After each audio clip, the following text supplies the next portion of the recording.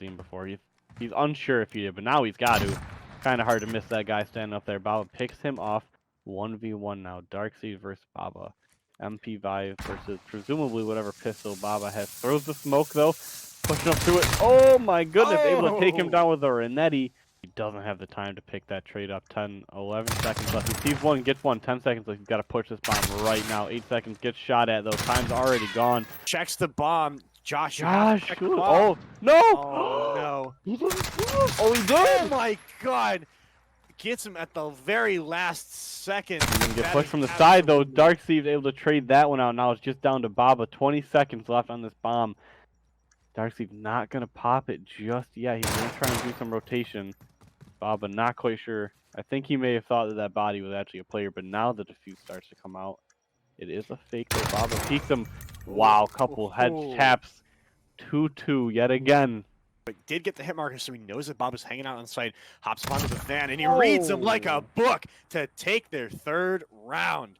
Gets tagged up. Yours truly throws the stun grenade. Baba doesn't really have much of a chance at that point. Carefully there. No stick. Look at that one pushing effects. down the stairs. He's gonna pop in right into your face. Oh my God, Darkseid not quite ready for that one.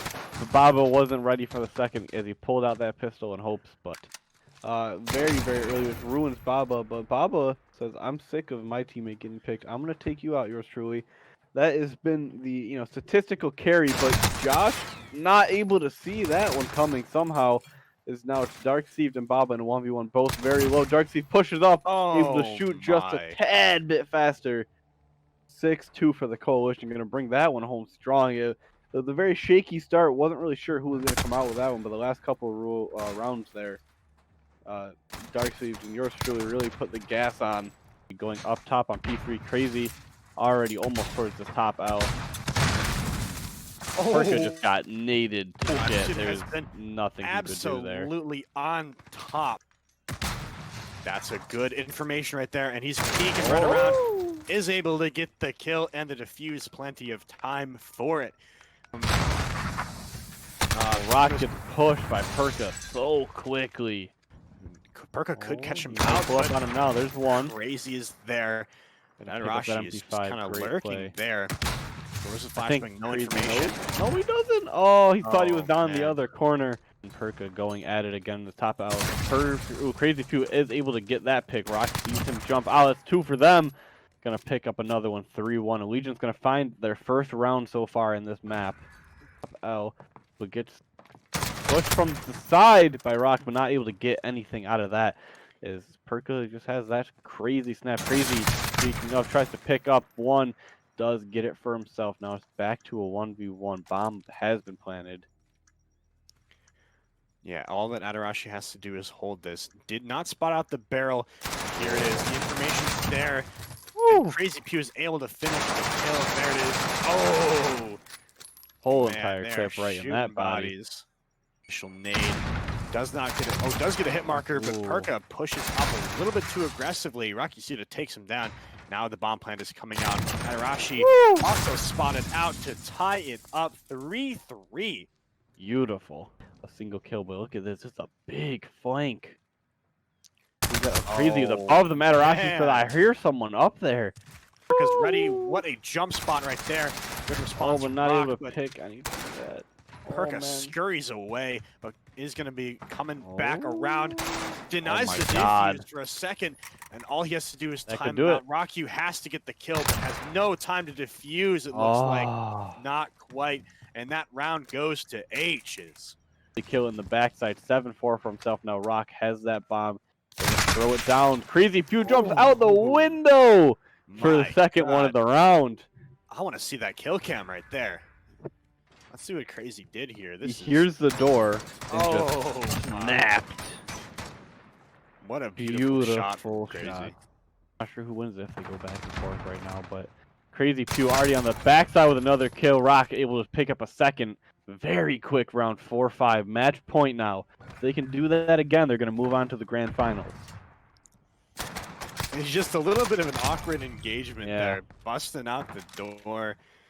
Similar strats they've been doing. Perka pushes up, spots out Rocky. Is able to get the kill that denies them that initial bomb plant. The bomb is down now. Yeah, we'll never have any information on exactly where they are. He can kind of guess. He guesses one's there. Could be trying to Perka play popping Perka that here. down. Perka hops down. Oh my no, God. crazy. They oh Oh my, is not able to close it out for his team, and we are going to be going to a round of 11, ladies and gentlemen. wow, a very, very strong push coming up. He pops up, Perka gets one, can't get two. Crazy Pew trades him out. It's a 1v1, Crazy Pew and Adarashi. But the bomb is down now, and it's planted B. That's some good information for Crazy. We hear those doors. Trying to outplay him. Oh! Planting this bomb as the grenades come out. Slides up, able to pick him down. Adarashi waited just long enough. Oh my, he's going to plant it. Shadow. There he goes down. Bomb was planted, but they have plenty of time to defuse this. Could get spotted out by right next to Perka. Oh my god, the snap able to take him down. Absolutely insane. Needing the bomb site just to be sure. Oh, hello Dark Steve. How you doing? Oh my god, he missed with every shot right into the crate. Not able to pick up anything there, but Dark Steve now knows where he is. He's gonna try it again, but Dark Steve has his number. Maybe he can get a wrap on this, but I think yours truly spotted him. Yep. Quick little shots there. 2-1 Coalition brings laying in wait. Not sure if he's going to try and pop this bomb here. Perka from the backside. Adarashi, they get pinched and absolutely destroyed. Adarashi jumped out of that open container, I think, onto the mid. Yep. And was very, very easily able to get two for himself. Perka's there, distracting the rest of the team. Once again, we're stuck in a 1v2 with Adarashi. He has the bomb. He knows where one of them is. The general vicinity at least. He's got to make a play fast. Able to pick up yours truly. Darcy busts out, but not able to find him yet. Misses it by just a split second, by just a hair, but peeks out. Oh. What a kill to secure the 4th round. Rashi is just chilling on the coal train right now. A little bit of a shoulder peek. Wow. Yours truly gets punished for that one as well. So I knew once I turned up, it was over because those kids were like trash. I was just playing like them. For Hakeem, the unstoppable team of Dark Sieved and yours truly have dominated the GLG Tuesday Night League. First take that's going down, flicks to the second one. Welcome back for Hakeem, 6-0. It's time to take a bow for the king and queen of TNL. Or if you're brave enough, take a shot. But you'd better not miss. Gonna be in hand, just getting really almost going down, gets burned on though. How long will their kingdom reign?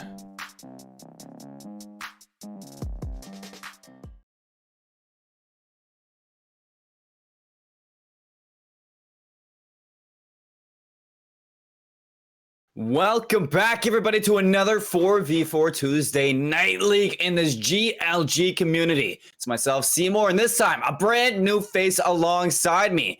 We got Cameron. How you doing? What's going on, Seymour? Fired up, man. You know, Cold War came out about a month ago, a couple weeks ago. It's going to be exciting to see who's kind of mastered the meta here tonight. I think some of these maps a little better than the Modern Warfare maps, so I'm looking forward to the strategies these teams put in place. But just happy to be here with you, getting ready for some Call of Duty. Definitely a little bit better than we got all last season, but it's a brand new season, brand new modes. Well, not brand new modes because it's the same every single year, but you know, brand new maps, and it's a great vibe all around. It always has been on the Tuesday Night Leagues, and I mean, we got a great band of teams ahead of us as well, Cameron. I mean, starting off with Gunnymons and Warble. I mean, you guys have seen Hawk's Nest on the stream quite often. You guys, you know, he's been a caster for GLG. He's been here, you know, since the beginning. Now we get to see him on the sticks. We get to see how he pans out in this tournament as he's battling through this gauntlet. And he's going to be playing on Gunnymon. So I'm kind of excited to see how one of our own kind of works in the tournament. Yeah, and usually you have a caster, or a good player makes a good caster. We'll see how the vice versa works and whether or not a good caster can be a good player. But yeah, like you said, it's going to be exciting to see the roles reversed a little bit and see how he does as a player in this event. Yeah, and you know, it's going to be the typical 4v4 S&D maps. If I look at the bracket, it is going to be a map pool of Checkmate, Crossroads, Garrison, Miami, and Moscow. So that set of maps already gets me so excited. I mean, we got Moscow, probably my favorite map in the whole game. You got Crossroads, my second favorite map in the whole game. And then, I mean, you list off Miami, Garrison, and Checkmate. I'd say Checkmate's the only one I'm a little bit iffy about. I mean, how about you? Yeah, I agree. I think these maps bring a lot to the table in Cold War. Some of them very one bomb centric, almost like you split the map in half. Miami, for example, most teams going to be trying to make a push towards B. Moscow, another one of those maps. Most teams try to push towards A. Then Checkmate and some of the other maps you mentioned there, a little more dual bomb oriented. Crossroads, a map where both bombs are in play. But yeah, I think just these maps overall in general in Cold War are a lot better in terms of strategy for search and destroy. These maps definitely bring a lot more to the table than Modern Warfare. I don't know if I'm biased, but certainly didn't feel like the maps in Modern Warfare were overall very good. I'd say a big part of that is also going back to the 4v4 settings. You know, 4v4 just like it just seems like it plays a lot better in Call of Duty. 5v5 just it seemed like a bloodbath of ravages and stuff like that. It's like it just wasn't the same Call of Duty that we knew. And now that we're back to the roots, boots on the ground and 4v4, it just seems like it's going to be history this year. So you make a good point that it's some of these maps are dual bomb centric. Some maps, you know, you might prefer the A site over the B site or the B site over the A site. And I know Moscow recently got a rework as well. So the B bomb is not going to be in over by the statue anymore. It's inside apartments. So they got pushed back a little bit. And the A bomb, it got moved from the little corner over by escalators now to the center of the courtyard over just outside of escalators. So it's a little bit more, I'd say it gives a little bit more strategy to your post-plant positions. And it kind of, I would say it makes it a little bit more even on the defense and offense side of it, where before it was very attacker heavy. Yeah, and it's nice to see Cold War already implement some changes. Obviously, we're not going to see control, but I know that there's been some talk in the community to maybe change some of those points because of how difficult it is to play offense when you're in control. But to go back on what you're talking about too, just to switch to 4v4, I'm with you there, Seymour. So exciting for the Call of Duty League now to be back to its roots, almost like a refresh this year. You mentioned boots on the ground as well, but last year with 5v5 and in Black Ops 4, it was just all about trading. It just seemed like it was just whichever team could handle the chaos better was in a better position. But now, like you say, strategy back into play. It's not necessarily all about gun skill and movement, although those things are very important now. Well, which bomb are we going to? Who's alive? Where are we rotating? Mind games obviously play a big role in search and destroy in Call of Duty. I'm looking forward to seeing which teams can kind of be in control of those things. The meta, obviously, with guns, and then smoke grenades are so powerful in this game. That's going to be important tonight. Just all those different things in the strategy aspect and how that plays out in the games is going to be exciting to see. Yeah, I mean, utility is a big part right now in the way that Cold War is played, especially working around the trophy systems. I know, I mean, like teams and the leagues are still trying to figure out the nice balance between utility and trophy systems. Like what's like, how many trophy systems per team? How many smokes do you get per team? Because literally they determine the match right now. So, I mean, we just got word too that the matchup is changing. So if you look right above us, it's going to be Local Legends versus Frederick Colonials. I want to say, I don't want to get this wrong here, but if we do introduce the Local Legends team, both these teams, neither of them we've seen on stream. So brand new to this over in the Local Legends. Does look like Colton, Atomic Llamas, Patrick Star, and Eddie Spaghetti. What a band of names. Let's check out the Frederick Colonials. It's going to be Legacy, Tep, The Great, Jovi, and Moody Melts. So a nice 5-stack right there. They got a substitute to bring in and out as they go through the league, just in case somebody wants to go do something else, maybe play some GBs, maybe hop in a UMG tournament. It's whatever. You know, bring 5 players. You can never be too prepared. It looks like Crossroads is going to be our first map, Cambert. So how do you feel about that one? Yeah, Crossroads, one of the smaller maps that the teams will be playing tonight. I actually think the smallest map, like I said earlier. Both bombs in play. I think the B side of the map, very important to keep control of. You're probably going to want to send an AR on offense to the outer part of B, kind of hold down that street side. And then over at A, that's where the snipers really can come into play. And those smoke grenades we talked about, trophy systems, of course, important as well. But over at A, you'll see some snipers come out watching over the bomb planter, maybe some rush routes towards middle map, which can be hectic. And then, of course, you got the bridge in the middle of the map. Catwalk, as some like to call it, cat as the call out. That is obviously a very, very powerful position as well. Whichever team can kind of maintain control of that, or even if you can catch your opponent off guard and hit across catwalk, you can get behind your opponent, really cause some problems, throw a wrench in their setup. And yeah, it's an interesting map. Many flank routes on this map. It's going to be interesting to see which team wants to take a risk and whether or not the reward pays off. Exactly. And I mean, we know like usually right now the meta for guns is very AR heavy. You know, it's very working around your AK-47s, working around those FFAR players and the Krieg players. So I think Crossroads is a very unique map where you're able to implement your subs and you're able to watch those route runners with the submachine guns kind of just run and work their magic, just find those openings, those cracks in the armor, and just kind of break their way through. So that's what I'm looking for right now in Crossroads. But if we're talking about meta right now, what are you looking at?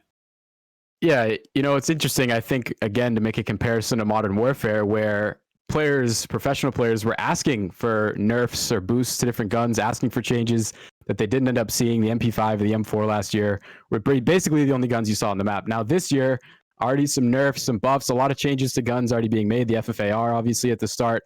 So now, like you said, the meta is basically assault rifles with the occasional AK-74U. Snipers are really powerful. You're going to see those a lot in Search today, but really you're going to be looking at a lot of Kriegs, a lot of AK-47s, and then, like you said, on a Crossroads map, or even Moscow at A-Bomb, you'll bring out some 74Us, maybe throw a smoke or two to try to get yourself a little closer to those ARs that are so strong when they're hard aiming a corner. Yeah, and I mean, you're talking about how we saw the MP5 all year last year, and it got a nerf this year, but I still see some players that favor that MP5 over the AK-74U. I mean, right there, it must be just like some personal preference, but in my opinion, I do prefer the AK-74U if I'm playing the submachine gun role. But I mean, a lot of these players in like the pro league, I still see rocking, like in the recent Ferocity Memorial, rest in peace. Well, I saw a lot of players pull out the MP5 and work their magic with that submachine gun. I mean, the AK-74U between the MP5, it seems like a lot of the time it is personal preference right now, but it is definitely map oriented and map dependent. Yeah, with the MP5, you see players like a Simp or a Shotzi who have the insane movement that nobody else can quite get on the same level. Those guys, definitely MP5 in their hands is even stronger because of the mobility aspect of it. 74U, a little slower, a little more range. But yeah, I think the versatility of it is kind of what's making it maybe a step above the MP5 right now, but you're definitely right. Maps like Crossroads are one where you can see more MP5s because you're going to get up close and personal. That movement, that strafe, is really going to come in crucial against some of these ARs that don't have the movement necessarily. But the time to kill with the ARs right now is just ridiculous, especially the Krieg. I mean, I think that's probably the best gun in the game right now. But we'll see if any of these MP5s or AK-74Us could maybe get behind some of these Kriegs or cause some problems. Who knows? Yeah, and since we like to stall out the broadcast a little bit more before our map number 1 comes up, apologies for the wait, but we are waiting for players to kind of ready up, get in the lobby and everything to be set up and ready for your entertainment. But in the meantime, I do have a special surprise for you, and it is going to be the largest tournament that GLG has hosted yet.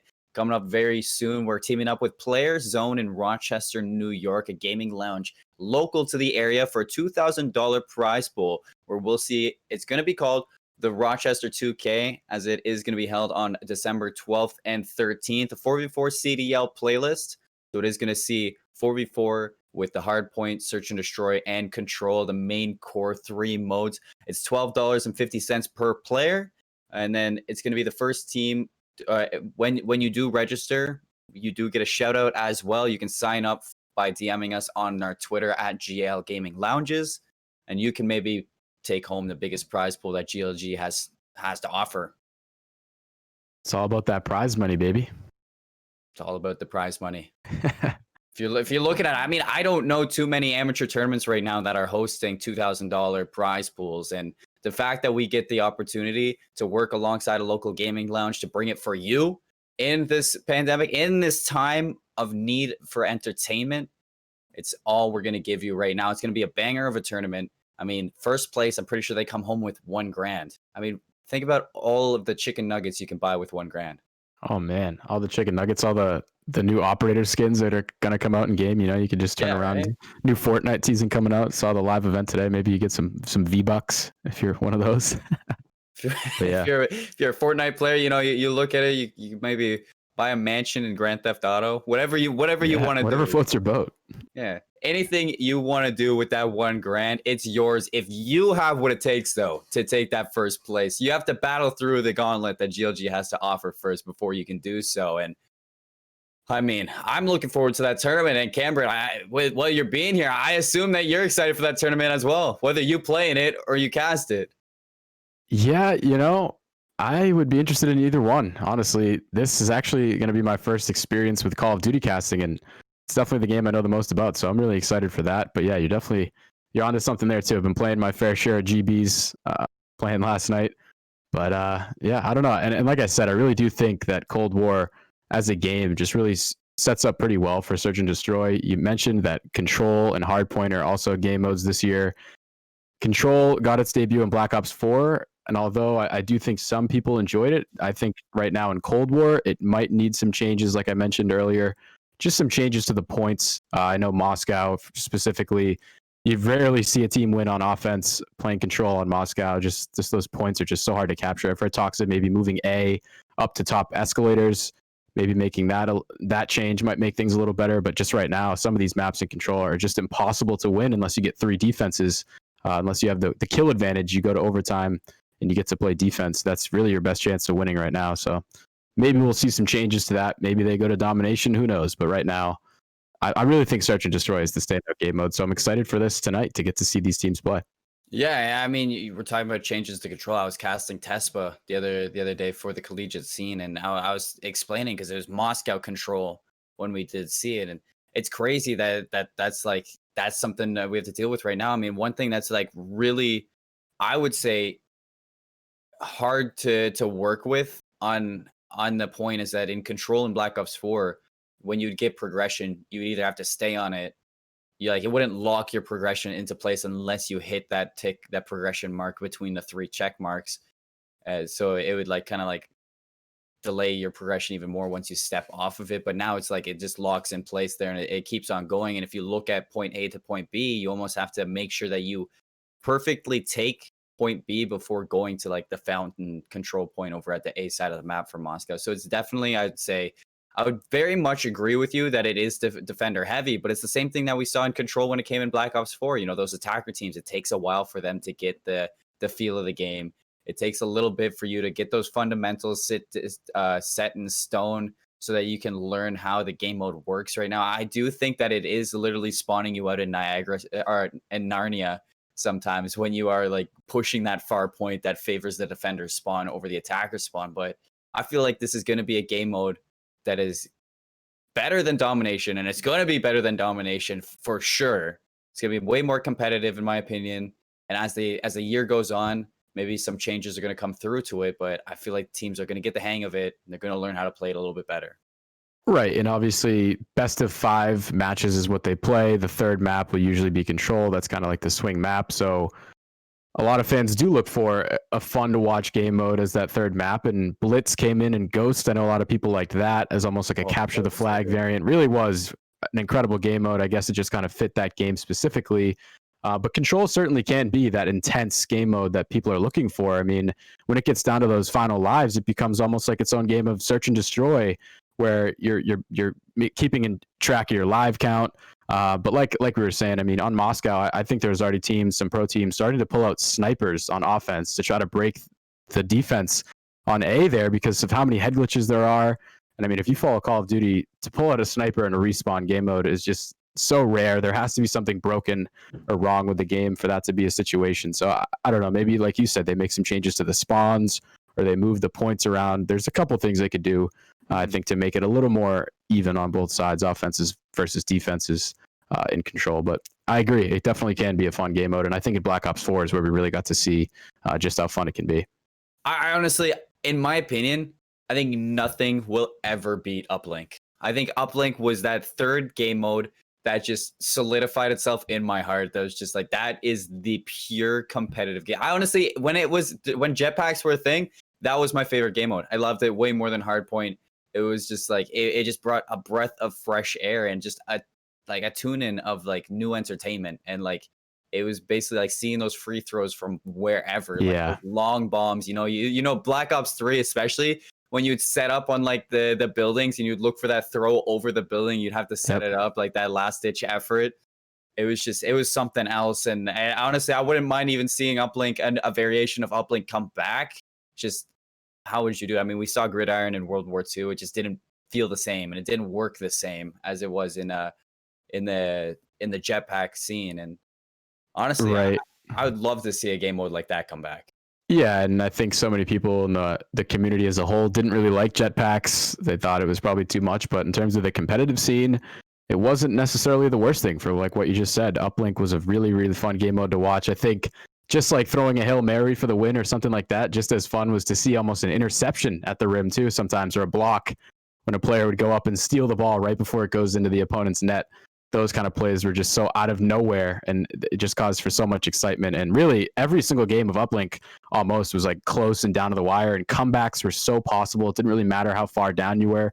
You could kind of put together a couple dunks for extra points, and you're right back into the game. And yeah, I agree. It was totally a fun game mode to watch. And I think maybe Control can be that, but right now it's just nothing like the Uplinks and the Blitzes of the world. Speaking of like the interceptions, as soon as you saw that, I got like a flashback of just like a reminiscent memory of like COD Champs 2017, Optic versus Envy. Yep. I think it was the first best of one. And I can't remember who it was, maybe John or JCap who were going through that throw, and then you just see Formal just zoom this guy intercept that. I can see that in my head. Like those things they burn themselves into your memory. And they hold there. I think Uplink had so many phenomenal facts to it. Like, and I honestly if I'm really looking into it, I don't think Uplink can happen without jetpacks. Right. And I don't think the community wants to see that. Sadly, I think if I had to put my hot take down, I think jetpacks were the most exciting times of competitive COD. But like competitive COD, maybe not like community, like maybe not for like casual players.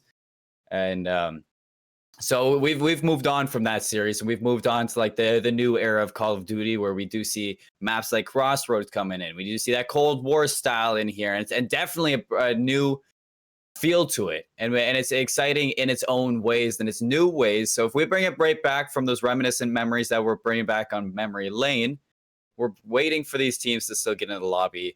It's dev errors, you know, like it's the lobby errors that we've been getting. Classic Call of Duty, you gotta love it. Yeah, it's difficult sometimes bringing these players into the lobbies here and there and getting them set up. So in the meantime, ladies and gentlemen, I want you to maybe go get a drink of water, a snack, whatever you need to do to get prepared for this excellent match one we have lined up. So while we get these players into the lobby, we're going to head to a quick little break. So stay tuned for some more GLG Tuesday Night League.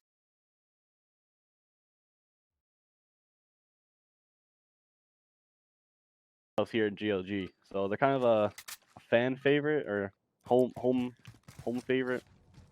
I'm not sure, but it looks like we have Julesy and Caesar on the attack now. Bonds and Chowda on the side of you girls on the hub. Chowda is going to be holding this B site. Does spot on Julesy. Caesar looking for the trade, but not able to connect anything onto him. The first round goes. You thought we'd be gone for long? No, we're right back into the action. Crossroads map 1, Cam. It is going to be local legends and Frederick Colonials. Yeah, and getting right after things. Some high FOVs looks like. I don't know if these guys are playing on PC. That's certainly a possibility, but see first blood coming in for Frederick Colonials there. Actually traded out by the Legends, so 3v3. Colton here is deep in enemy territory. He's looking to go on a flank. Some more kills going down. Going to make it a 2 versus 2 right now. See if Legends can maybe get together here and work a plant. Legacy, he's going to spot one. Drops the bomb. Atomic gets sent to his grave. It's going to be Colton against 2. Legacy and Tep with the bomb in their sights. Tep going to get the finishing blow on that. Frederick Colonial is going to pull out and strike first with round number 1. And we apologize for the frame drops. It seems it's the server. It is giving our observers a hard time right now. Yeah, we're trying to follow along. We're going to do our best. Go to round 2, though, and we'll see. We didn't really get to see very well those breaks, so we'll see now that side switch what Frederick Colonials try to do on offense here, see which bomb they play for. Like I say, Crossroads is one of those maps where both bombs really in play, but it looks like here they're going to make a push towards B. A lot of assault rifles going out towards outer street. And right now, Colton, the one playing defense there, he gets a nice first blood on Legacy. See if he can save his life. He does. He backs up. Oh, he spotted out. Oh, I thought he had the flank, but the Great is going to shut him down. Is another one up there. Atomic's going to finish him off. Local Legends strike back. And they even it out, Cam, with an excellent flank right there. Honestly, Arsenic almost had it there. And he spotted out the second one. Just looks like, since Arsenic was already tagged up a little bit, that reach out was just in favor of Atomic. So tying it up 1-1, the defenders both times taking the round. Yeah, and both teams wasting no time getting into their routes. I mean, those are two very quick rounds. You see Frederick there with the slaying advantage right now. 2 SMGs for Local Legends. It's those MP5s you talked about, Seymour, and we'll see how that plays out. Here's Atomic up top. Cat sees a guy over there. He's going to throw his Semtex. Doesn't connect. Atomics has bomb up there in his own nest. Seems like he's getting some help from his teammates. Both teams kind of playing back, and we see first blood in the hand of the Colonials. Moody, you know, they spotted him out. I don't know if Atomic's going to be ready for this. Turns his back. Oh, that is terrible timing. The defenders are running through this. It looks like it's about to be a flawless one. The only player left for Local Legends. 3 and 2 in the leaderboards as well. And they totally flipped the whole map on its head. You look at the attackers are in the defender spawn, and the defenders are in the attacker spawn. Number 1. He has to make something work. He is going to be approaching a gunfight. Arsenic right around the corner, slides his way to his death, and Frederick Colonials, the defense once again, taking the third round and taking themselves to a 2-1 lead. Yeah, tough 1v4. Tough to ask right there. The bomb down on the opposite side of the map, but Frederick does a good job once they get in that position to kind of just fan out, make sure they have all the map covered.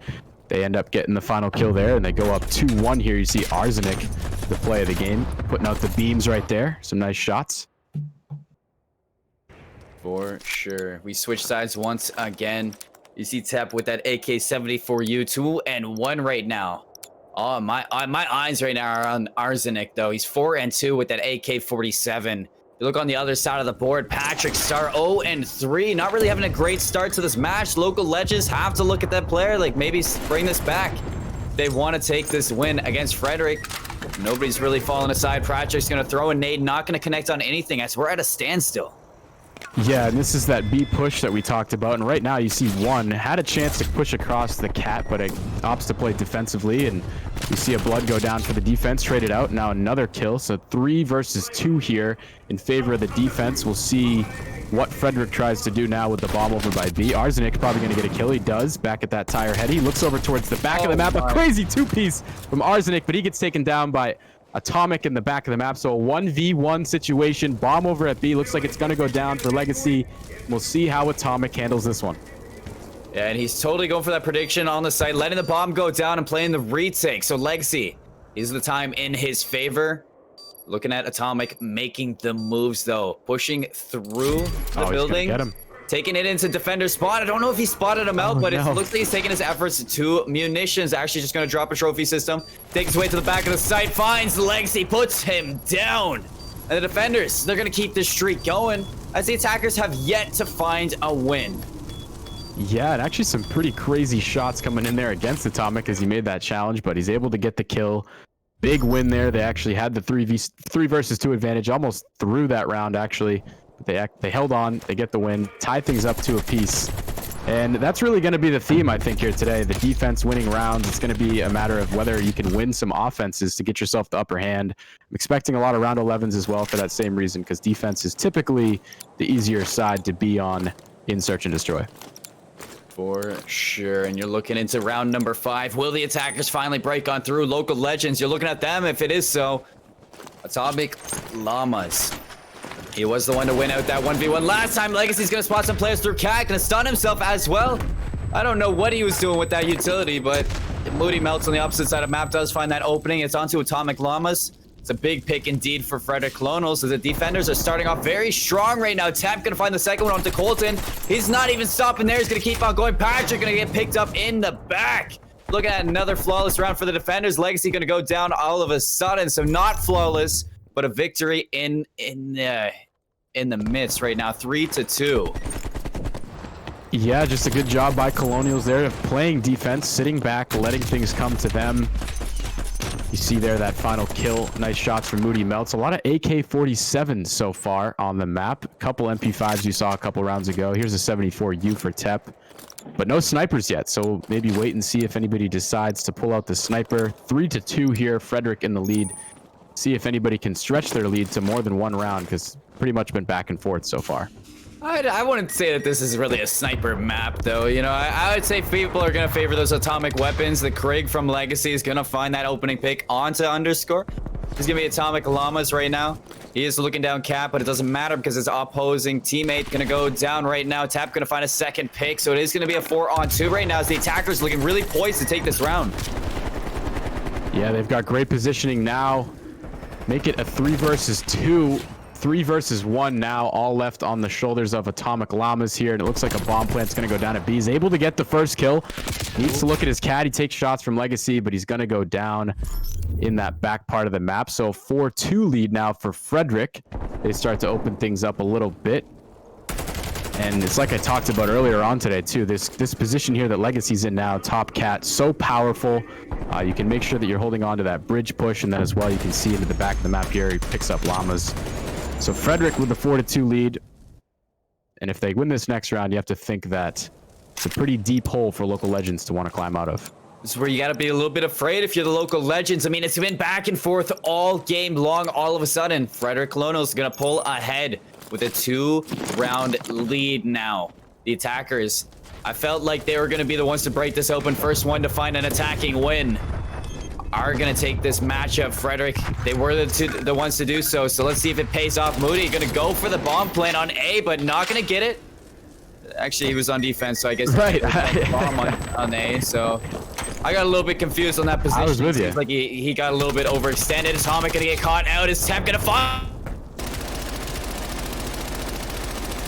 Wow, Tep just unfortunately has the 74U there against the AK-47, so he goes down. 3 versus 2 situation. Arzenik trying to keep things going here from this heady he's at over on left side, causing some havoc. A kill goes down at mid-map, so make it 3 versus 1. Arzenik last alive here. And if you're the last alive, this is the spot to be. You can kind of shoulder both sides. Gets 2, make it a 1 versus 1 situation. He's got a guy coming around from B. We'll see if he picks up on it. He is looking that way. Challenge comes in. He gets the 3 versus 1. Patrick Starr goes down. And how about the clutch from Arzenik there? Make it 5-2 for the Colonials.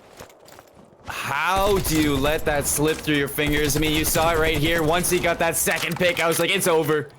I was like, you cannot just let him do that. He's heating up and he's not slowing down. Patrick Starr gets sent back to Bikini Bottom. Arzenik gonna put him in the grave and switching back to the sides of the offense. You thought the local legends were gonna do what Frederick did in the past, you know, take that attacking win, but you're looking at Arzenik, who's 10-4 with a brilliant clutch and that round to take him to a map point. Yeah, he's carrying right now, and if you're the Colonials, you're up 5-2, you're on offense, you probably get it pretty aggressive here. You might as well maybe get a smoke down near B and try to get some control of that part of the map. Tep goes in for the gunfight. He wins that one, so it looks like they could get B control here. Colton playing the back. Teammate over at A is watching A, and they do have B control. Bomb's going to go down. Actually, I'm sorry, Tep has the bomb. He gets another kill. Now Frederick going for the trade. 2 versus 2 situation. Bomb down to mid-map. Another gunfight in the back. Colton wins that. So they'll have the 2 versus 1 advantage. Arzenik's trying to get the plant. Hanging on by a thread, it seems, local legends right now. 2 versus 1. Arzenik left alive. If anybody's going to be left alive, I'm looking at this guy to make that clutch. You see both defenders are going to be stacked on each other. He's going to actually bet onto the right side. Spots out Colton, but doesn't know that there's a player right to his right. Going to get that headshot. Not ready for the peak. Goes for the style points. But it's not going to pay off as this local legend staying alive on Crossroads, bringing it to a 3-5 standing. Oh my, the skin of their teeth, really. Arzenik, like you said, is the last guy you want to see, is the last alive for the other team. Doesn't opt for the plant there, instead goes for the kills. Gets the first on Colton, like you say, but just barely loses that gunfight to Llamas. So they hang on, 5-3 still. But a big defense here now for the Colonials, a big chance to close this one out. They just got to play slow, make sure they guard the whole map. And let the fight come to them. Local legends are going to be the ones to make a play here. Patrick Starr goes for the flash. Stunned up. Moody Melts. He does find one with the Semtex. Patrick, I don't think you would want to kind of challenge this with that low of health, but He is going to be on the outside. Moody Melt's going to find a second one. A headshot onto Colton. Brings to a 4-on-1. Patrick Star has everything in his hands to work with. Finds that opening now. 1-on-3. Going for that clutch. Tep going to be the next one up. Going to find that, but the stick. It's going to put Frederick Colonials in the lead in map count as they go up 1-0 after taking Crossroads 6-3. Yeah, and a pretty good effort here from Patrick Star, as you'll see in this power position top nest, but just not enough to get it done. Tep actually trades with the stick here. Nice little throw of the Semtex, but it was really Arzenic. Arzenic did great for the Colonials, who got the win for them in this one. Just a couple big clutches in some rounds where he was in a 1v3 there. We saw him come up with some crazy beams on Patrick Star to get the win. So anytime you can have a player who's bringing back 1v3s, you're going to be in a good spot to get some wins. And I mean, it's one of those things where you look at what Arzenic did back in round number 7, when he just hit that 3-piece right away, that 1v3 clutch. It's almost like a nail in the coffin, something you don't really expect from the side of local legends. So Frederick Colonials bringing out all they have in round 1 to take that map count. And honestly, like going into map 2, local legends have to show me a little bit more because they were so close on that attacking round, but it was just ripped apart from them from Arzenic. So, I mean, yeah, I saw a little bit of glimpse of hope from this local legends team, but they need to be a little bit less local and a little bit more wild here. Yeah, and I think on offense, it's just a matter of getting a first blood before you start to make your push. It's going to be so hard to get a bomb plant down in 4v4 situation. If you can get numbers on your side, 4 versus 3, 4 versus 2, that's when you can really make a plant. Then just post up and let the fight come to you. Just kind of watch the bomb, and that's usually how you're going to win those offenses. But you just saw great defense from the Colonials, really spreading out, watching the whole map, making sure they had all their lanes covered, and then just good performances in the clutch, like we talked about there from Arzenic. That's just going to be the formula for them. And something you talked about before in the pregame has been we were really highlighting smokes, those trophy systems. I mean, we saw Arzenic really placing down his trophies like in key points where you want to block off those smoke lanes. So if you can really kind of neutralize those smokes on defense, it really doesn't give the attackers too much to work with. If you're the attackers, I mean, it's really important to look for that first blood, because if you can't get those smokes down, if you can't block off line of sight to kind of sneak your way into the plant areas, you're really not going to get anywhere. I mean, it's so important to find a little bit of an edge over these defenders, else the attackers are really going to fall behind in it. I mean, Crossroads, Frederick Colonials, I mean, on the back of Arzenic, they just looked on fire with everything. Even Tep with that AK-74U, he wasn't slowing down. He was finding the right picks. I know there was a round where Moody Melts, he had some pretty key double kills. So everybody is showing up right now for Frederick Colonials. Yeah, and again, to go back to those smokes, it's just a matter of how big the cloud of smoke is when you throw down a smoke in this game. It's like if you put 2 smokes in an area, you can basically run wherever you want through those smokes. I mean, as long as there's no trophies down, obviously, to block them, the smokes are extremely powerful in this game, and on offense especially is where you can see them being used. Again, on a map here like Moscow over at A, you should expect some smokes to come down from the attacking team. We'll see what local legends do here coming off the loss in map 1. Instead, it looks like they might be trying to make a mid push or a push over towards B as bomb goes that way, but we'll see how things unfold here in round 1. Headed to the streets of Russia, we see a nice split 2-2 matchup, as it is going to be number 2 on your minimap. Patrick Star looking for that opening towards B, but he's going to lose the gunfight to Arzenic. Tep to back him up, is going to hop in the window of the middle of the map. Arzenic not slowing down from map number 1 as he finds an excellent double kill right away, slowing down this attack from local legends. Yeah, this guy is a freak right now with this AK-47. You don't want to be anywhere near him. Here's Moody trying to attack on his own support to the cause. He gets a kill. 4 go down there. Quick sweep for the Colonials on defense that time. And again, I really do think that on Moscow, A is probably going to be your bomb set of choice on offense. You're going to want to be aggressive over there. Throw some smokes, bring some machine guns, and get in the face of your opponent. Because if you let them set up here on defense like Arzenic is here on this street, you're going to have no chance getting past him. We've seen so far what he can do. So maybe just back to the drawing board on offense for the Legends. We'll see what Colonials do this time, as now they go on to offense. A lot of, like, between Modern Warfare and Cold War, the sights have been such a good conversation through guns. What you want to run as that sight attachment, that Microflex LED that you saw on that AK-47, so good at medium to long range. Even with the small sight, it provides just that extra little bit of glimpse of a wide frame can give you more information than you can ever hope for. Tep gonna get really aggressive on this bomb through the middle of the map. Let's see if it pays off. Yeah, it looks like he's got Legacy there with him to maybe trade it out if he does go down, and it's going to be Arzenic picking up first blood. Moody Melts climbs through the window, gets another kill, and now B, with the exception of Colton here for Local Legends, should be wide open for Colonials. Tep's going to take down Colton, so this map looks like it's all but done for, and Moody Melts throws the icing on top there with another kill. Colonials just dominating mid-map control that time, so neither team opting with the strategy that I seem to be so used to is going to A. But right now, just these ARs for the Colonials are just beaming. Arzenic not missing many shots. I'd love to see his accuracy statistics so far, because the dude has just been an absolute beam on the map.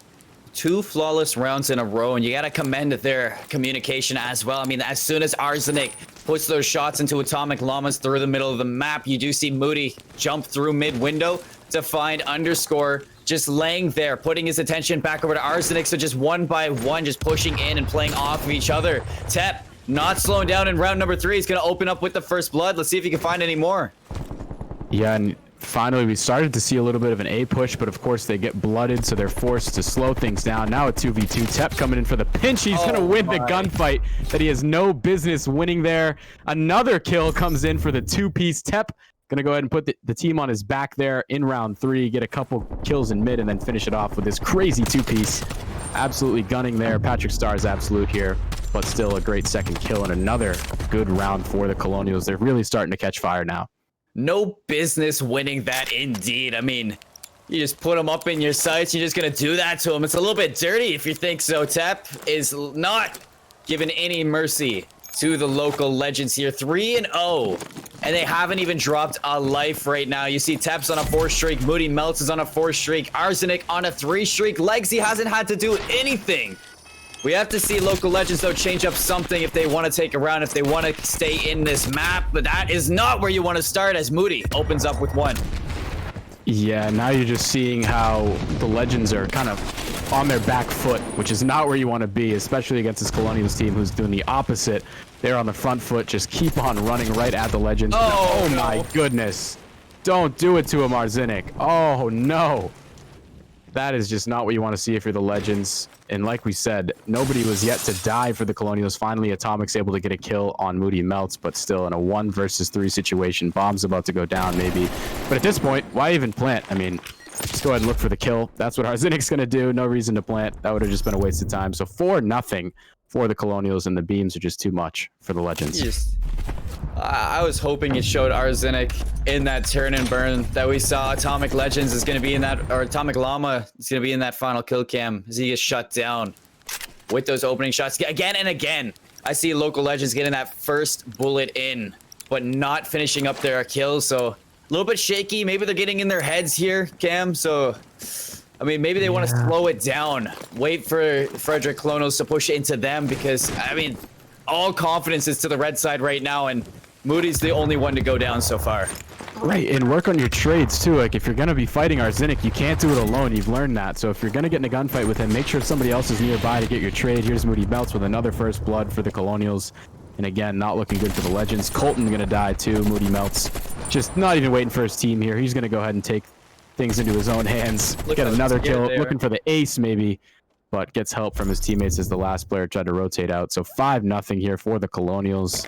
They got this one on autopilot. And I don't know, for the Legends, you're right. Something needs to change.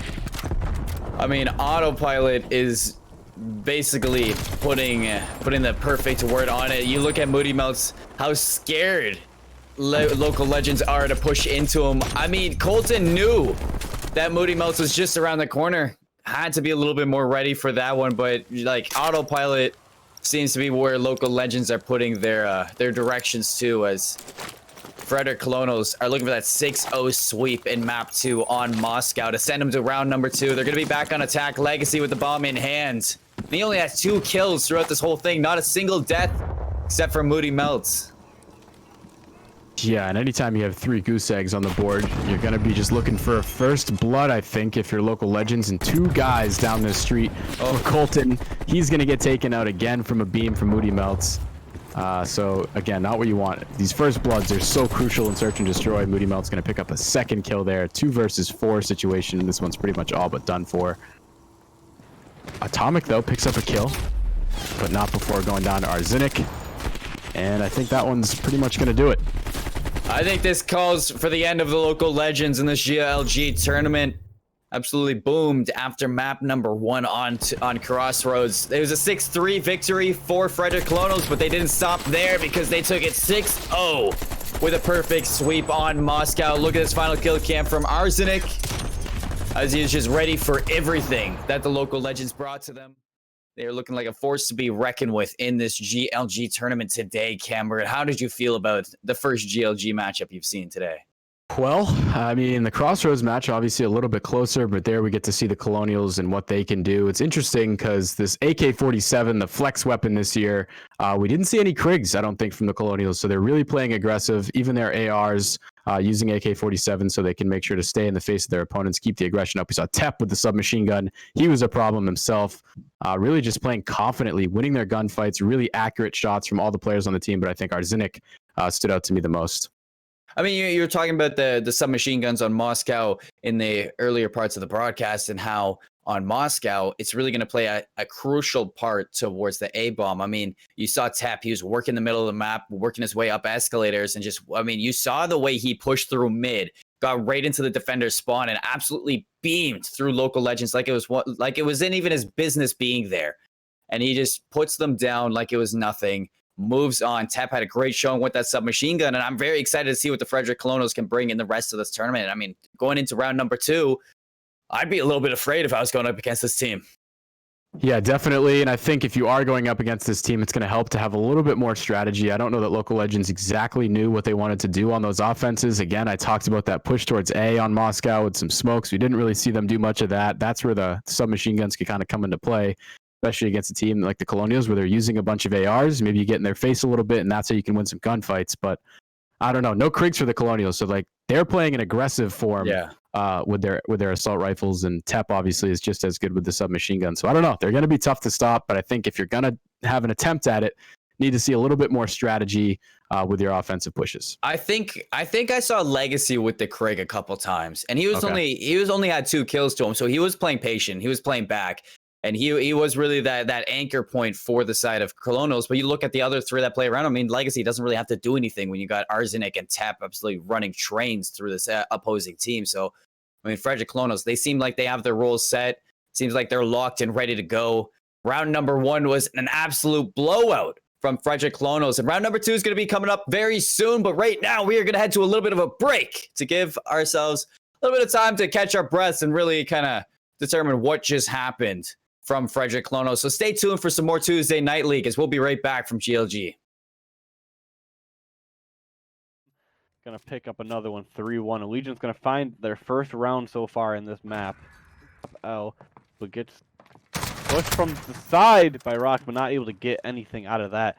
Is Perka just has that crazy snap, crazy speaking of, tries to pick up one, does get it for himself. Now it's back to a 1v1. Bomb has been planted.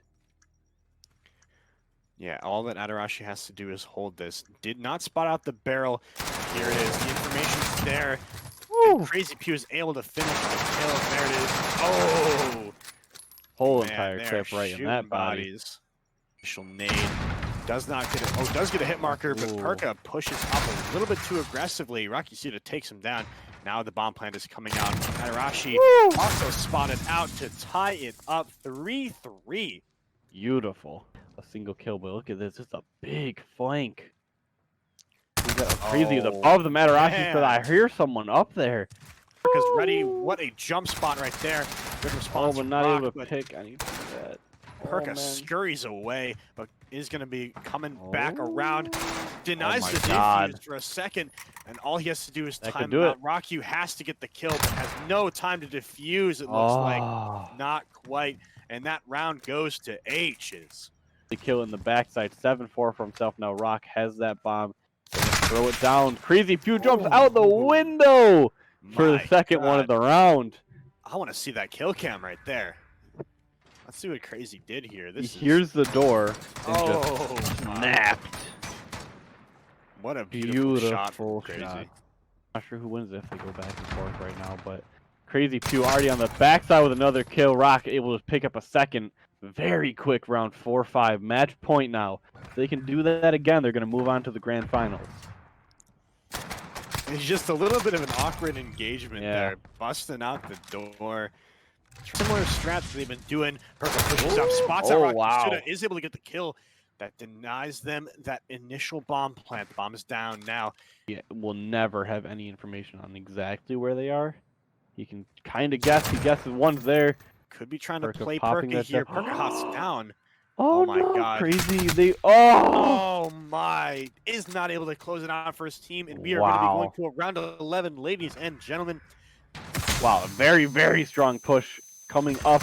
He pops up. Perka gets one. Can't get two. Crazy Pew trades him out. It's a 1v1. Crazy Pew and Adarashi. But the bomb is down now and it's planted B. That's some good information for Crazy. We hear those doors. Trying to outplay him. Oh! Planning this bomb as the grenades come out. Slides up, able to pick him down. Adarashi waited just long enough. Oh my, he's going to Sees plant the it. shadow.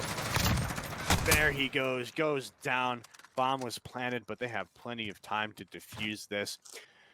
Could get spotted out by right next to around Perka. here Oh with my the god, the round. snap able to take him down. Absolutely insane. Needing the bomb site just to be sure. Oh, hello, Dark Steve. How you doing? Oh my god, he missed with every shot right into the crate. Not able to pick up anything there, but Dark Steve now knows where he is. He's going to try it again, but Dark Steve has his number.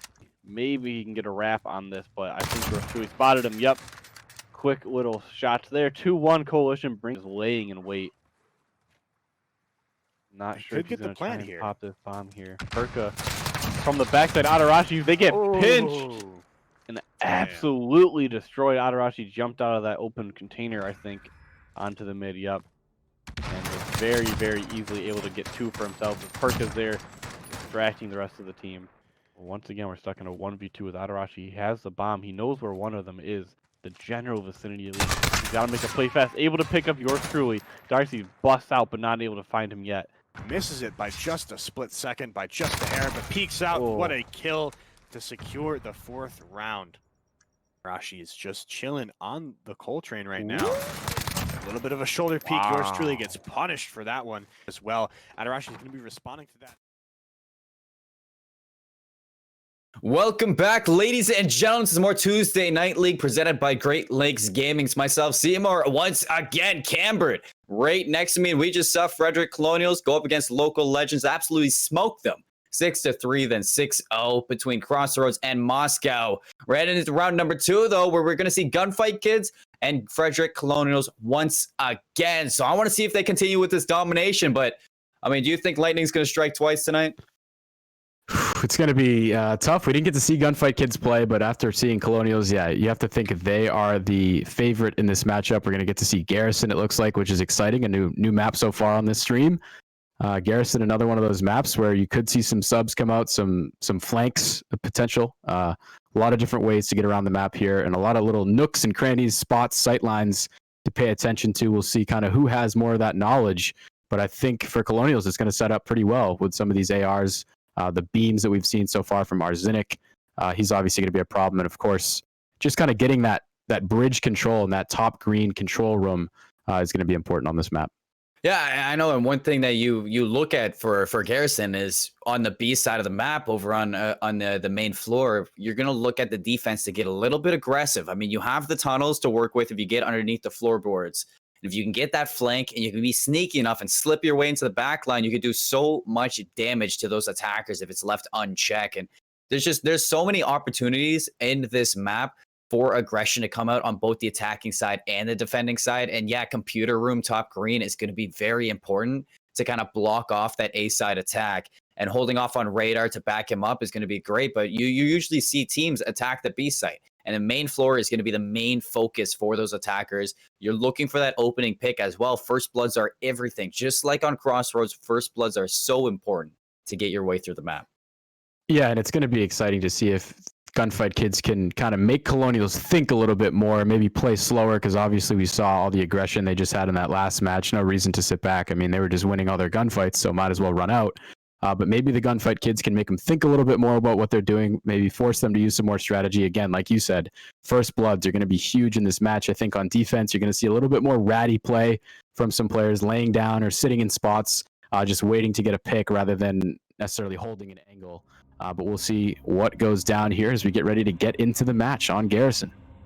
Up and in to the tank depot of Garrison. It's going to be search and destroy, the game mode of choice, as we are repping that all day long in this 4v4 tourney. We got Tep, Moody Melts, Legacy, and Arsenic, your locals from last round. On Frederick Colonials, the blue side. Gunfight Kids, we got Venom, Pot, Pain, and Shock over on the right side of the minimap playing on defense. As let's see how these teams opt out in round one. Yep, so you see on defense, most players just kind of sitting still, holding an angle.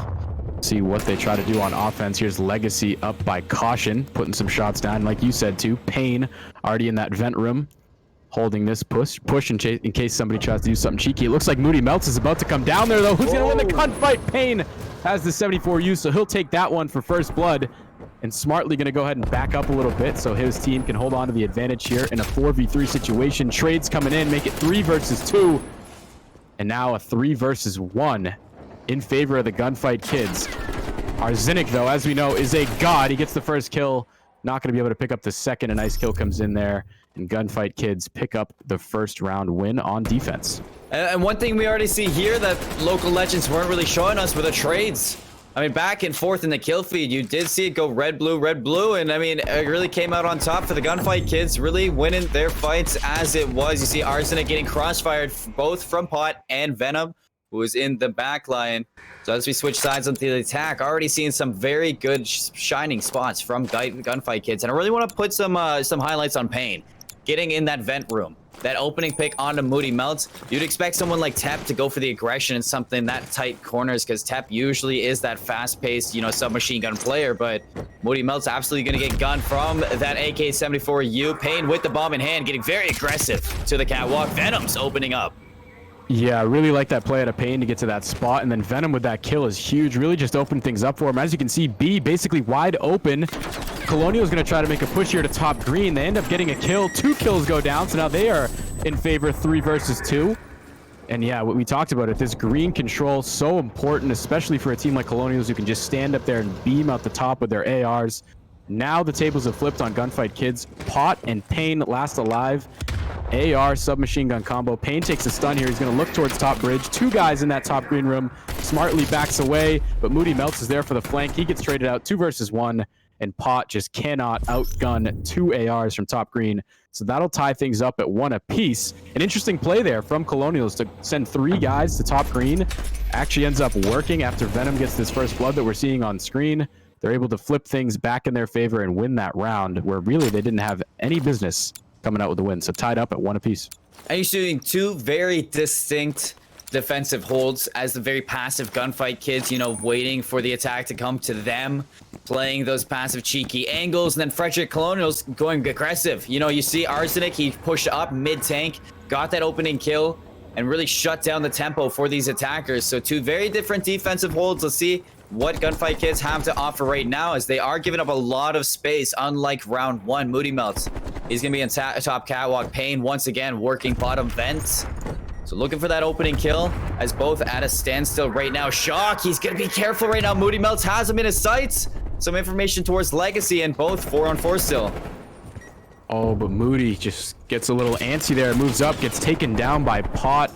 That's going to be first blood. Another player goes down for Colonials, make it 3. And that's a clean sweep there for Gunfight Kids. So far, Gunfight Kids putting up a better fight than we saw at a local Legends last game. Just kind of playing those cheeky spots we talked about, sitting back. Pain here with a nice instinctual play to go ahead and challenge the guy top bridge, gets that kill. And yeah, it's like we talked about last game, or the first game there in the first match. Just important to win these offenses. If you can do that, you're going to put yourself in a great spot to win, because we know defense is so easy. And definitely instinct really coming out from Pain there, getting that flank. And another different play from Gunfight Kids on that defense. Tep now gonna go underneath vents, see if he can do what Pain did last time. Venom's gonna get tagged up from Legacy. Not gonna get dropped just yet. Pain on the bridge, gonna look for that first pick shot, gonna help him out. Pop getting the second one onto Tep. That's gonna be the player in vents going down. Pain gonna get a third one. Looking for that team ace right now. As the last one standing is gonna be Arsenic in the back line. Venom gonna get super aggressive, win out on the gunfight, and 2 rounds in a row. And it's going to be Gunfight Kids with flawless rounds on each. Wow, and I really like what Payne is doing there on offense. Just getting to that ladder or the bridge stairs there. Such a power position. You can see over all of mid. Give your teammates some info. And that time actually able to get some kills with a 74U in a spot where you might not typically see that. But yeah, really just a power position that he's getting for his team, able to give them some info, which is really helpful on offense especially. We'll see how Colonials answer now as the first test of adversity hits. After flowing through that first match with no hiccups, now they find themselves down 3-1. Payne doing what he's been doing all game long. Bottom vents. Tap very close to it with bomb in hand. If he drops there and drops the bomb as well, Payne's going to have a huge gunfight if he can win it out. Pot looking for that opening with that overview of the middle of the map. Going to be a trade between Payne and Venom. Venom goes down, so does Tap on the opposite side. A 3-on-3 and bombs down in vents. Yeah, not a great spot for the bomb to be down. We see some more trades coming in. 2 versus 2 situation. Legacy in the power spot top tank. But good timing there as Pot was just getting ready to check it. He drops down. So interesting positioning. We see Legacy pushing up here. Takes some shots from Shock. He's going to get help from his teammate Pot there, going for the pinch. Shock and Pot get the kill. So now 2 versus 1 situation. Arzenic did grab the bomb, and we know what he can do in a 1 versus 2 situation. Looking for that early pick right now. He's looking like he's going to try to get the bomb down at B. Shock is just inside lights. Is he going to win the gunfight? Oh, actually, I'm sorry. Shock is back in the back of the map. But Arzenic here going to drop the bomb. Shock starts to move up towards that. We'll see if they read it. They do. Tough situation for Arzenic. Goes for the cheeky little challenge and almost gets the win. Barrel takes out a player there. You got to be weary of that barrel. Actually, I've seen some pretty smart plays. You could shoot it once to set it on fire and then run away from it. And hopefully it would kill an opponent at the last second. There, it didn't really matter. I love the way that Gunfight Kids played that. I mean, they played the retake. They let the bomb go down. They banked on the fact that they had eyes on A, so B must have been the target. They waited for the bomb to go down, pushed him from each side, and punished the attack right now. Look at the scoreboard. Tap 0-5, Cam, as he is not having a good game right now. 5 kills, negative. And it is going to be Payne with bomb in hand. Back on attack, Gunfight Kids, as they are up 4-1, looking for map point. Yeah, if you're Tep, just don't do anything too aggressive. Just kind of let it come to you. Try to get yourself a first kill. As there, he almost goes down. He's lucky to get away, but not before Moody Melts went down. 3 versus 2 situation. Make it a 3 versus 1. Tep, like we said, yet to get a kill. He's going to find himself looking for his first kill in a 1 versus 3 situation. He's over by A. You'd have to think the bomb will go down B, and Venom gets ready to start doing that. Tep gets spotted out, so he's going to rotate back towards his spawn. But with Gunfight Kids knowing where he's at, this is going to be a tough retake. Looking for his first 3 kills. You do see that flank come in, Venom. I think he was going for the assassination, but he had to deal with the gunfight. 5-1 on Garrison, as it's looking to be home for these Gunfight Kids. Payne, he does get first blooded from Legacy, but from then on out, it was downhill. I mean, players like Arzenic, who shine so much against local legends, is absolutely being beamed in this second round game. Very transparent from round number 1. Round number 2, it's looking like a completely different battlefield. 5-1 map point for the red side. Venom, Pot, Payne, and Shock looking to put it home as fast as they can. Venom's playing top green. This very passive hold from the defenders. Yeah, Moody Melts in this power position like we talked about. Legacy with a big first blood on the guy top green, but Moody Melts is going to go down to Payne. Payne again making that play over by Vent. Getting some good timing, crawling out, getting the kill, and then going right back as he should to save his life. Shock goes down from a crazy angle from Legacy there. So now back in favor of the Colonials. Have to try to get a plant down, though, as Pot is over here holding A. He's going to get the kill on Legacy. And if you're Legacy, you can't die in that situation. But luckily, Tep is able to get a kill on the board. So all up to Pot here to try to make the clutch. We'll see if they can get the plant down. Tep's going to be the one doing that, but he doesn't lay down when he goes for the plant. So Pot gets the kill, and now he will retreat, knowing that he's on defense. Arzenic smartly going to go ahead and just plant it right away again. Yeah, no time to waste. Get that bomb down and try to get yourself to a hiding spot here. Just gets away from Pot, but Pot with the sense of mind to turn to his right, gets the kill on Arzenic, and that is going to do it. Some big plays from Pot there, and a 1 versus 2 situation comes out with the clutch to get his team the win. And Pot 8-1 against your Frederick Colonels. A dominant map 1 on Garrison for the Gunfight Kids, and non-stop dominance is all we're seeing in this tournament bracket. As it's not stopping from round 1 to round 2, except it's Frederick Colonels going to be the victims this time. 6-1 win on Garrison.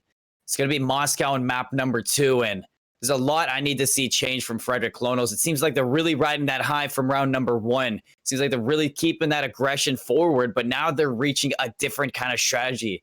This very passive play from Gunfight Kids. They're just playing into the hands, playing into the traps of this squad. Frederick Colonels seems like they don't really know what to do when the thinking has to come through. Yeah, and sometimes, like we see Frederick Colonials, they cruise right through that first match. Maybe you take the foot off the gas a little bit. You start to think that things are coming easy to you, and that can kind of really hurt you in some cases, where now you go against a tougher team like Gunfight Kids. You maybe aren't ready for the higher competition. Gunfight Kids come out, get the handily 6-1 win. But if you are Frederick, at least you can go ahead and look back on that big win you had on Moscow. You went 6-0 over the local legends, so at least you can draw on that, and hopefully you have more of the same on Moscow as you got that win earlier on. It's going to be interesting to see, though, if maybe the Gunfight Kids have a couple more strategies to throw at them on Moscow, because we know the local legends didn't really put up a good fight. Well, now we're heading into Moscow for game number 2, and we really saw how aggressive the Frederick Colonels could be on this one, not just on attack, but on defense too. But you made a really good point that local legends didn't really put up too much of a fight. I mean, you really highlight the play from Tep running through middle and just walking into the spawn of the defenders and getting a 2-piece right through elbow. It's something that you need to see change from Frederick Colonels, because that's not going to work twice out here. It's not going to work the same time around, because the Gunfight Kids, they're going to be ready for those angles. They're going to be setting up for you to be that aggressive. It seems like the Gunfight Kids really had their eyes out for this team in round number 2. They really had the kind of the constriction on this team ready for this aggression. And every single time that the Frederick Colonials played into the line of sight of Gunfight Kids, I mean, players like Payne, players like Pot, and players like Shock, all three of them, even Venom, they were all finding those openings. Not one player on Gunfight Kids was kind of late to the party. They were all there. They were all present. Right. Yeah. They really it was a team effort, like you said. Just no openings left, too. Once they had the advantage in a round, they made sure not to ego chow. Just play your life, play as a team, make sure that if anybody is going to challenge, there's a chance for a trade. They really were pretty cohesive in that first game. Like you said, didn't let any mistakes get the better of them. We'll see what they do here on Moscow. Again, the Colonials really put down some great shots with their assault rifles over by B side last time. We'll see how the Gunfight Kids counteract that. Maybe they go A and bring some submachine guns. Right now off the bat, you're seeing the teams maybe flip-flopped on your screen in terms of your interface, but I think, right? I'm pretty sure Gunfight Kids should be in the blue, but Gunfight Kids are in the blue. Frederick Colonials are in the red. It's just just switched. Or what? I actually don't know.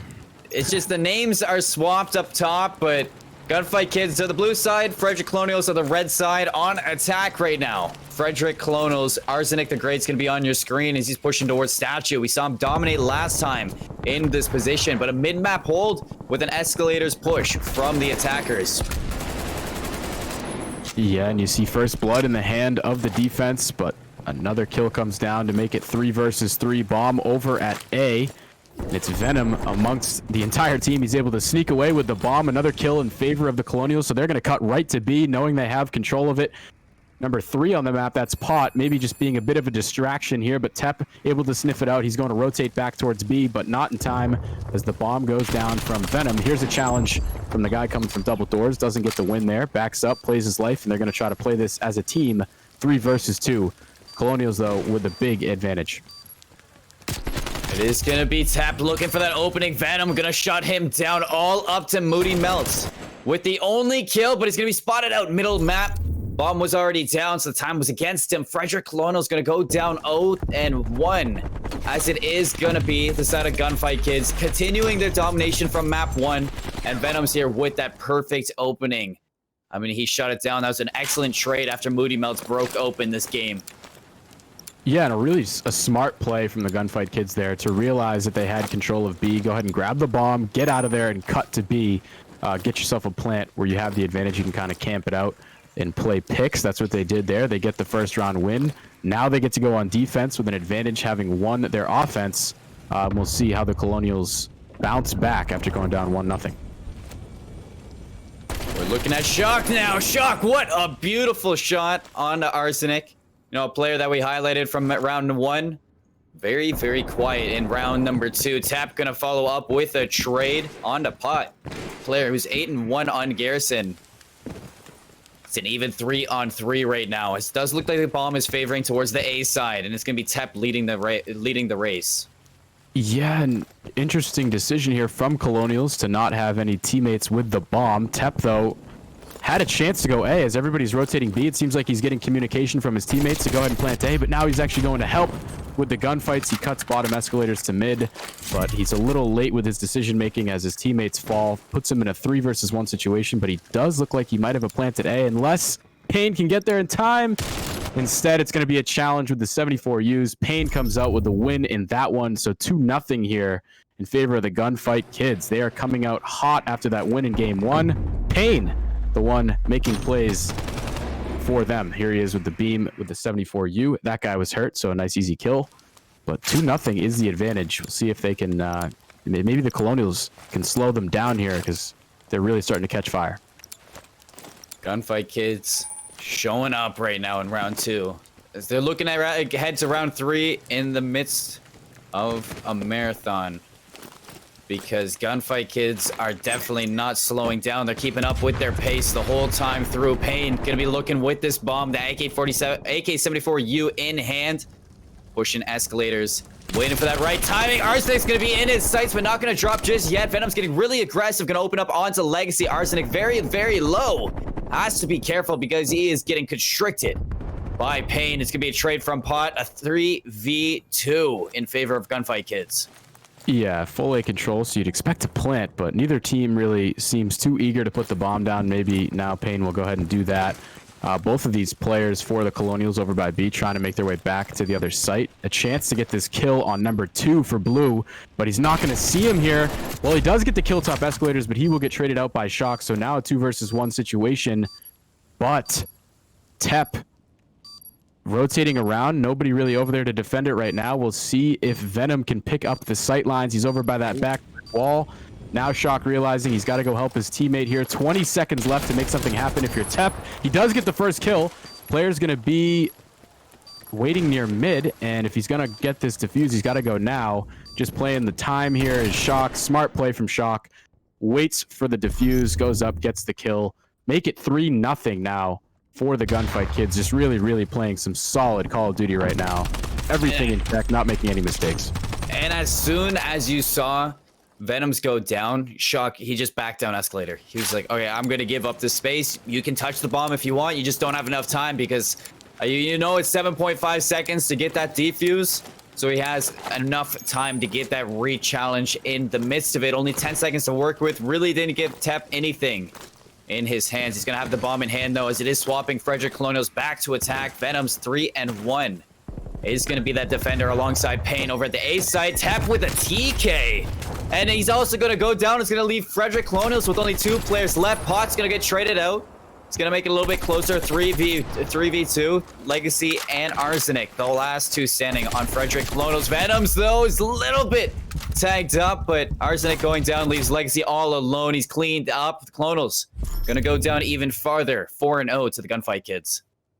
Yeah, and you see the A push there just being a little slow with it. I understand that, maybe wanting to try to get a pick before you push up, but I really do think on offense, if you're gonna go A bomb, you need to be a little bit more aggressive with it. Like I say, maybe throw some smokes or bring a sniper to just hard aim and strafe the corner to maybe try to get your first kill.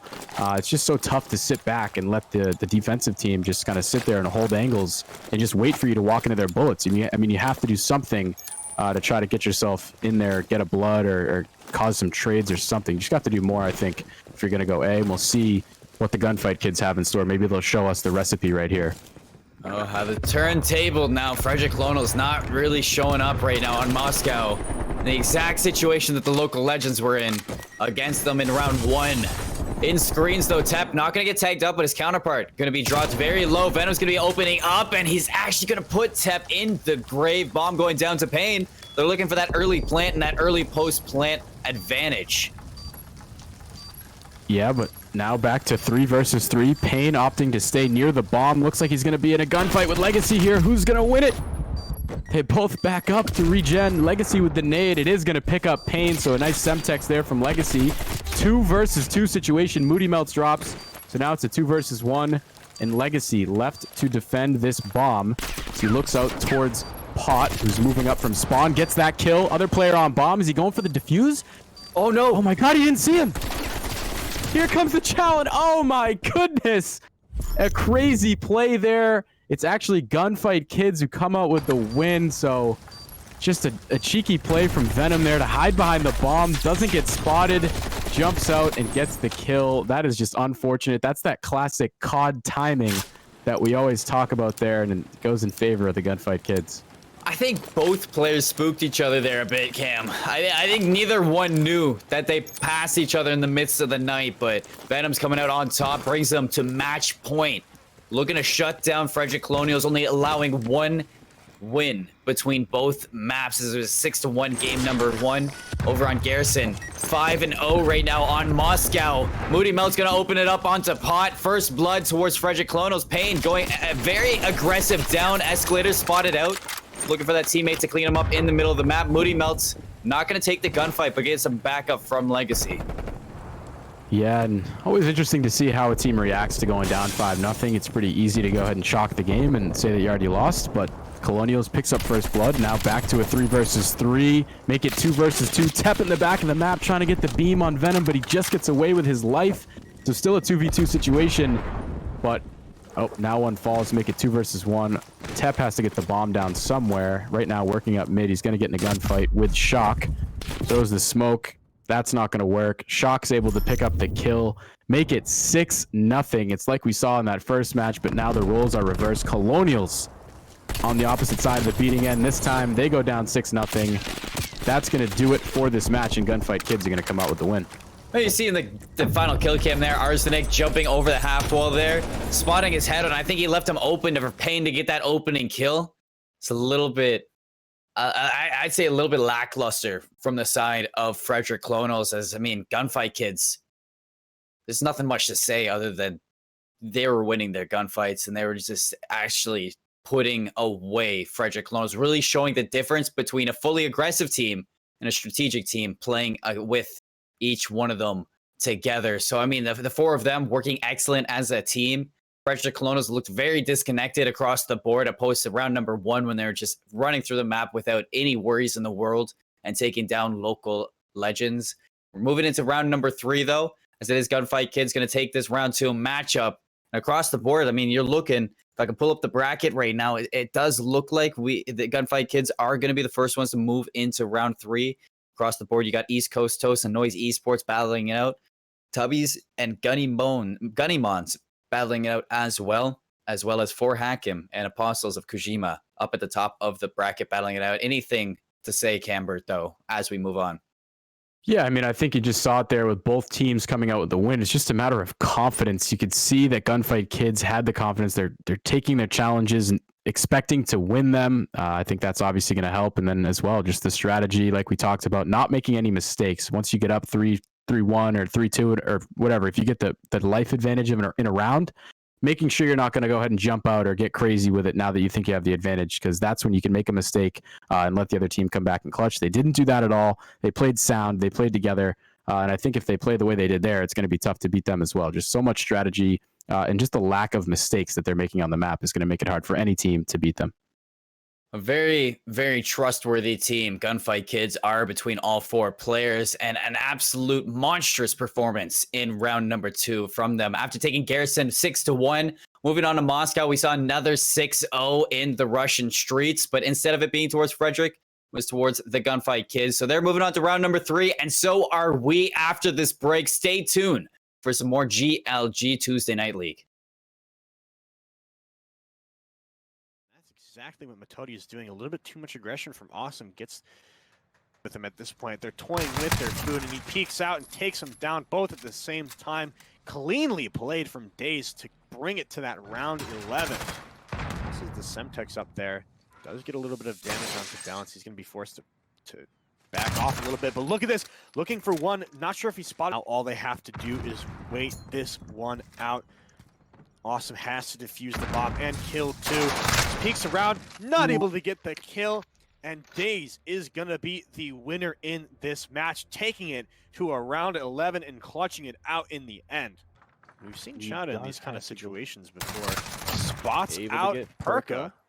Wow. Okay, he does have to go back there to get the bombs. Now it's just Matodi can sit there and watch that bomb from us. He's got to go, and A is such a hard site to retake because of all the changes and all the different ways you can play. And Chowda is playing this a little bit off, looking to possibly come behind Matodi here from the flank. Beautifully played by Chowda. Matodi was trying to play it slow, probably thinking that Chowda is going to be holding this site, dug into it.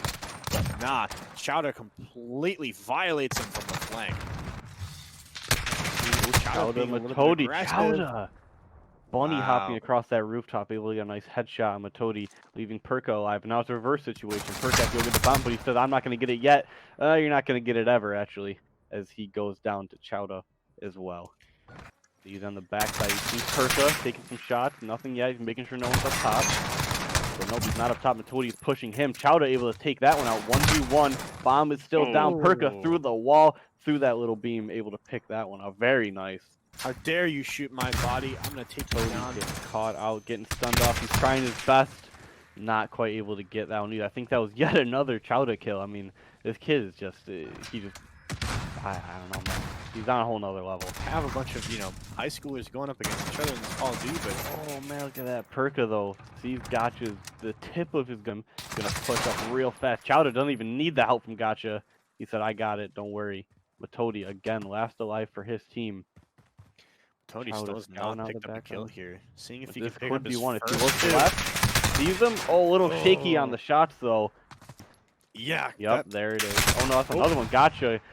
Tried to flank, but didn't quite do it. But Chowda said, don't worry, I'll swing back around and help you out here.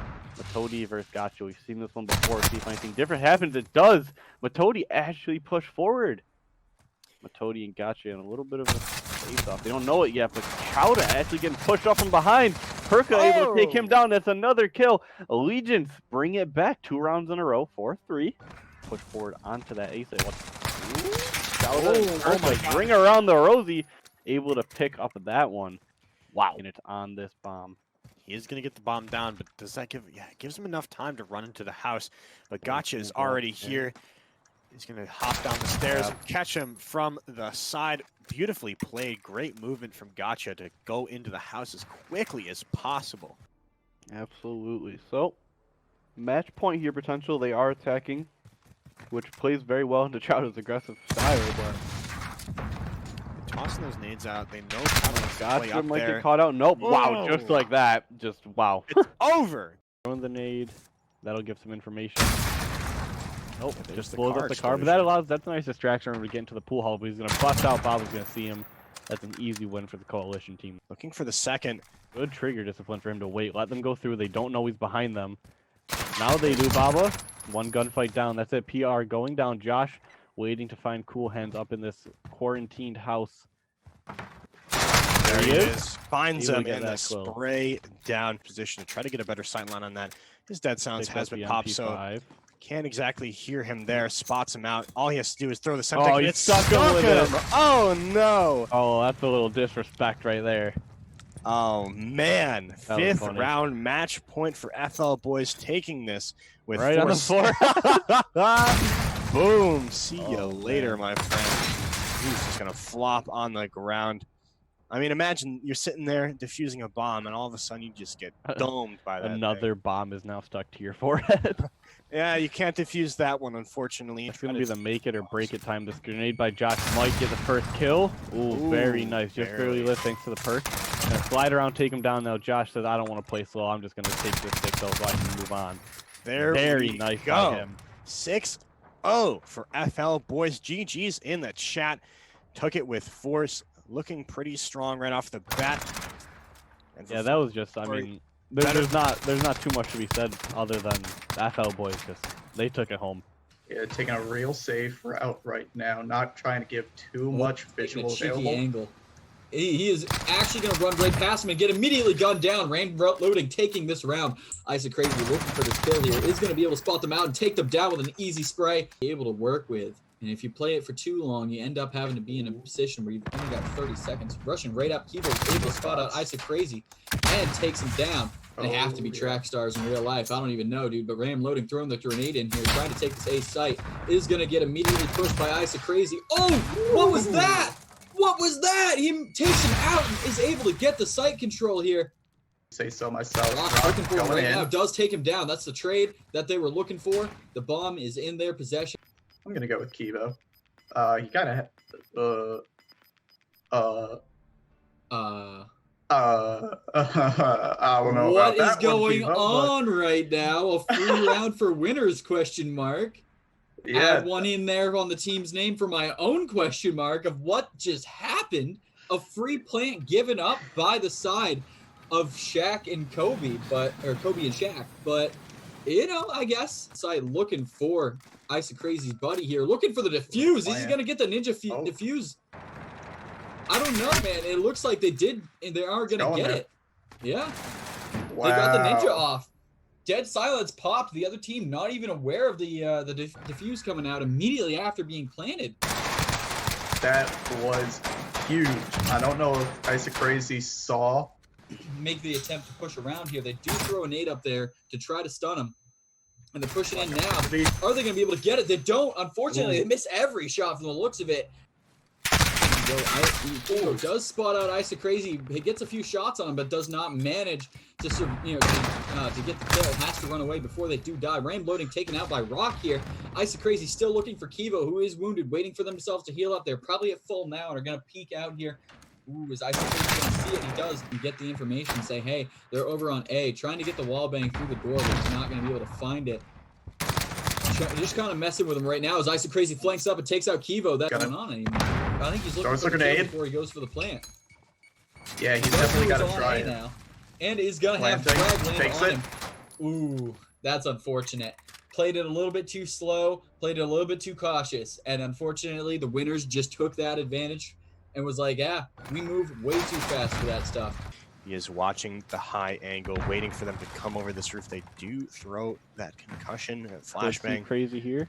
Crazy here he sees comes. Him first, but not able to get okay. a kill. Yours truly, very nice butt shot in the back by his teammate Rock.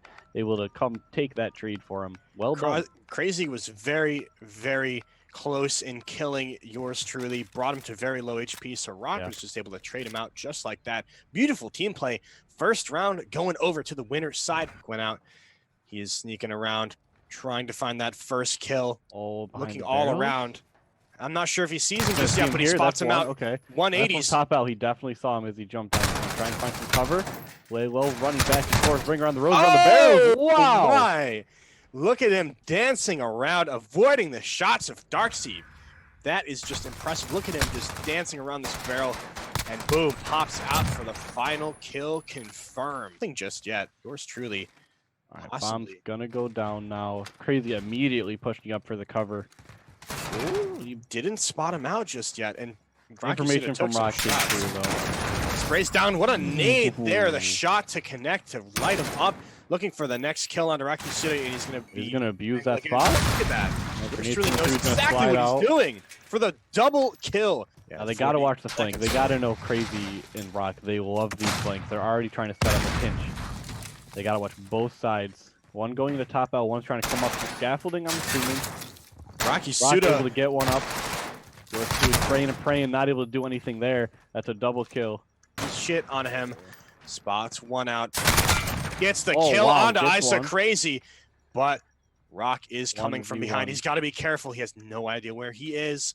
15 seconds remaining on the bomb. He's got to get on that soon, and the door is going to be sliding open. Rocky Suda looking for the kill on him. The smoke is out. Checks the bomb. Doesn't see him. Oh my God, but he doesn't have enough time.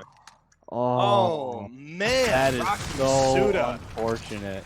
Honestly, that is tough.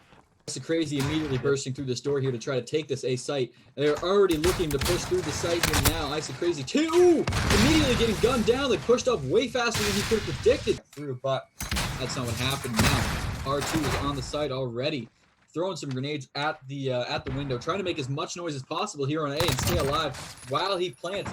Rox is actually able to take out R2 as he goes for the rotate. They know that the bomb's planted on B, and it looks like they might actually push this A site. Ooh, never mind. They decided to try to push up and flank behind him. Ice Crazy and Rock getting that, crossfire down. Ice Crazy coming in for the flank. Rock trying to push him out. They're going to try and take him down together. He does spot him out and calls for his teammate, who does get the kill with a quick pop around the corner, from underneath him. Very safe right now. Danny coming in with the flank right now. Will they be able to see it in time, or is he going to take out one of them and leave them in a 1v2 situation? Danny does, in fact, take out Rock. Ice Crazy trading him out with R2 here. Is going to be, taken down by Danny. So if you can get advantage of that, this is a cheeky little position. Yeah, we've seen a few people take advantage of that spot before, but it is going to be Rock get taken down. Danny fragging one. Ooh, get a wall bang. Ooh, from the back. Yeah, good movement there from Rox. It is a 1v2 now. Danny trying to run away, doesn't get around the corner fast enough. Rock's just chasing him down for the double in that round. He just has to survive long enough for this plan to work. Does manage to take out Danny. Is he going to be able to get R2 as well? He does manage to keep this game alive, bringing it to round 11 for the kill on Ice Crazy, who was out on the crates there. It does get flanked by Danny. That leaves Rock in a bad situation here. 1v2 in the last round of the game with the bomb planted. Is trying his best to take out Danny before he gets flanked. He does manage to get it. Is able to push out. R2 is on the defuse already. Oh my God, he got it. He took him out. Coalition decides to switch it up a little bit and go for this A. However, Rock notices this, decides to go up onto these trains. He might be able to catch him during the plant. He does. Plant goes down. See if Rock decides to push up. He does. Yeah, but this is still a dangerous position. These players, as he pops through Rock, what a kill on the rest to deny that 1v2. Just watch. What a beautiful flank from Rock. Pulling up in the rest goes down 3-0 in this map too. They have control of this game thus far. They have momentum. Look at that. Just shoots out, catches him in the vent. And we just communicated that information. Rock came right in from behind. Secured it. Whoa! Okay. Wow. That's an early pick. What a pick with this. Chooses to pick up this sniper. Ice Crazy goes crazy there. Other one? If you can make it a 1v1, it's a better chance. He's just falling. Good trigger discipline to wait. Oh, decided to pull the trigger just a second too early. But still able to get that kill, but here. Yeah, cue the Benny Hill hang on. R2 coming up through water. He might catch him from behind. If he looks to his left, he's going to see him. Oh, doesn't check that corner, though. See what they can do. See if they can bring it there. Needs to win this gunfight.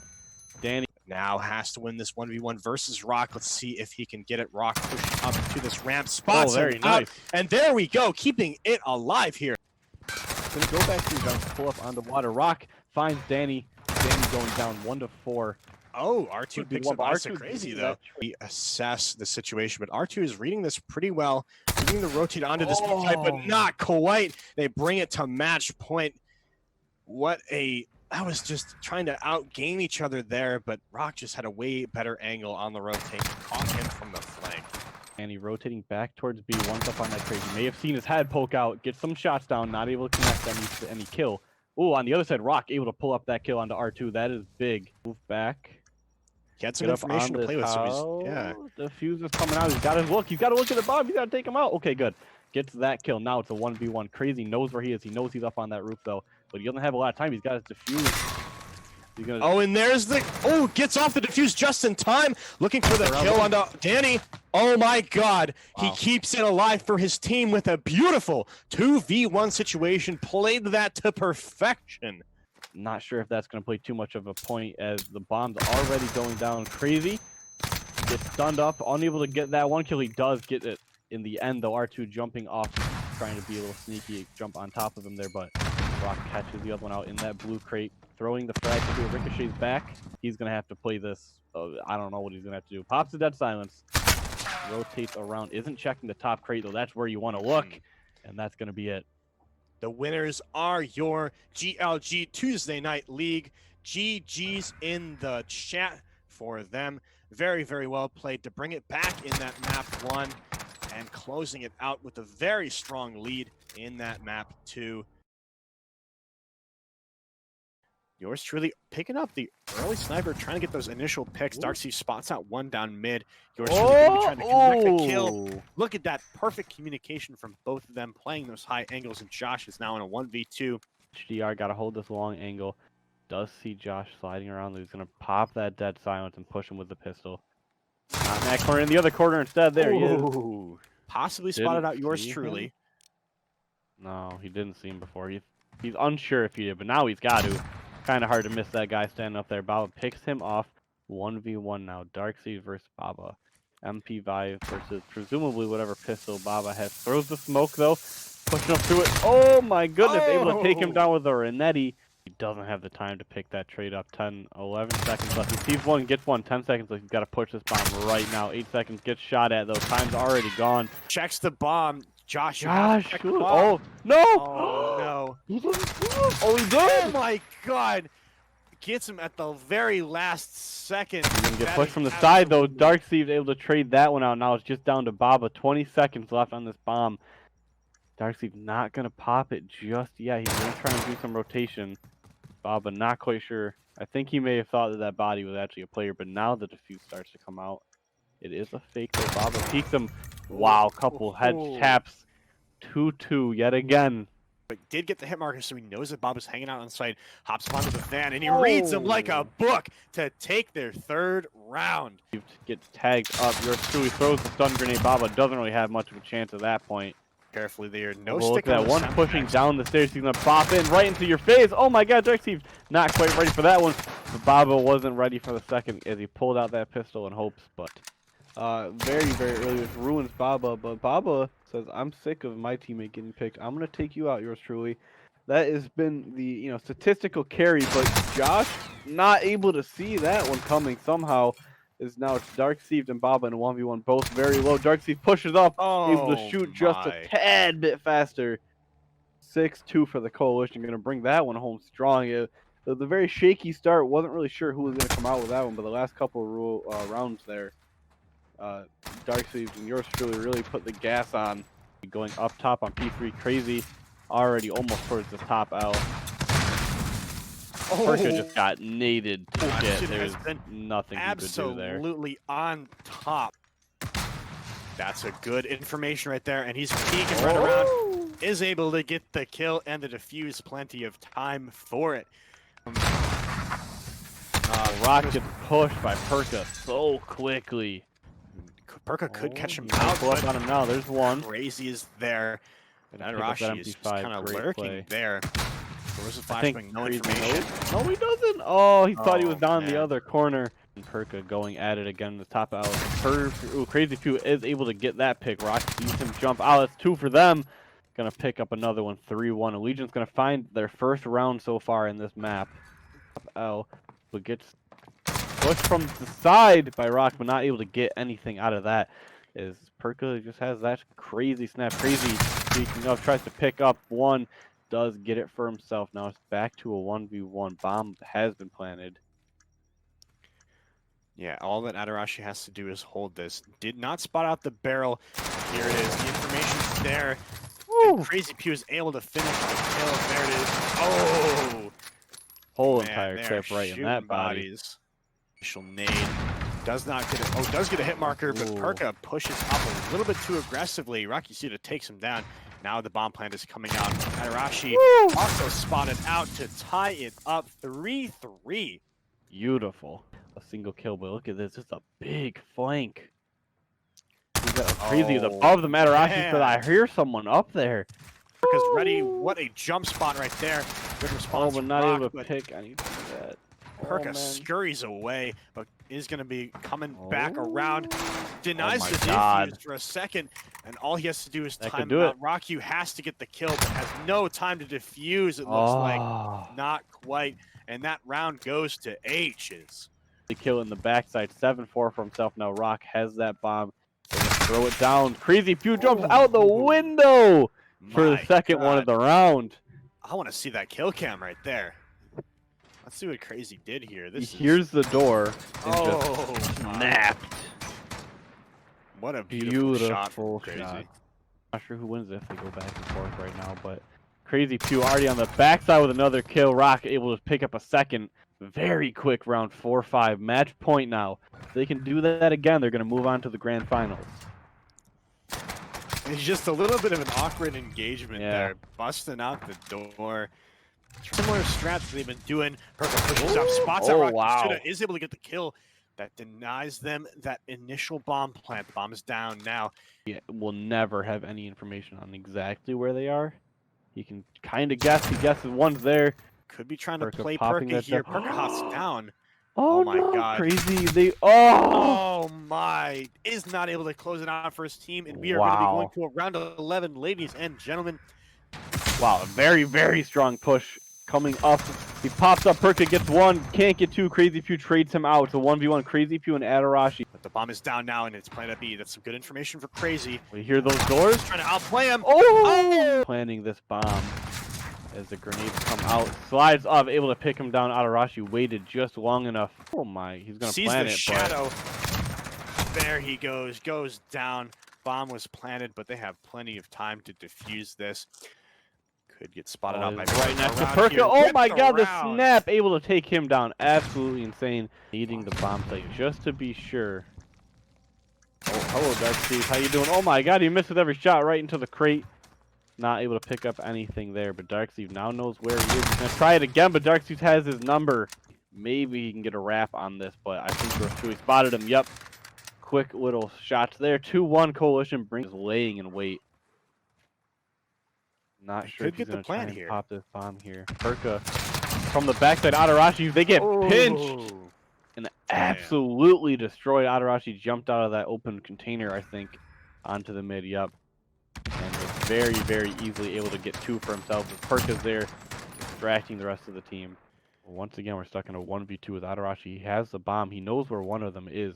The general vicinity at least. He's got to make a play fast. Able to pick up Yours Truly. Darcy busts out, but not able to find him yet.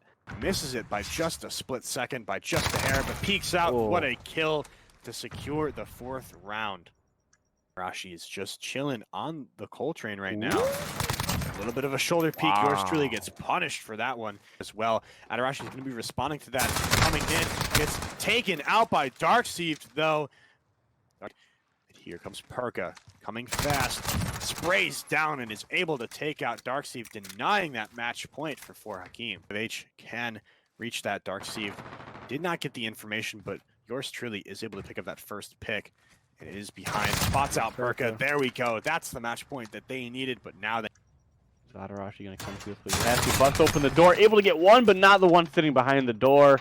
6-3, Coalition going to take this first map home for themselves. Enjoy it for the time being. Peeks out very slowly. Did see the glare from the scope.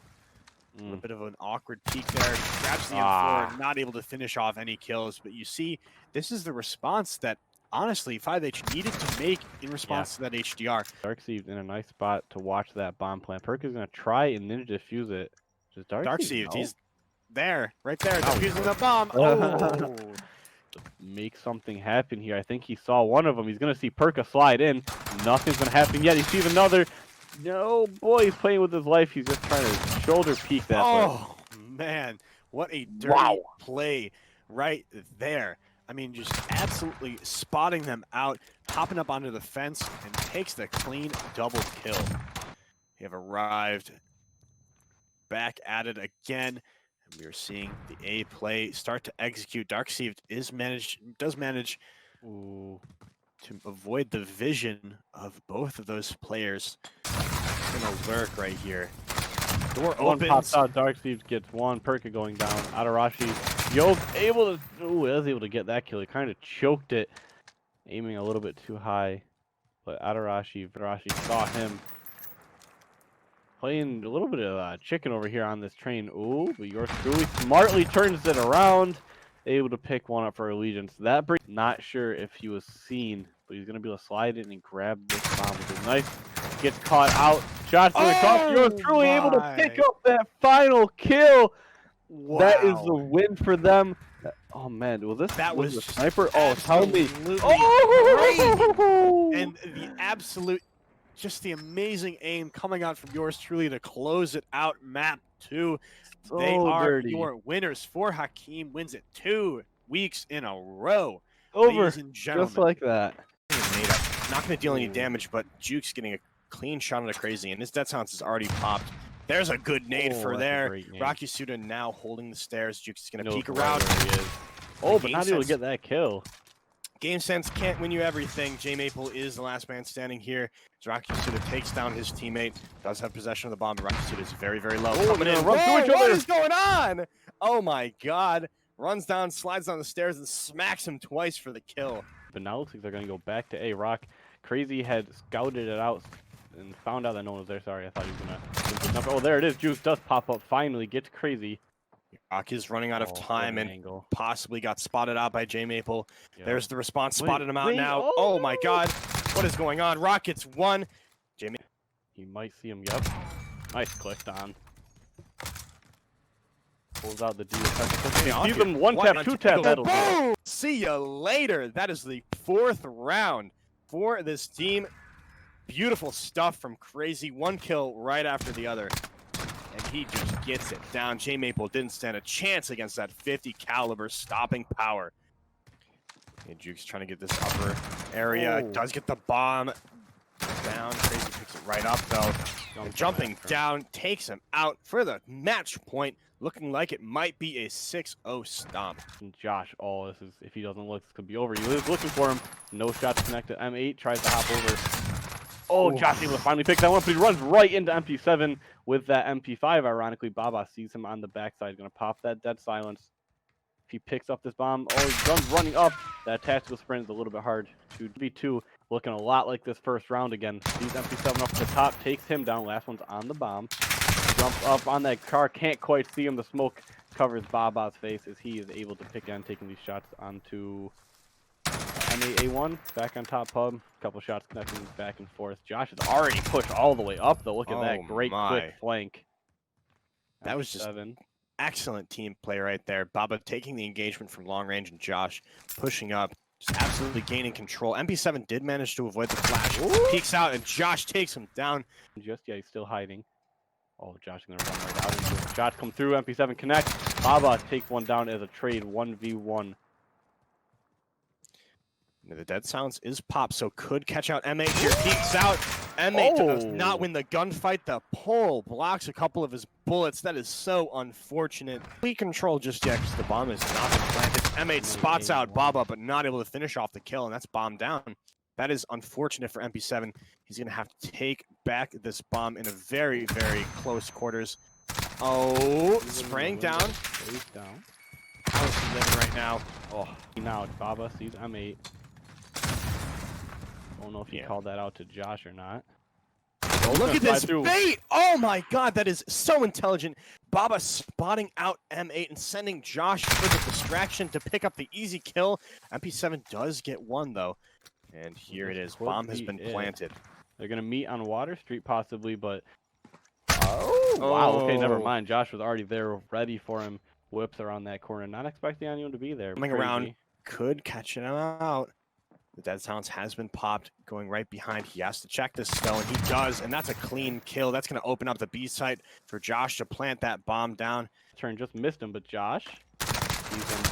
Oh my god, no! Okay, never mind. My god. Who almost... absolutely butchered that play. Yeah, I thought he was manages that to very connect hard. some shots.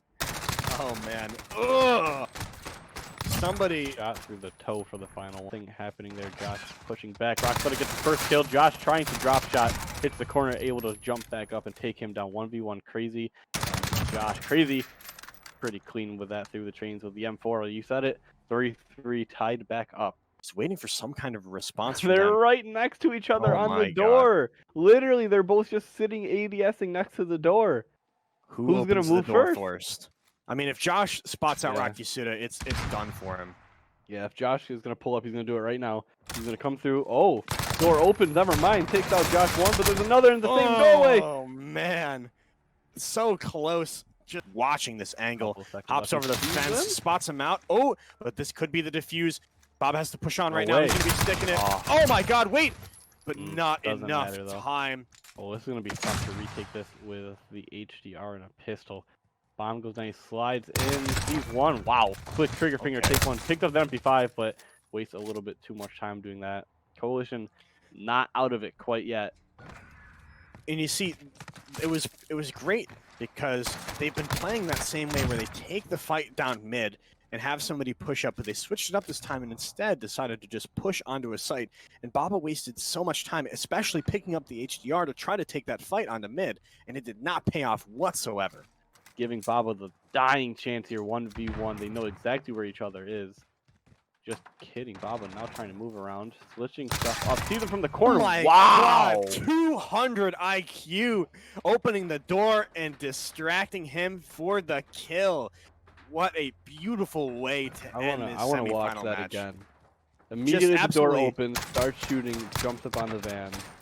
Wow. My man, Rock, what are you looking at? He is on the van. Meet anywhere. Bomb's Yours going truly down though. is not going to be able to defend this plant. It's going to go down for free. But here he comes. Is Josh prepared? And he is not. He's just sitting up on the train. how do Look you at not see- this. Oh, now you see him. Look at this patience here. Trigger Yours truly. discipline. Oh, he could ninja this. This could be a ninja defuse. They're it not gonna be? prepared for this. Oh, Josh, no, I think, is gonna look heard again. it. He's gonna see him. Oh, the no dead silence loses them that round, and FL boys take their first round. So let's go. Baba, okay. He hasn't really made any crazy plays with us so far that we've seen, but There we go. What As I a say kill.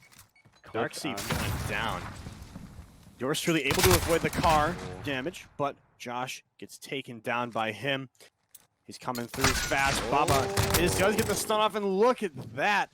Just absolutely bursting him down. I'm not sure if that's the Renetti or not. Full flank, taking them by surprise. Spots out Yours truly, is able to get the spray down. Josh looking for the second onto Darkseid. And he does not get it. Baba taking him down, and Darkseid with the two-piece to finish it out and Absolutely give themselves the lead again. What a play from Dark. Round by round, no one's able to pull away quite yet. What a clean play right there. Only took a couple of shots to take him down. Baba with that great aim down that middle. Baba could have pushed up, but he was going to play it safe just to make sure he doesn't want to drop this for no reason. Now Yeah, he has Baba to does retake have the knife, but yours time. truly already sees him, but Oh! Baba! Oh What my the goodness, his name hell? should be Papa because he just spanked yours truly. How did he even win that, man? Baba running through the mid. Him and Darkseid might. Ooh, Darkseid's gonna see him first. That's a nice kill from him. Almost taken out, but not quite. There's plenty of time, but sort of has to make a play now, and he cannot. They are both there, waiting for him to come around the corner. It's a dead silence pops. He says, I'm not gonna wait no time. I'm not gonna be sneaky. Josh, what are you looking at? Ooh. There's one. The other one has to be back there. He knows this much. He's played enough COD. Now will Baba be Oh able my to God. get there in time? Yes, he will. Oh my! These teams know this map, so it's gonna be interesting. We're gonna see all the cheeky spots pulled out. Josh pulling up very quick once again. Darkseid up in there, top out, throwing stuns, not able to connect anything. Gets a fast plant. Meanwhile, Baba on the backside picked up the wrap from yours truly, takes him out. Darkseid and Baba about to possibly meet. No, not quite. Gets taken down Oh! instead. Elysion's gonna bring it right back. 1-1. This is looking like the same exact thing. Still just has to wait. Baba there he is, hiding behind the barrels, but through the what is that? A little crate? Not a crate. Little What's the word? pallet. Pallet. Thank you. Through Yes, the pallet there we go. up there. Just got Josh nading around that corner. Sees him run Whoa. through. Oh my God! Bring around the roll. There's so much going on. Grenades, bullets flying left and right. Now they're gonna hug the same wall. Who's gonna move first? Baba tries to pull out Darkseid. A little bit slow to peek around that corner. Not quite able to see him. Baba's gonna slide out. Darkseid jumps up, barrel stuffs his mouth, and says, "Here, have a near each other." He's always gonna see his head. Just now, look, he's right. Oh on the my God! crate. Yours Look truly, at he's the right there. Oh my God! Oh, Finally gets the goodness. kill onto him. The bomb has been planted, and Josh was the hope for defending, trying to defend that bomb plant. Oh. Baba is here though, Don't trying speak. to. Knock open that door. I will sit and wait. Beautifully There's done. the kill. Time to defuse. 8 seconds remaining. That should be enough. It'll cut it Yeah, very he has close. and that's plenty, it. plenty of time, or maybe not. Oh, this is gonna be close. No, Woo, he had, baby! half Man. of a second there, I believe. Up on this top AC. Darkseid very well from the grenade. Yours truly helps him out though, picking up Josh, trying to push him. Find any they're information both that he back. can. And Look at oh my this God. little cheeky play here. Well, this is Darkseid and yours interesting, truly. actually. If Bob was able just to sneak up and snag that bomb and run away and not go through bottom L, he can get this and they won't see it. Nope, but he flies into bottom L. I knew And, he was gonna fall for that bait. He's Yeah. you know, he's Josh and Baba on the defense. If they can hold this off, nope, just kidding. Oh, Josh man. gets absolutely destroyed by yours truly. He's gonna do it twice. Yep, yours truly. Oh my! Ending it off with a two-piece. Yours truly brings for Hakeem to the W. They are your GLG Tuesday Night League winners. Could get punished right here. Not sure if Darkseid is going to be hearing this plan. He does get spotted out by Bob, and what a spray down. Their attacking rounds have been really, really good so far. But unfortunately, not able to do that. Josh and Baba once again on attack. Like you said, they've won these rounds before. Baba, early pick onto yours truly. Darkseid now in a 1v2. Going to rotate around office. Might catch Baba in the back.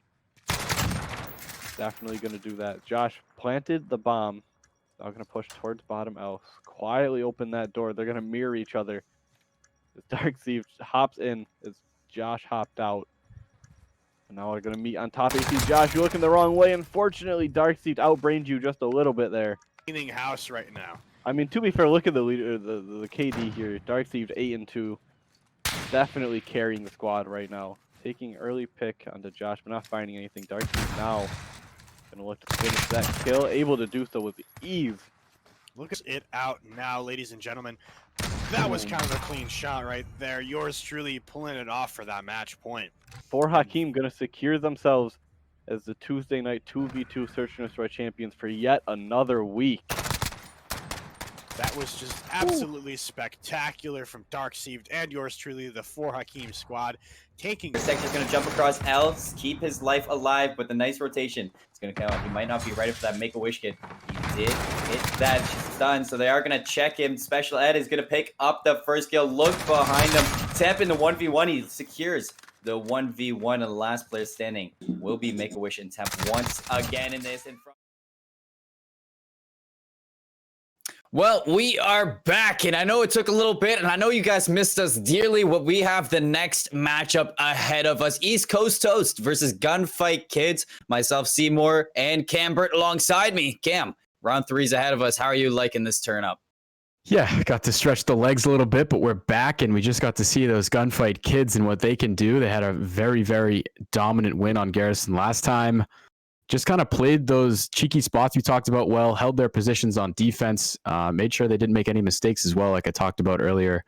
Anytime they're getting an advantage, they're hanging on to it. They're not over-challenging or ego-challenging to give up a life advantage. So that's going to be important again here, as we talked about as well during the break, just on Discord there, that all these teams are storming to the positions that they're in right now. 2-0 wins up and down the board, so really looking to see a competitive match here now that we're starting to get towards the end of things in the semifinal round. Hopefully somebody can put a fight up against these Gunfight Kids, because they've been having their way so far tonight. It has been a 2-0 for every single match that has happened in the tournament so far. And I mean, we're in the semifinals already. And I mean, we got East Coast Toast and Gunfight Kids here. And on the opposite side of the brackets for Hakim and Tubbies. I mean, Tubbies, there's something to look out for as well. I mean, two teams that are brand new are Gunfight Kids and Tubbies in the semifinals. So Tubbies came from first round. They beat out both players on either team who work for GLG. So absolutely costed the GLG in the tournament. But we still have another GLG member in it. And ahead of us, we got East Coast Toast React's team. He's ready to see if he has what it takes to take the fight to the Gunfight Kids. And on the other side of the board, I mean, this is looking like it's going to be a great final match, whichever team makes it through. Yeah, absolutely. Really just been impressed with the play we've seen so far. We'll see what East Coast Toast can bring to the table. Like you said, kind of putting on for GLG. It's going to be a tough one for him, no doubt. Garrison obviously is a comfortable map for Gunfight Kids. We haven't seen them play Crossroads yet, but we've seen their confidence in terms of the challenges they're taking. I have to think they'd be pretty well suited for Crossroads as well. Still two great maps, some of the better maps in the game, I like to think. So I'm excited to see what shakes out. Yeah, and we were talking about local legends against Colonials, yeah. Against Colonials in the in match number 1, Crossroads. it was really defenders sided until it was shaken up, until Frederick Colonels won that first attack, and then it was all Frederick from there on out. So we're going into this one. 2 maps that we were talking about don't really use the snipers. We haven't seen the snipers yet, so I mean, the first team to take it out. Boy, look at that right away. Oh, he swapped off of it. He swaps, teases us a little bit. The Swaps caster right curse. back to the AK-47, but Garrison's going to be the place of interest right now. Gunfight Kids, East Coast Toast. Bomb in hand of Numbra, as he is taking that upper platform angle. Yeah, both teams just going to be holding their angles here. We see first blood in the hands of East Coast Toast. Air kind of hanging out in the back here. He's going to want to check his top green to make sure nobody tries to flank through there, but they have numbers here, so just trying to work a plant.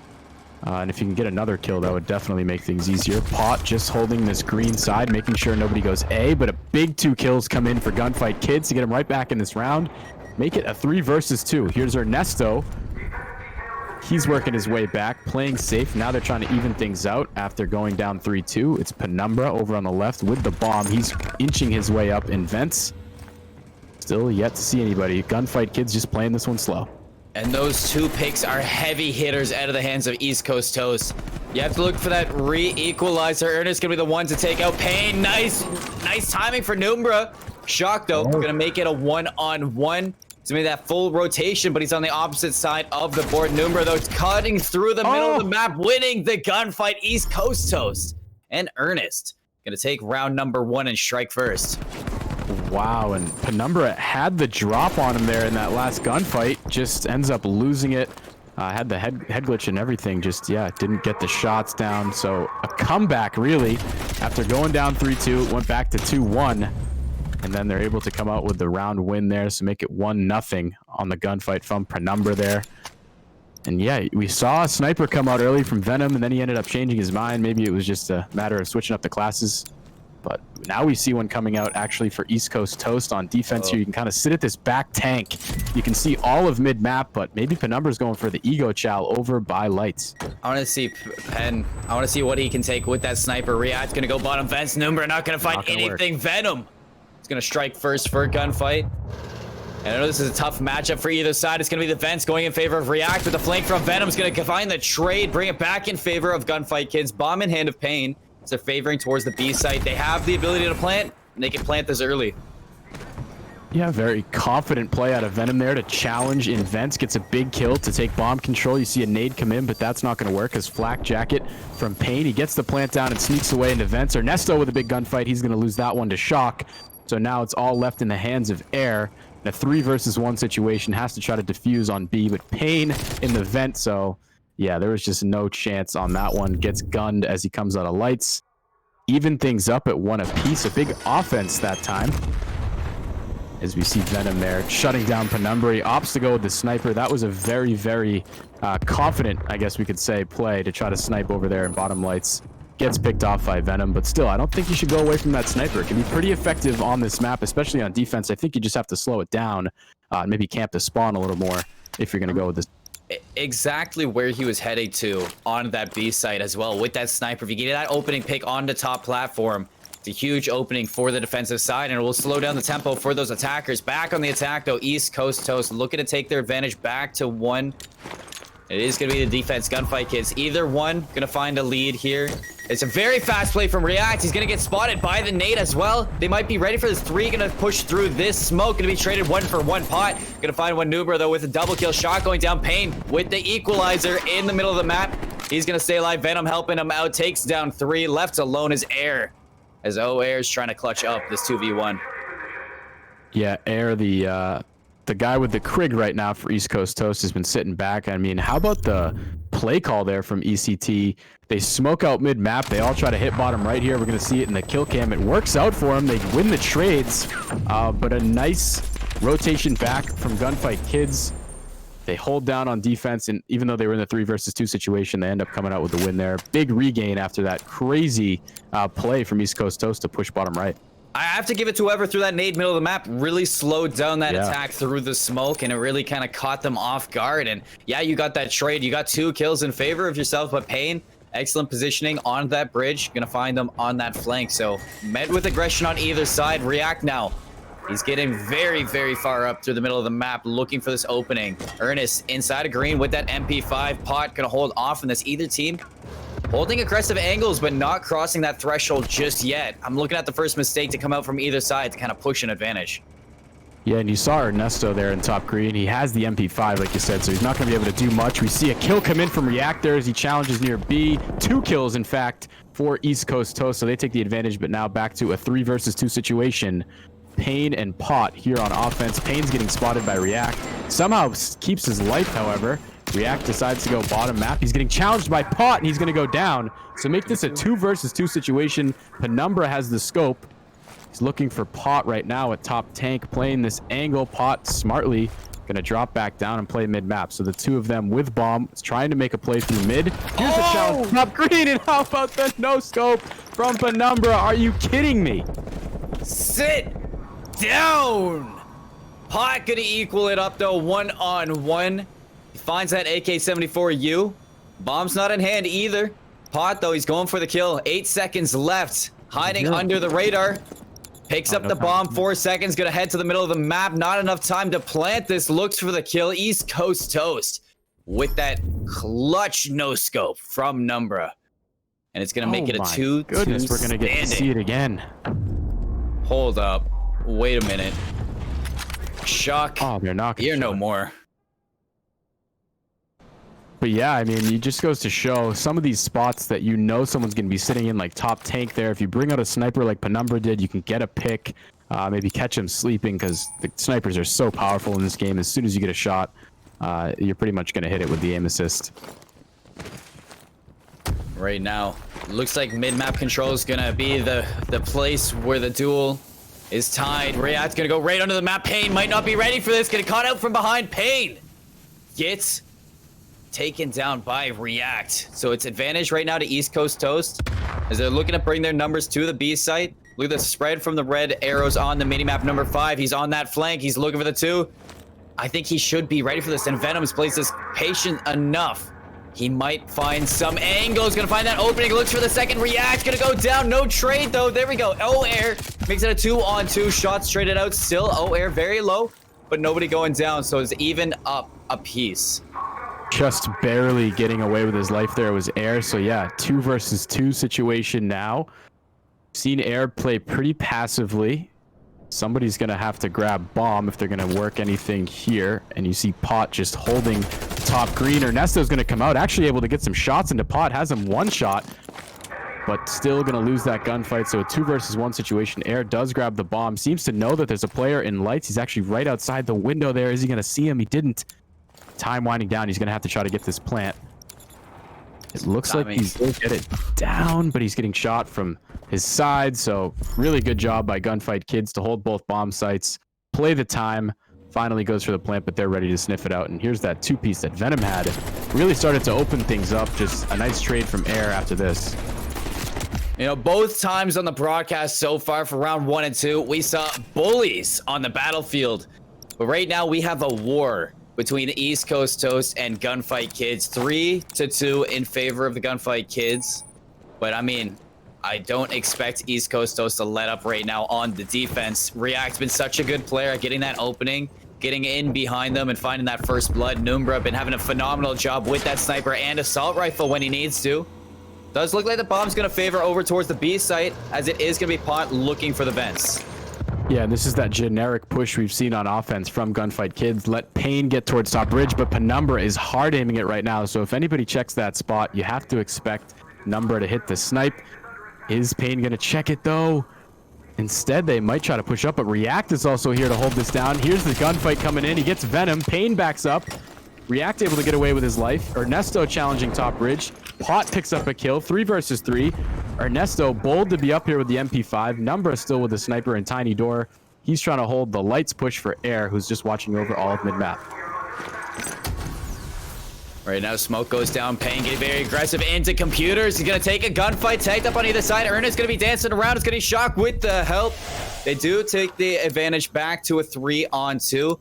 It's going to be Numbra just waiting on through with that sniper rifle. Looking for the plant there, spots the leg, not able to finish it out. The pump doesn't go down though. He finds the kill before the plant's under. 11 seconds left, 2v2. It might be what you need to tie up this game. East Coast Toast Pot's gonna be on there looking for the plant. 3 seconds left, and Nate gonna be looking for the info. Blackjack is gonna keep him up. Shock gonna take the win. Gunfight Kids take a 2-point lead. So you see a smoke there as that second plant goes down from Pot, actually able to guard from the snipe from Penumbra. He's forced to push up with the pistol shock there for the easy kill. But again, you see the smoke and how that comes into play, able to get the bomb down against the sniper. Ends up being the winning factor in the round. And now we get to see what East Coast Toast does on offense again. We saw that smoke out of mid-map where they really just tried to hard body into B. But it's always interesting to see what teams do here on offense because it's so tricky to try to get wins when you're not playing D. I think somebody DC'd in here because I don't see O-Air on there on the scoreboard or on the mini map. So they might be playing a player down right now. React, Ernest, and Penumbra going to be looking for this round win against 4 players of Gunfight Kids. They're already a player down, so you're looking for that first blood. But it's very, very tricky if you're the East Coast Toast. Yeah, especially on offense to be a player down. Really, really difficult. You're going to need to, like you said, get first blood. Instead, though, it's going to be Pot picking up a 2-piece and Venom getting the third. Pain down there in Vent has been a problem in all the games we've seen so far in Garrison. He really likes it down there. He's comfortable down there. But here's the final kill from Venom on Ernesto. Unfortunate to be down a player there. Never going to be easy on offense. So now on defense, you have to hope maybe you can win around here. And I don't know, can Air join back up? I mean, it's going to be tough here in a 4 versus 3. Definitely Gunfight Kids running away right now with map number 1 on Garrison with this player missing. On board with Penumbra right away, has to find this opening. First blood's gonna be crucial for East Coast Toast. They can't give it up. They have to even up the odds right away. Payne's gonna be looking over towards computers, holding off on this bridge site. Has bomb in hand as well. It's gonna be a great pick from Penumbra to take out Venom's 3-on-3 right now. So evening it up, it's an important kill. Absolutely, is now you can kind of just sit back and let things come to you. You're on defense. Penumbra might have called out Payne there on top bridge, but Payne's starting to make a push. Pot gets the nade kill. Ernesto into top green. That's a big gunfight. He's going to go down to Shock so hard to kill someone off that top tank. And we see Payne here putting the bomb down at B. It's all up to Penumbra in a 3 versus 1 situation. He has been so far one of the better players for East Coast Toast. He's 8-5. See what he can do with this AK-47.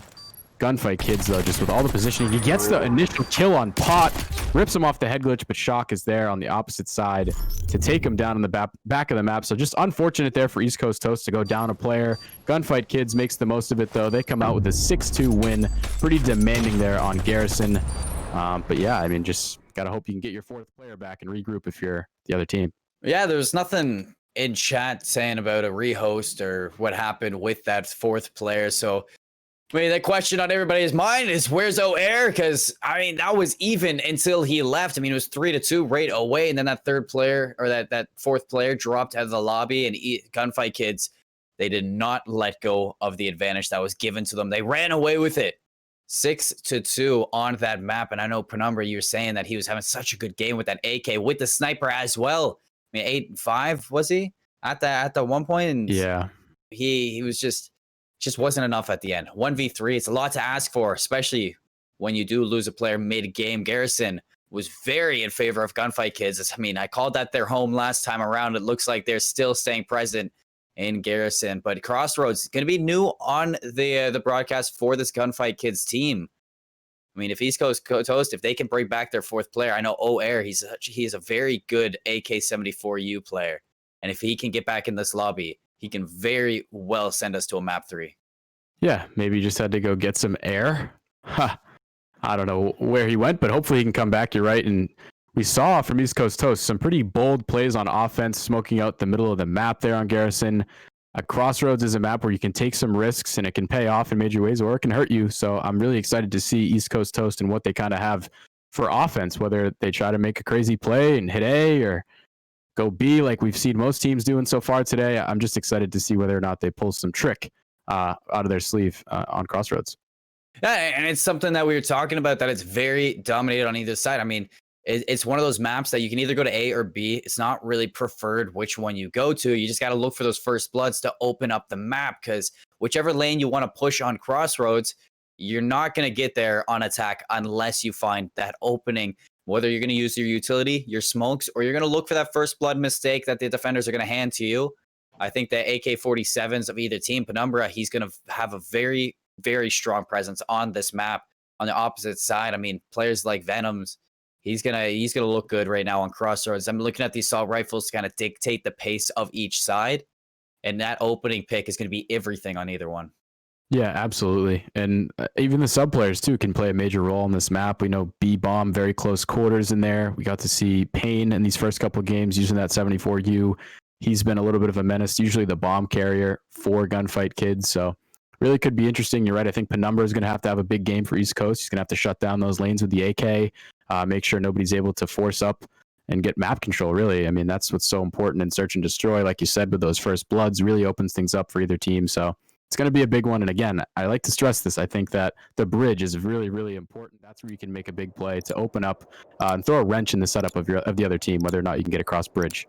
Let's not waste any more time. We're headed to the snowy plains of Crossroads, where we do see O'Air back in the lobby of 4-on-4 East Coast Toast, your red team. Gunfight Kids, your blue team. And on attack right now. I want to see if Gunfight Kids can start off strong and keep their momentum from map number 1. I'm looking for East Coast Toast, though, to break through and slow down this blue squad. Yeah, it's a little more of a generic push over towards B. You see Payne kind of leading the way with that 74U. Defense sitting back. Payne being looked over by Venom here. Stuns mid-map, nothing there, so they're going to continue to push up. Other players kind of working over towards A, and again, you got to watch out for that bridge. That can be such a killer. Somebody crosses the bridge on you. Payne not seeing anything in here in B, so he's probably thinking about pushing in, but number 6 there, it's React. He is waiting inside B for Payne to make that push. Here he is camping that spot, looking right through the car. Might be a little hot in there near the fire, but he's staying cool, calm, and collected. Payne, he's going to get into munitions. He doesn't spot React, and that's first blood to the East Coast Toast. Traded out instantly. Venom's going to shut down that advantage. Side up 3 apiece right now. As you see, Venom's getting very aggressive towards Cliffside. I don't think Penumbra spotted that out, but it doesn't even matter because Pot is going to take him out with that Craig. Ernest now going to be in trouble. Venom's getting inside the back of the map. Air left alone. Spots out Venom. But is it going to be enough if he finds this kill? Shock with the bomb in hand. 18 seconds left. Going to get tagged up from behind. Stays alive as they are just looking for the hunt right now. They spot him out. Take down that player. East Coast Toast. They're going to go down by 1 right now. Gunfight Kids strike first. Yeah, just a lot to ask for out of Air there in a 3v1 situation. We did see Penumbra with the sniper. Pot, though, able to laser him down. I do think the sniper could play a role a little bit on this map, though. Yeah, right where we saw Penumbra using it on that cliff side. If you can get and manage the head glitch well, you might be able to get a pick there. But that's really, I think, the best way to push A is with a sniper, or defend A is with a sniper, where there's not a lot of cover necessarily near the bomb. Look at this. Look at Venoms right now with Payne. AK-74U, AK-47. Like the father and son duo that the guns are. They'd be hand in hand. Shock did open up on the opposite side of the map, taking out Penumbra. So that sniper rifle not really proven to be anything just yet. Venom's found his way into the back line. Looking for that second pick. The bomb's right in front of him. Air does tie it up, but it's going to go back. Oh, he gets burned by Ernest. Just kidding. Venom gets dropped. And it's a 3-on-2 for East Coast Toast. Oh my goodness, just when Venom had the positioning, Ernesto hits him with the snapper, but here's a big chance for Shock. He couldn't get that second kill onto Air. Probably wouldn't have mattered as he gets shot in the back. Tie things up at 1 apiece, and yeah, Venom really had, he was way behind the entire enemy team, had a chance to make a big play, but it's Ernesto sniffing that one out. Get to see Shock there with a kill on top Cat. Still though, 1 apiece here. Again, we've talked about it. It's a matter of which team can pull out an offensive win, because we know defense is pretty sturdy for both squads. Who can make that big play on offense, that big brain play to get their team the advantage? Definitely. And I mean, Venom's had the world in his hand, dropped his spaghetti, but sometimes that just happens. Ernest really showing him the work with those sticks. Both times attackers winning out these rounds. Venom's working alongside the bomb carrier. Payne. Air is going to be spotted out. Oh, I don't even know how he saw that head, but Air's going to have to back off of that one. The AK-74U getting very aggressive. Going to be inside munitions. Almost gonna look to take that gunfight. Venom's gonna break on down the middle of the map. No, to have a gunfight, gonna spot him out. Trades either way. Ernest gonna take out Shock, but Venom's gonna find Penumbra. Was very slow in this game, 0-3. Tied up 3-piece. Yeah, and after Air didn't die there at the beginning of the round, he should have had a lot of information for his team to call out that they were pushing B, but now they're working it back towards A. A big kill, like you said, on Penumbra, who was over near that forklift near bottom A. But still, Ernesto, with a chance to maybe close things or get things back in his team's favor. He has that high ground positioning, but Venom here maybe trying to make a play on that. We'll see what Ernesto can do. Is the bomb still yet to go down? Ernesto climbs up. Venom's ready there. He gets the kill with a headshot. And right now the advantage in the hands of the Gunfight Kids on defense. East Coast Toast falling one by one. Pot there to get the kill. And Air is actually behind Pot, but he's going to drop down to mid. We'll see if he can get the kill. He can. Just probably not enough time to make anything happen.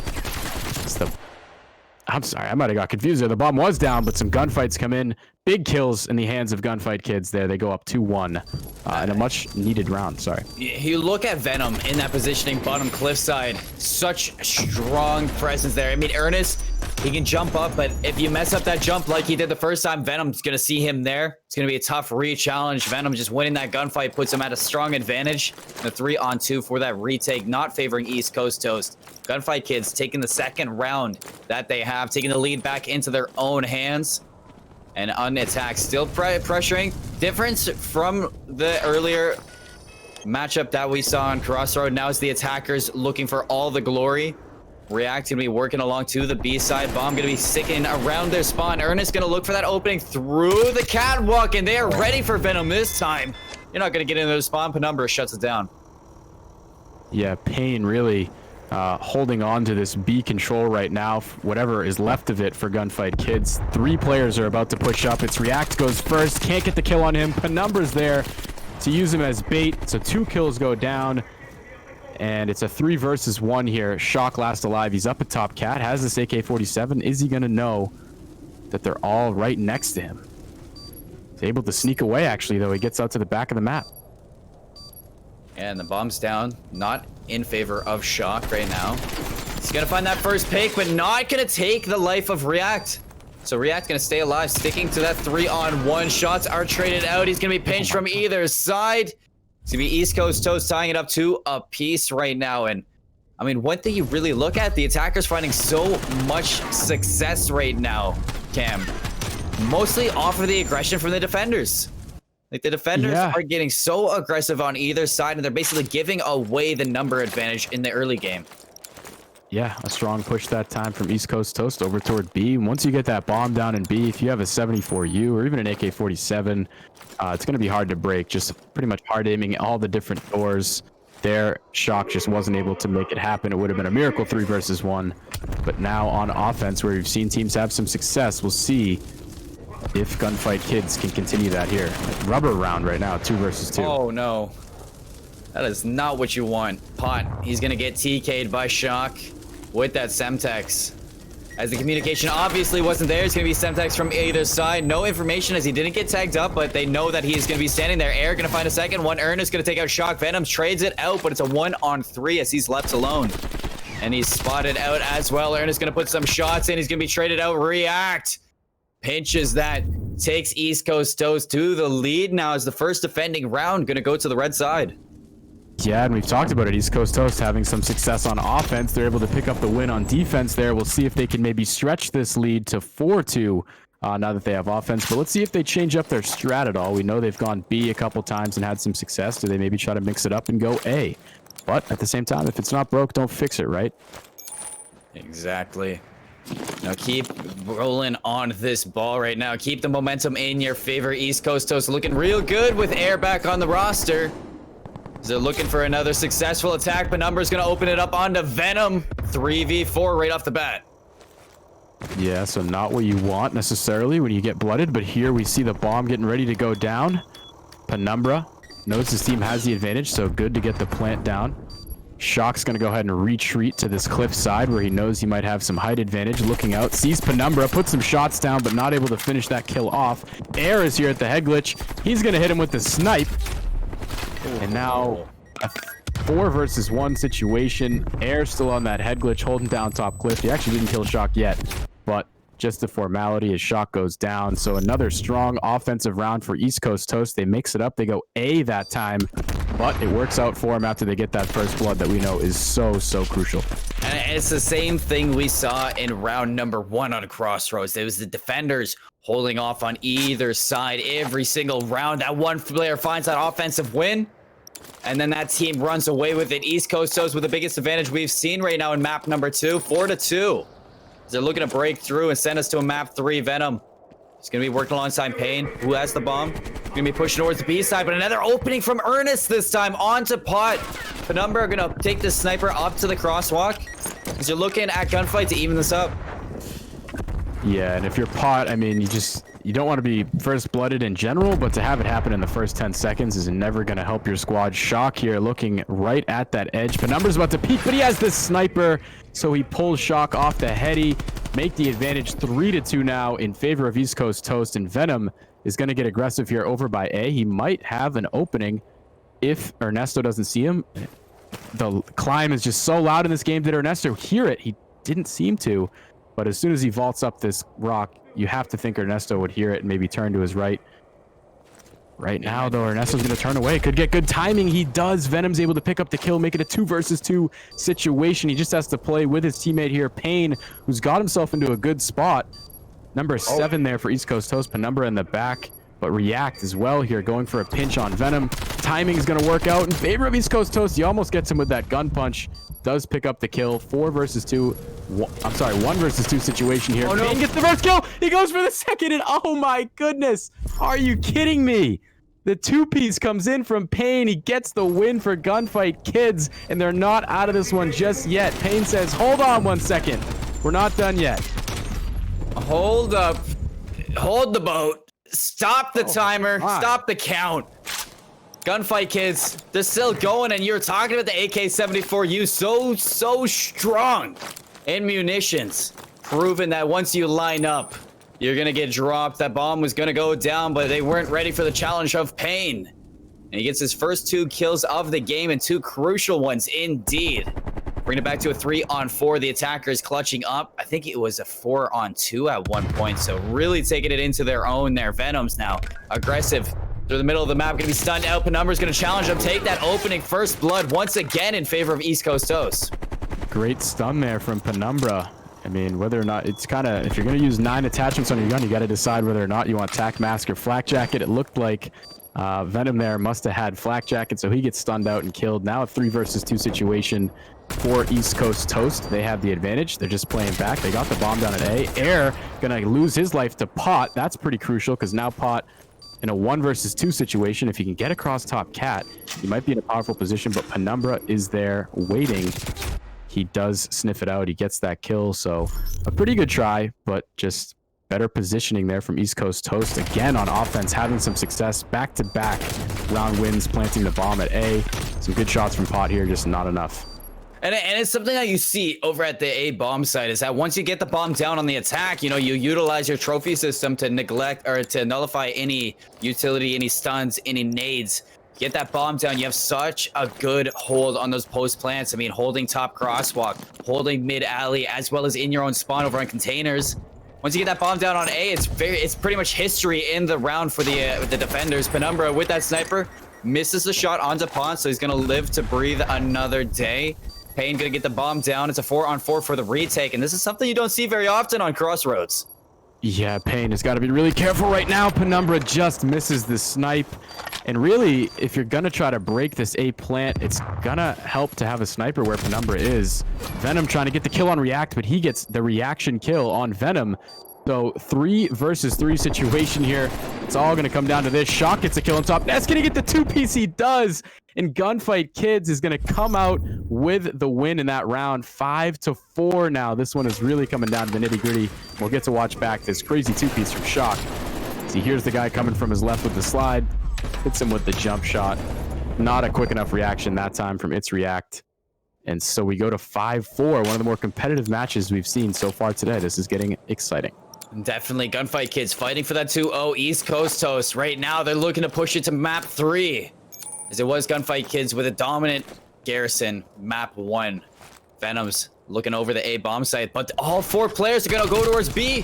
This is a quick route right now from East Coast Toast. Penumbra working with Air is going to find that opening onto Pot. Advantage right now to East Coast Toast. They're looking for the second one. React's going to take out Shock. All of a sudden, it's Pain and Venom left alone. East Coast Toast, they don't want this round 11. Ernest going to find Venom's. Pain all alone. Finds 1.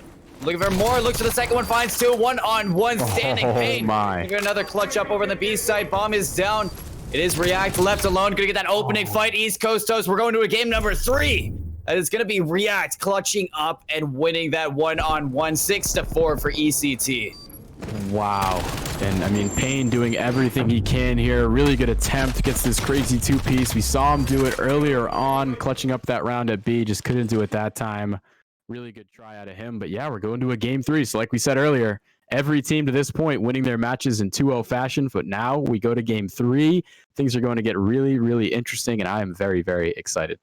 Very excited. And, you know, since we haven't seen a map number 3, we don't really have the vetoes. But if we're talking about maps we want to see, I mean, you still got Checkmate. You still have Miami. You still have Moscow. Those 3 maps are phenomenal search and destroy maps. I'd like to stay away from Checkpoint most often. But if we go to Miami or Moscow, I'd say it's either one's game at this point, because those, I mean, both teams have shown their strengths.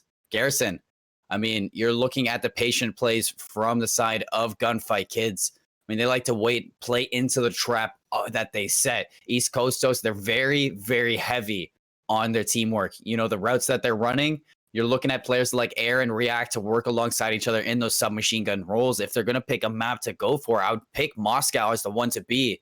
But if Gunfight Kids, if they're looking for anything, I think Miami's the map to go to if they want it. So I'm really looking at this veto to set us forward in this matchup. Yeah, we've seen all the maps so far except for Miami and Checkmate. I can agree with you there. Don't necessarily care to see Checkmate. I think Miami would be really fun to see. One of those maps that really the A-bomb doesn't come into play so much. It's usually an attack towards B that you get to see. So I would like to see what strategies both teams employ on that map. But maybe we'll get Checkmate. Who knows? Maybe these teams know something we don't, and their veto will make more sense to them. But we'll see here in a little bit which map they decide.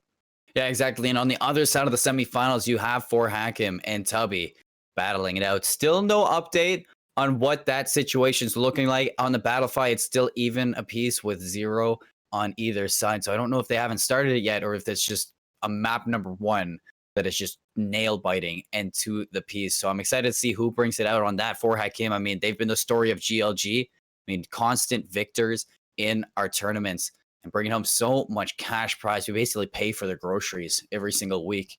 But aside from that, if they want to keep this going, I mean, Tubby, they are who they have to beat. I mean, Tubby's have a great matchup right now. 2-0 victories, right up the board to round number 3. So, I mean, this is a good semifinal already, and I'm just excited for what the finals have to offer. Yeah, absolutely. And it looks like we're going to be playing Moscow here for map 3. So we've seen that a couple times tonight. We saw Gunfight Kids have a 6-0 in their last round on this map, so they have to have a little confidence coming into this one. But so far, East Coast Toast has been their kryptonite. They were able to pull out map 2, force this map 3. So there's really anybody's ball game right now. Both teams playing with a lot of confidence. And again, I think it's going to come down to those offensive pushes that were so successful for East Coast Toast in that game on Crossroads. That's really what did them over in that one and forced them to the win. So whoever can win on offense on Moscow here is going to have the upper hand. Well, I'm looking at Garrison right now, and that was dominant from the side of Gunfight Kids. I mean, you look at it, it was 6-2, but if you also look at it from East Coast Toast side of it, Air disconnected. So you were playing down a player the whole time. I mean, if you're looking at Crossroads, it was constant first bloods in favor of ECT. If they can continue with that aggression, if they continue with those openings, you're looking at Penumbra to start that one off. I mean, Air and React, they're very good route runners with those submachine guns. And the A bomb site is going to be where their eyes are set on. Venom and Pain are going to be the first line of defense. So you're looking at that opening right now. Pain doesn't want to go down, going to play a little bit passive. But Penumbra checking every nook and cranny right now. Yeah, first blood in the hands of Pot. That's going to be huge on defense. But you see the sniper out from Air. He's using the Pellington. He gets the snipe gun punch from Ernesto. So now quickly the tables have turned. Ernesto's going to go ahead and lay bomb. Air with that sniper might want to be picking up mid-map. Instead, though, he's going to probably get into a gunfight here with Shock as he comes around on the rotation. Probably hard aiming it with the sniper. Look out! And Shock goes down. Actually, Air picked up a gun. And another kill from Penumbra will go ahead and round that first round to a 1-0 lead for East Coast Toast. They're able to get the picks there over at A. They put the bomb down. Now it's just a matter of holding these positions. Penumbra has the read on Pot. Big first round for them on offense. Well, that was a huge first blood, too, in favor of just watching for that rotation from Gunfight Kids. And as soon as you get that opening, you just keep on flooding through. And, I mean, React, he went down first. The first blood was in favor of GK, but, I mean, the flood from ECT, they just had their sights set on A, and they didn't let go of that strategy. React now, he's going to look for that defense, get close onto the bomb site. Penumbra holding off on Statue Courtyard. Watching for this push towards the B side. Ernest with that AK-74U. Going to find the first blood on Venoms this time. It's going to be Air backing him up on Pot. 2 players down for a gunfight, kids. As it's East Coast Toast with the strong advantage. Yeah. Big defense right now from East Coast Toast. Just holding down A. So that was the big push from Gunfight Kids. But now they're forced to rotate over to B. And it looks like they're going to have themselves a free plant if they want it. Shock right now trying to pick up mid-map. But it really has to seem like the only player he should be worried about is Penumbra, who's back there. Just barely can't see Shock in mid-map. Maybe he knows he's there. He's just holding this angle. Is Shock going to peek it, or is he just going to hold? He does step up. Shots come in. A little bit hurt, but he's able to keep his life. In Penumbra now, 1 shot. Shock gets picked up from mid-map. So a 3 versus 1 situation, but Payne does have the bomb down. He gets the first kill. Goes to hard aim closet here, expecting a push from Penumbra. Nothing doing, so he's going to back up and play his life. 23 seconds for East Coast Toast to try to get a defuse here. And Payne just playing the bomb. Bad timing, though, on the guy pushing out. Can he get the kill? React with the big kill with the 74U. He's going to go ahead and get the defuse. A pretty intense round there, and a pretty good effort again from Payne in a 1 versus 2. I mean, as soon as you get that bomb down, it's an excellent strategy from Gunfight Kids. You look at Payne, and he definitely had the right idea taking it towards the apartments. I mean, the AK-74U definitely going to be the stronger weapon on the inside corridors, but when you get that flood from the 2 players, that challenge from both of them, it's hard to pick which one to shoot at, and the trades are going to come out in favor of the numbers. Gunfight Kids not able to tie this up 1 apiece. 2-0 for East Coast Toast. They're holding this strong after coming off on a victory on Crossroads. So 2-0. I'm looking at where they're going to bring this bomb to this time. I think they're going to go to A once again as they're looking for a 2-2 split, favoring the left side of the minimap. Yeah, kind of splitting here, sending a couple guys to A, maybe trying to cause a distraction. And 6 on your map down there is Pot. He could be the one getting caught out. He's actually going to move up. First blood in hands of Gunfight Kids, but it seems like it's a slow push over towards B that they're trying to make. A big kill comes in from Ernesto, and if Penumbra wanted to, he could move up the street. Rotating back for Gunfight Kids is Payne. React getting another kill on Pot there, so 3 versus 2 in favor of the offensive team. Now, smartly, they're going to rotate all the way back to A, so they show B, make Gunfight Kids think they're going there. Now they rotate all the way back to A where they have numbers, and this should be a fairly easy take of A right now with just 1 player on Gunfight Kids to defend it. Trades come in, so 2 versus 1, free plant over at A. Just a matter of really mind games at this point, making the right read. Payne making a big read here. He's going to push up escalators fast. Can he get that first kill? Can't. Unfortunately, loses that gunfight. He might have had a good chance at a 2-piece. So East Coast Toast gonna take the 3-0 advantage here. You see Shock with some nice shots. Didn't end up mattering in the end there. And if you're Gunfight Kids, you're gonna need to change something here quickly, as this one's starting to get away.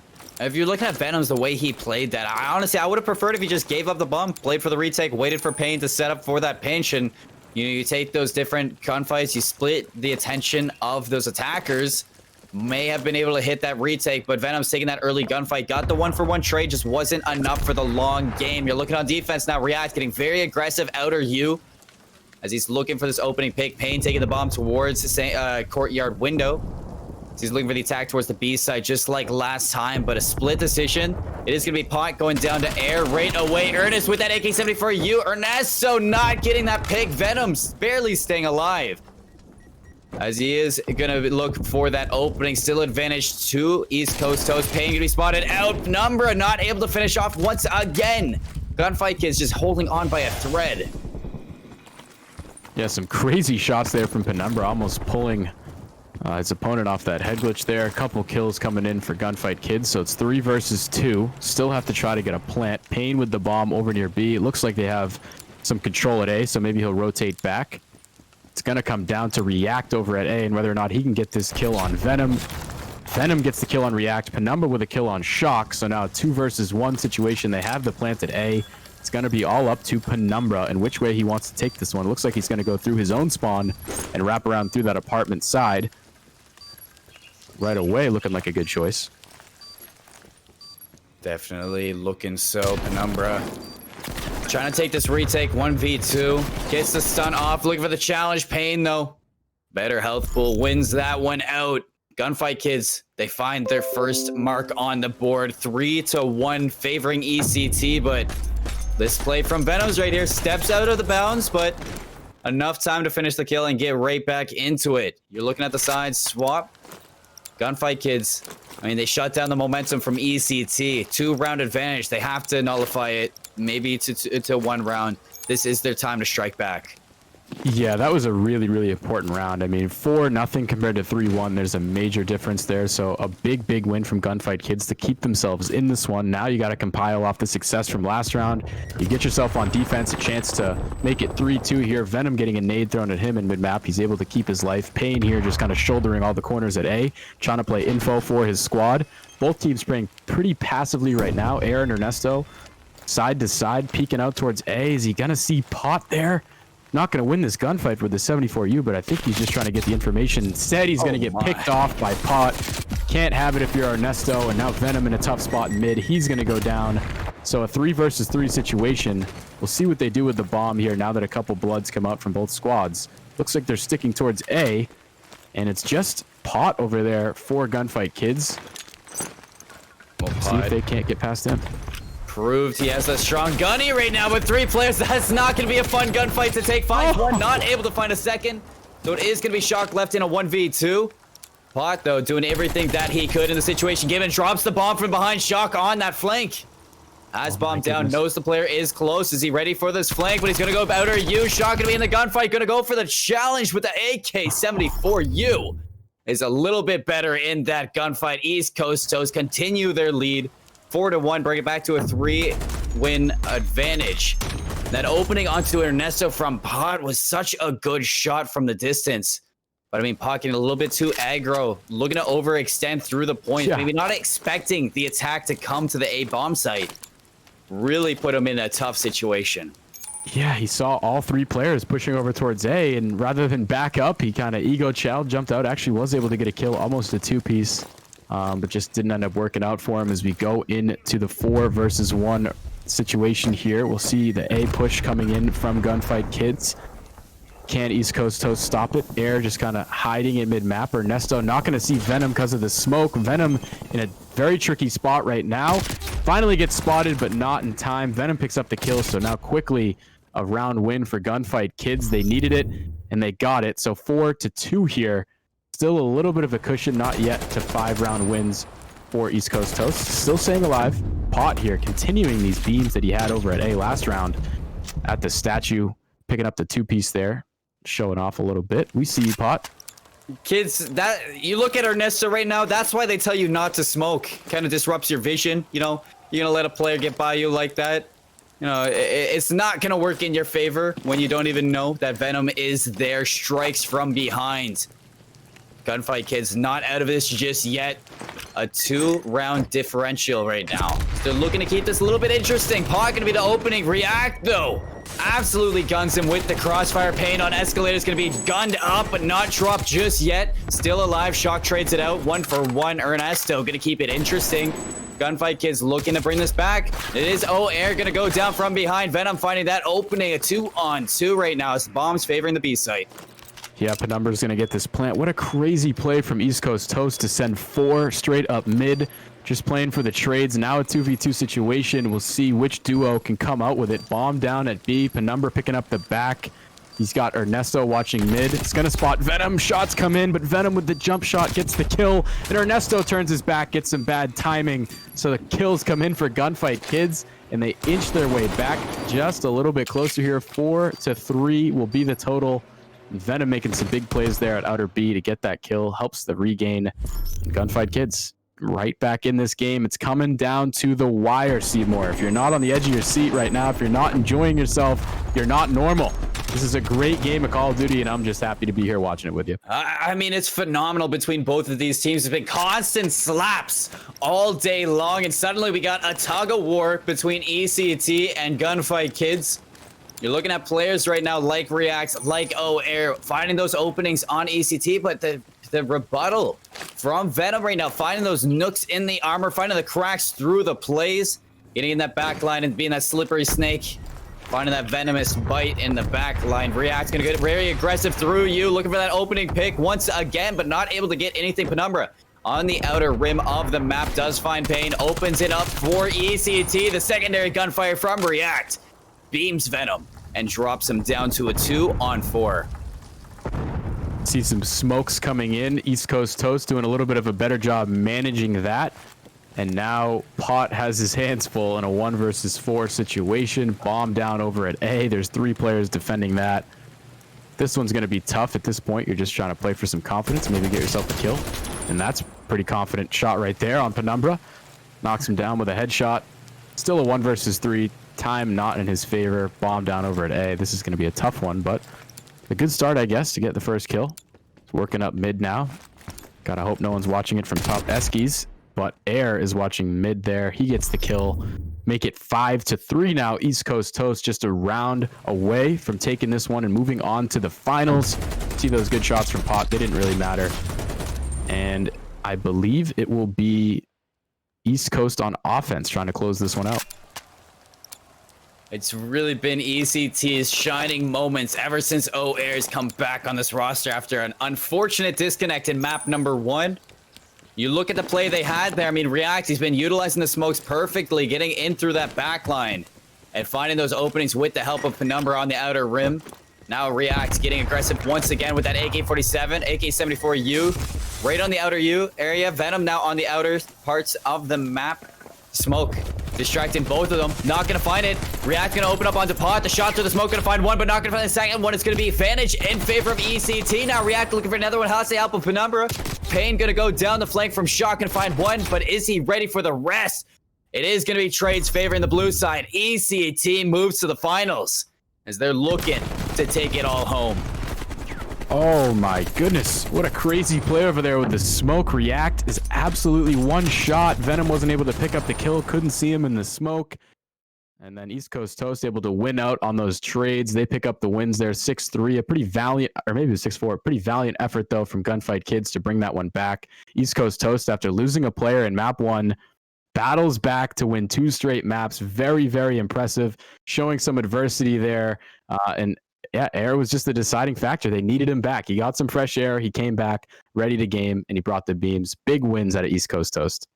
He just had to take a step outside. He just had to take a deep breath, regain, and pull back for the full mental in the next up and coming matches. I mean, you look at the bracket right here. It's going to be a tough grand finals for either team. I mean, you look at it right now. You got 4 Hakim or Tubbies on the opposite side. One we know so much about. I mean, 4 Hakim has been such a staple in GLG for so long, but you got that unknown factor, that dark horse Tubbies. I mean, I know nothing about this team other than they've stomped their way through the bracket to make it to where they are now. We're waiting on both of those teams to come back and both of these teams to show what they have in the grand finals. But if you're looking for more GLG up and coming matches, I mean, we haven't forgot about the Valorant community. I know we're making moves over in GLG, bringing actually some new friends in, bringing some new family to the back end of it to make sure that you guys over on Valorant have as much fun as you can in our pit of Valors. So very soon on our Saturdays, we're going to be announcing something special for our Valorant community. You stay tuned for GLG. Follow us on our socials, Twitter, GL Gaming Lounges, our Instagram, same thing, as well as our Twitch. We're going to give you all the information you need in the coming time. But for now, stay tuned for some more GLG Tuesday Night League. We'll be right back. We're headed to a break. with the bomb, he would have perfect sightlines on that, but instead he stayed up on rafters, ultimately getting costed in that round. It's 4-2 lead because of that. They really ran away with this game. Once they won that first defensive round, that's when the blood got pumping, and that's when they were ready to close it out. Like where number 7 is standing, he's just going to be back corner. Nostra might be able to get sightlines on this. Perfect pickup by him. King Ricky going to go down. They should know that player's bottom ban. They're going to challenge it. Nostra makes it a 5-4 game, 1 round away from round 11. Trap in that little rafters area. He sort of had to cross there, had to get some sort of information as to who was on A, and unfortunately gets punished for it with the double peek.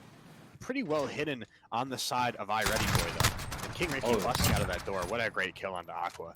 I mean, I think Aqua had first shots there onto Ricky, but Ricky coming out on top. That's that MP5 damage, that fire rate that I was talking about earlier, but too slow as the time is ticking down, just over 20 seconds. And iReadyBoy looking ready, spraying down, gets the team kill, but it does not matter. You shouldn't have stepped in, bro. He was ready for that. Maybe they're looking to take control of this, but if he's not ready, iReadyBoy was ready for it. Not Linksify, though. That's bomb down into Boiler Room, and Aqua with the last alive. Now or never. Time ticking. ReadyBoy still hiding. No one catching each other out. Sees Aqua. Aqua takes a couple shots, but not able to make anything connect. Coalition going to take their 3rd round in a row. A little bit of a shaky shot. I guess all that time off from the GLG tournament. Aqua's got to get a little more warmed up after that one. Are ready for the aggression on both sides. Linksify up on that half wall. Not going to see anything just yet. King Ricky's looking for him, but catches out Aqua instead. Then turns to Linksify. A little bit slow on the movement there, but King Ricky gets away with his life. Linksify now in a 1v2, but not going to make that happen either. 6-0 for the Coalitions. Quick round GG to both teams.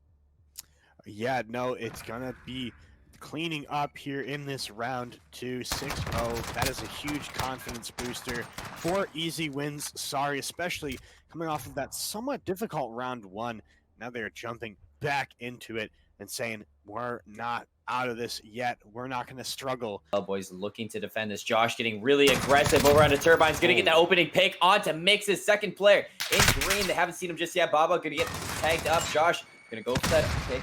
Go for that quick push onto him. He knows he has to push out. If you have free kill from above, 2-0 lead for FL Boys. He is a sneaky ninja on the map right now, going for the defuse fake. They have 10 seconds left to defuse it. 9 is going to be the key for Josh to peek out. He gets the kill. Coalition up 3-0. I hope to get a pick here. Wister can't quite see him from this angle, but if he moves a little bit, he might. Gets caught, finds one, looking for the second now. Back near the warehouse. Josh is going to lay down, regain that health. So definitely, here's the bomb plant coming out. This could be the first round for the side of Gunfire MR. He just has to be a little bit quicker. He misses the timing. Josh almost makes it work, almost catches him off guard, but Mixer takes the first round for Gunfire MR.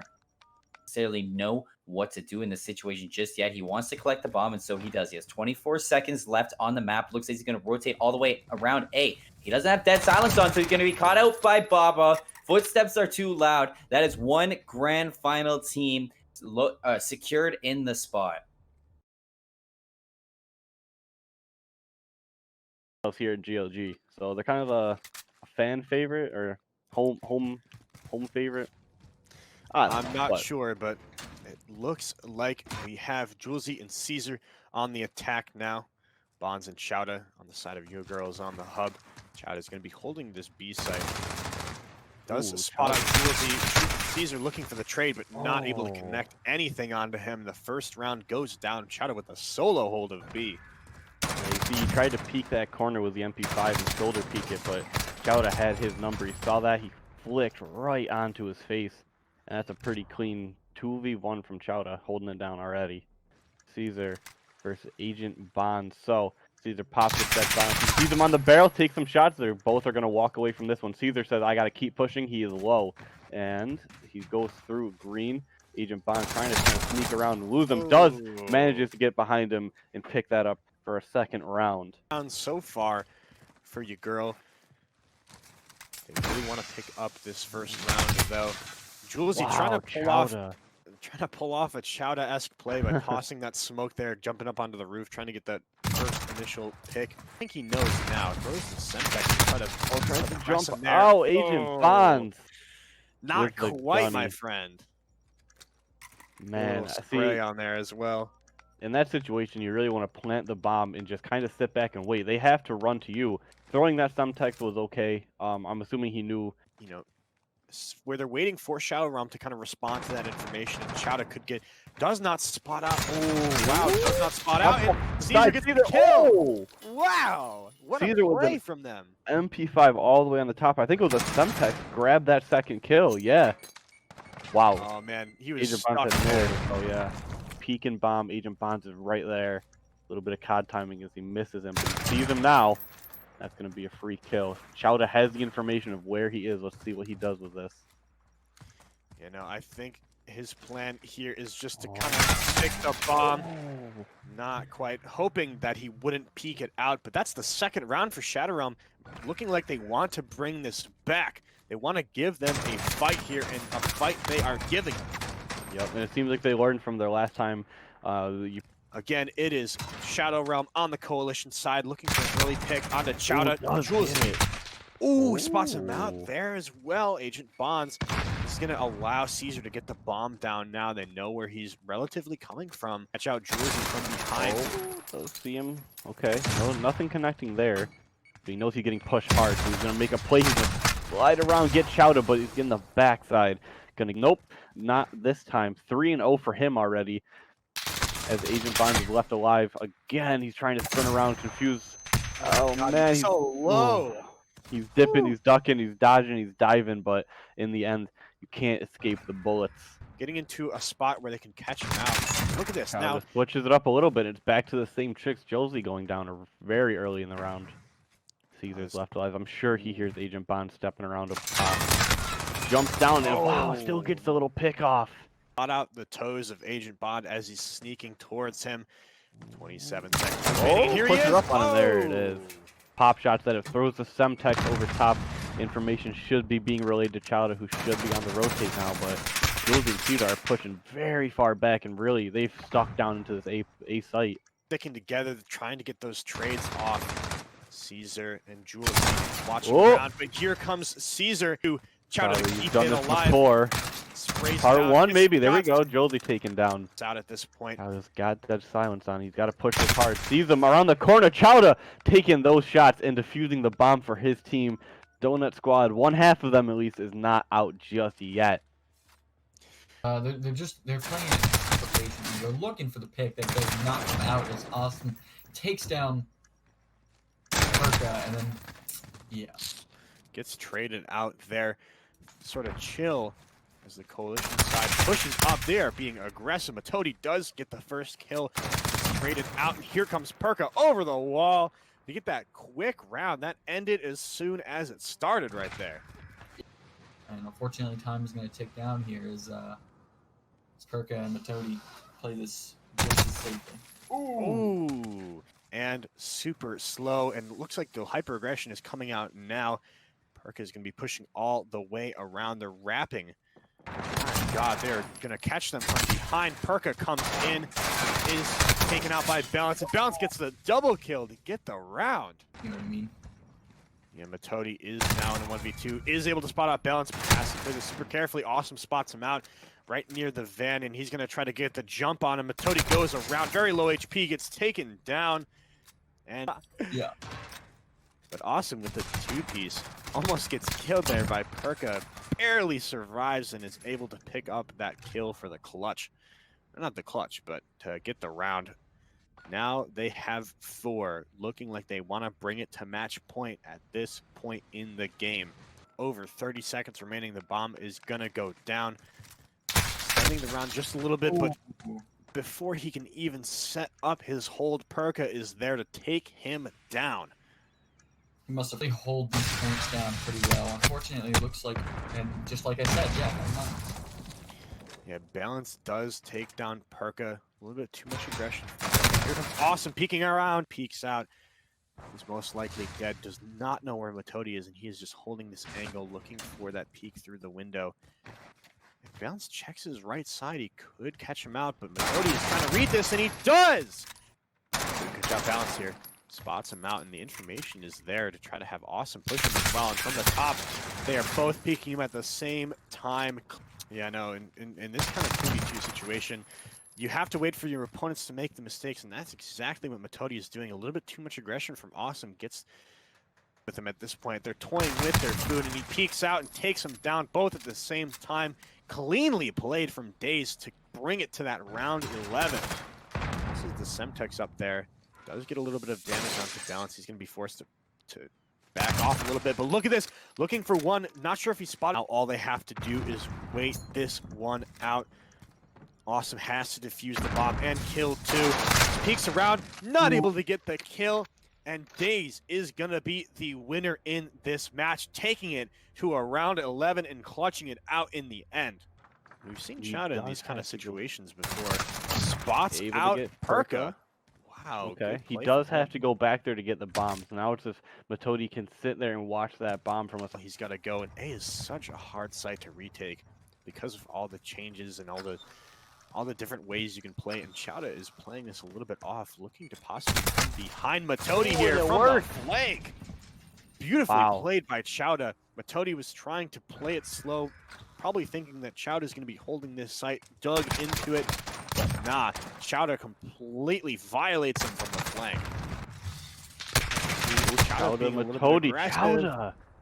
Bunny hopping across that rooftop, able to get a nice headshot on Matodi, leaving Perka alive. Now it's a reverse situation. Perka has to go get the bomb, but he says, I'm not going to get it yet. You're not going to get it ever, actually, as he goes down to Chowda as well.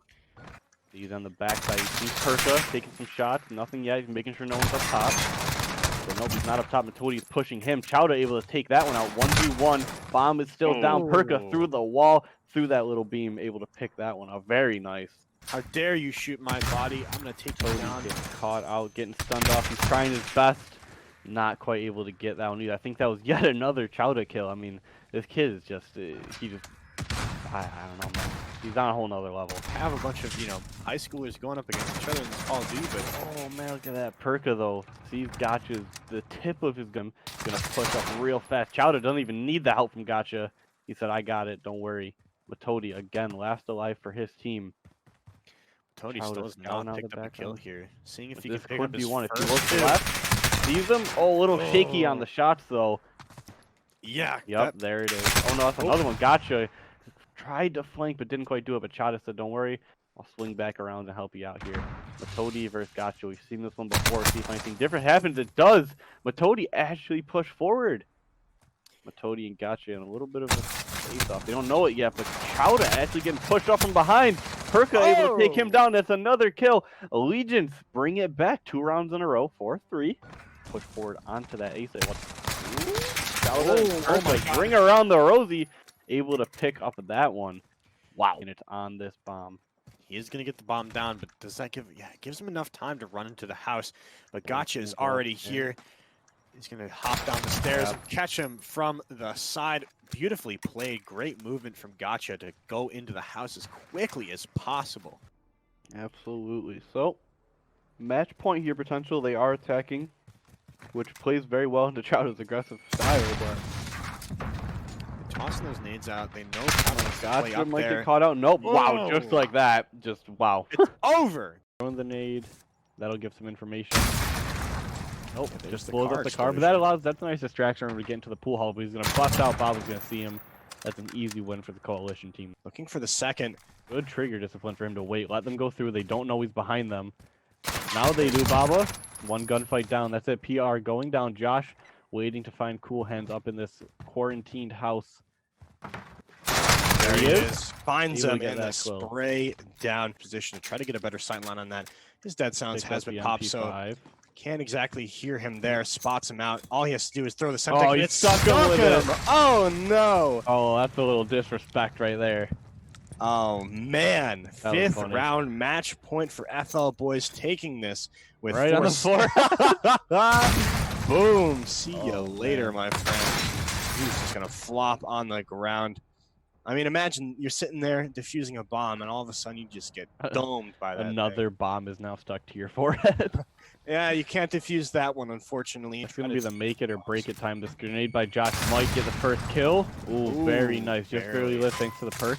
Gonna slide around, take him down. Now Josh says, I don't want to play slow. I'm just gonna take this 6-0 so I can move on. Very nice by him. 6-0 for FL boys. GG's in the chat. Took it with force. Looking pretty strong right off the bat. And Yeah, that was just, I mean, there's not too much to be said other than the FL boys they took it home. Yeah, taking a real safe route right now, not trying to give too much visual available. Angle. He is actually going to run right past him and get immediately gunned down. Random loading, taking this round.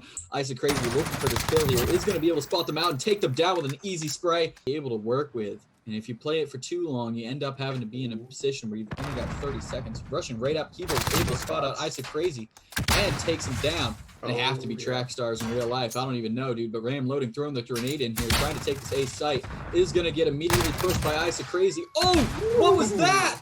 What was that? He takes him out and is able to get the site control here. Say so myself. Rock looking for him right now. Does take him down. That's the trade that they were looking for. The bomb is in their possession. I'm gonna go with Kibo. You kind of.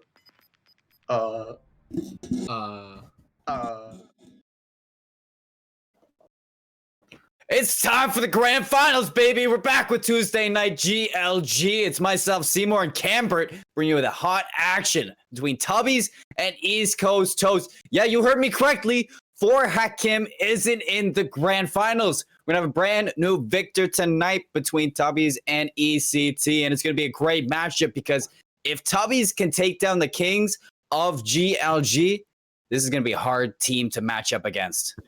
Yeah, this is going to be a really, really good match. I mean, you look at where East Coast Toast is coming from. They lose all momentum in map 1 of their last match. They have they have air disconnect from the game. Then they bring it back and win the next 2. So you have to think they have some pretty strong momentum on their side, having just won 2 in a row in a best-of-3 series. And then again, like you said, Tubbies, though, beating the defending champs. They're going to have some momentum. Both these guys coming in here with a lot of power. It's going to be really interesting to see who wins. Crossroads and Garrison, we've seen these maps so far tonight. Both teams have had differing strategies. East Coast Toast has been mixing it up a little bit. They had some A plants. They had some B plants. Really never know what they're going to do on offense. Really excited to see what takes place here, Seymour. Well, exactly. Even Crossroads the first place. I mean, the team to play this away takes the 50 beans that comes along with the victory at the end. And it's going to be a long matchup between these two Titans. It's going to be a tug of war between ECT and Tubbies. But I mean, ECT, you said it yourself, Crossroads, they came out strong. I don't think there was a single round that ECT didn't have a first blood. But we're going to find out how these teams match up against each other because we're headed to those snowy plains. That is Crossroads. Oh, baby. Yeah, and we'll start on board here with Penumbra on offense. Like we said, ECT likes to mix things up. We'll see what they do here in round 1. Will they go B? Will they go A? It looks like Penumbra's bringing things A. He has that smoke in his pocket if he wants to use it. Watching the fast pinch through mid. Nothing there. Does Tubbies have a sniper, though? You see Haunt in the back, and they're just slow playing this right now, maybe looking for a pick. Now Penumbra's going to make the move. He goes up to A, and it looks like he'll be safe to lay the bomb down. Number 6 there for Tubbies. That's Haunt. He's over on the cliff. Will he be able to pick up a kill as he backs up? Oh, Away just barely with his life, so a 3v3 now as Haunt moves up to the bomb. Maybe a chance for a ninja defuse. Oh, he could go for it. I mean, there's the overview. The player playing top Crossroads. Penumbra going to go down to Gumpy.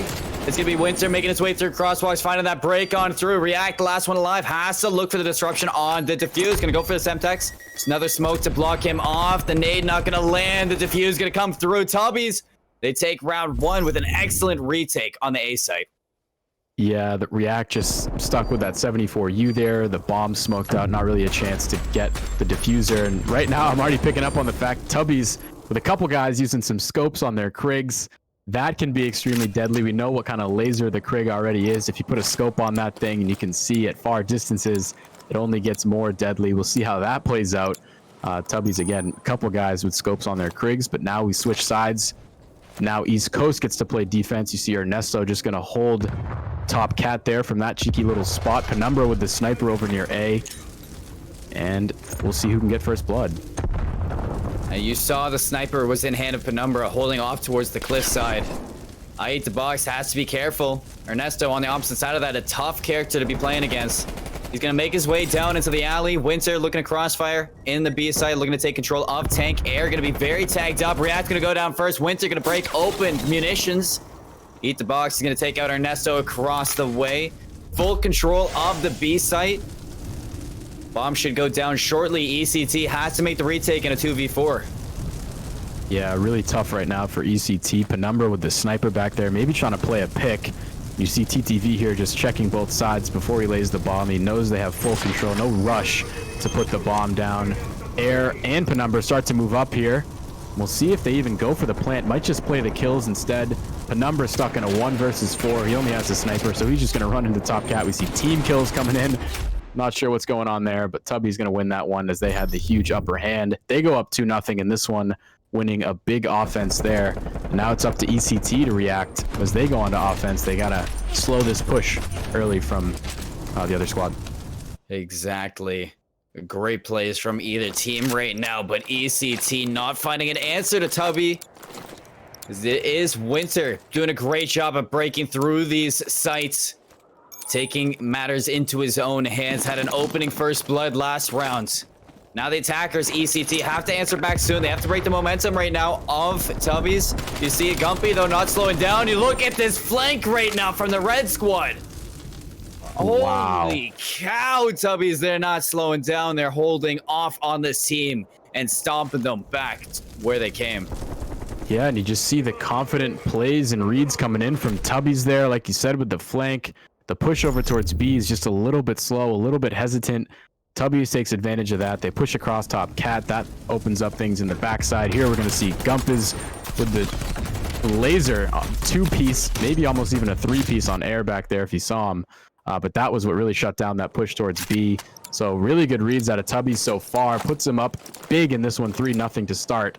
Now they get to get back on offense, to see if they can't extend this lead. Really big round here for ECT. Very, very big round indeed. This is where you have to see that swing come back in favor. You look at the confidence coming out from the red squad as they just not slowing down, not giving anything to ECT at all. So this is an important round indeed. You're looking for that opening pick now with the sniper. Penumbra hasn't found anything just yet with it, but he has to. This is a good spot to find that start. I hate the box. Looks like he's favoring towards the A side. Ernesto with that opening first blood. A great start for ECT. Let's see if they can run away with this.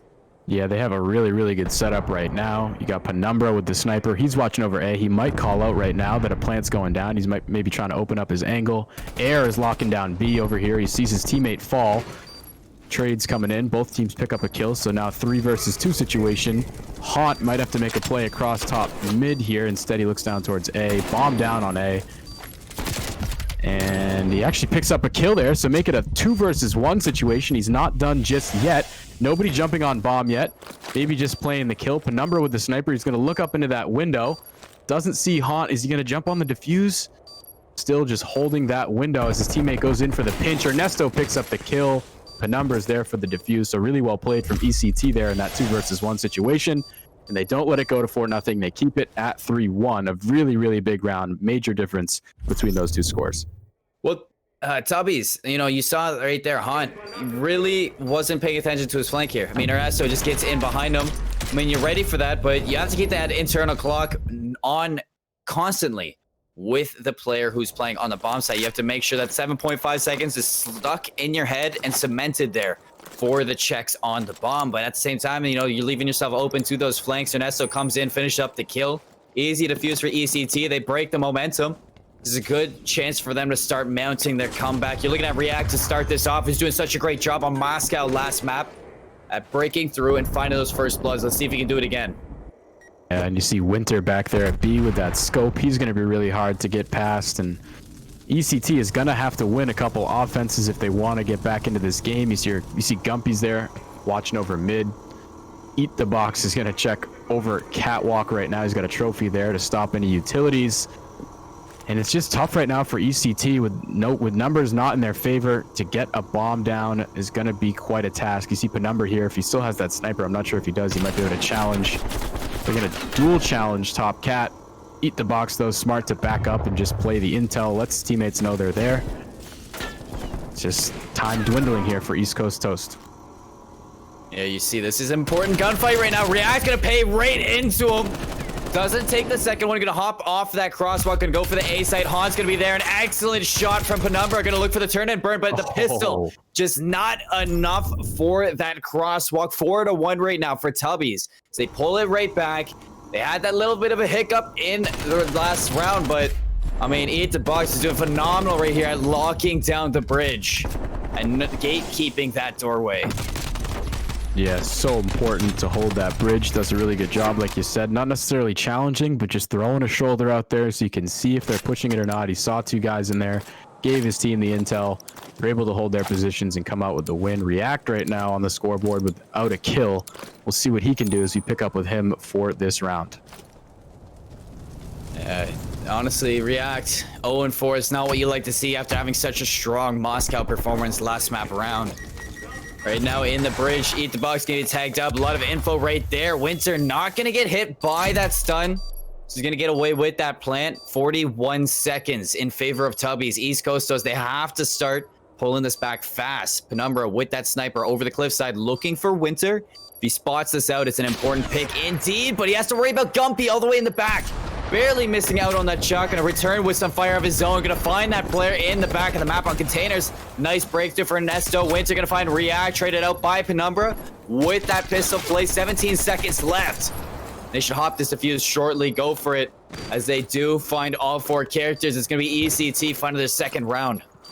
Yeah, and Penumbra really the decider in that round, picking up that snipe on the other sniper for the other team in the back of the map. Without that kill, they can't really push forward. We're going to see it again here. Gumpy's misses his first shot. Penumbra able to challenge back and hit his.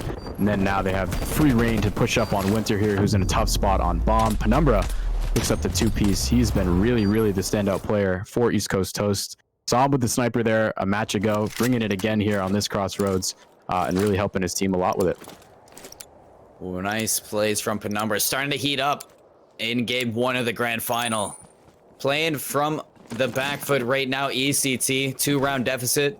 Looking to favor the A site. Trophy's going to go down. Stun's going to meet them. Nice opening pick from Ernesto onto Gumpy's. Once again, the first blood onto the sniper. Penumbra going for the plant as well. The smoke going to block him off. Haunt going to look to disrupt this, but not getting any eyes on it just yet. The Trophy's doing a good job at holding him off. Gonna get out with the plant. A 4-on-3 for the retake, and the Trophy's gonna lock it down. Is Haunt... Oh, okay. I was gonna say, I thought he might be defusing, but a big kill on Penumbra there. He's trying to push up. Great angle from East Coast Toast to get that kill. It's like you talked about earlier, Seymour. You get that plant down at A, and really all you have to do from there is just back up and hold your angles. It's so hard to break that plant once you get it down, and we see it working out for East Coast Toast. Here's Ernesto doing his thing with a nice two-piece. Picks up that kill on Haunt as he was pushing up. And for a second, I thought Haunt might have been ninja diffusing. It might have worked had he tried it, but just didn't end up working in his favor. So now 4-3, we see East Coast Toast fighting back in this game after Tubbies came out so hot out of the gates. React able to get a kill on the board. No more goose egg for him. We'll see if he can keep things going here into the next round. I was a little bit afraid. You know, Tubbies came out strong. But ECT, it looks like they've woken up and they've showed up to the grand finals here. Eat the Bucks. Such a crucial player for Tubbies right now, holding down this crosswalk. But instead, it's going to be Winter opening up with the first blood onto Penumbra. That's a huge play indeed. Bomb's going to be planted at B as well. Trays go back and forth, favoring Tubbies. That is still going to be a player advantage to the red side. A second kill for Gumpy. Air left alone in a 1v3.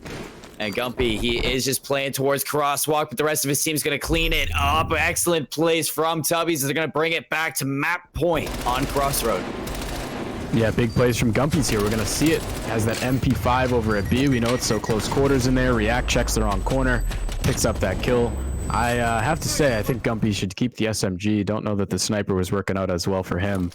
But big kills regardless, make it 5-3, puts East Coast Toast in a corner here on offense. Have to make a decision which bomb they want to go to. Obviously a crucial round.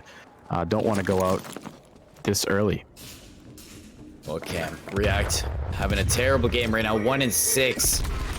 Have to see him pick it up if East Coast Toast really wants to take this win, but Gumpy's getting super aggro. React's gonna find that with the shot punch. Second play for Ernesto. Gonna take out I8 the Box on the crosswalk. Gonna be a heavy advantage to ECT. 2 left for Tubbies, Winter and Haunt looking to clutch up right now in the Gulag. but it's going to be the patient plays over towards munition and bomb, favoring the A side. Winter going to be caught off guard. A great play right now from ECT. They should have a free bomb plant. Yeah, and it sounds like Ernesto's got his headset cranked. He hears the slide in mid, able to turn the corner and get the kill. Big plays from East Coast Toast. Really good job at getting the advantage and then slowing things down, making sure you don't get too aggressive and have yourself caught out. Here you see Air with the read on Haunt. He gets the kill. They're still in this one, 5-4. Now you're on defense. A really good chance to push round 11. In this round, you just got to make sure you're not getting blooded.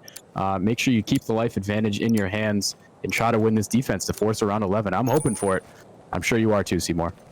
I want that round 11. We've been gypped of it so many times right now in this broadcast, and one round away from it. ECT has to pull it back on the defense. Looks like a strong push towards the B site. Gumpy's getting really aggro towards Tank with Winter hopping up top. Air gonna have a lot to work with right now. Trophy system to help him out. Ready for the mantle. Here's it as well. The shots of the smoke are gonna land. No trade, so it's advantage to ECT. They have bomb down as well. They just don't know it yet. Haunt gonna put some shots in there. Ernesto going to find that 2 plays in favor, though. 2-on-2 at the end of the fights.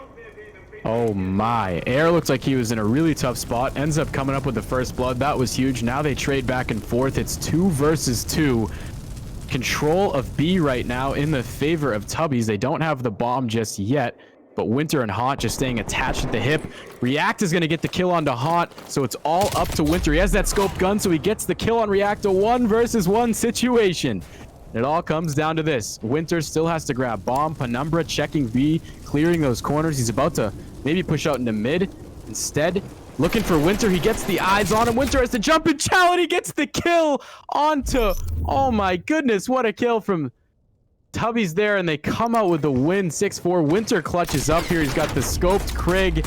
Hits Penumbra with the cheese. Penumbra had the drop, but Winter had the beam. How about that? 6-4 in favor of Tubbies. So close to the round 11. Just minimal timing in favor of Tubbies there. I mean, Winter, I think O-Air got that first initial pick, but because the smoke was down, didn't see that the bomb was down there as well. So, I mean, you realize the plays coming out from ECT, how fast he was playing it, how he was sliding through the corridors, getting into munitions as quick as possible. They had no idea that bomb was down.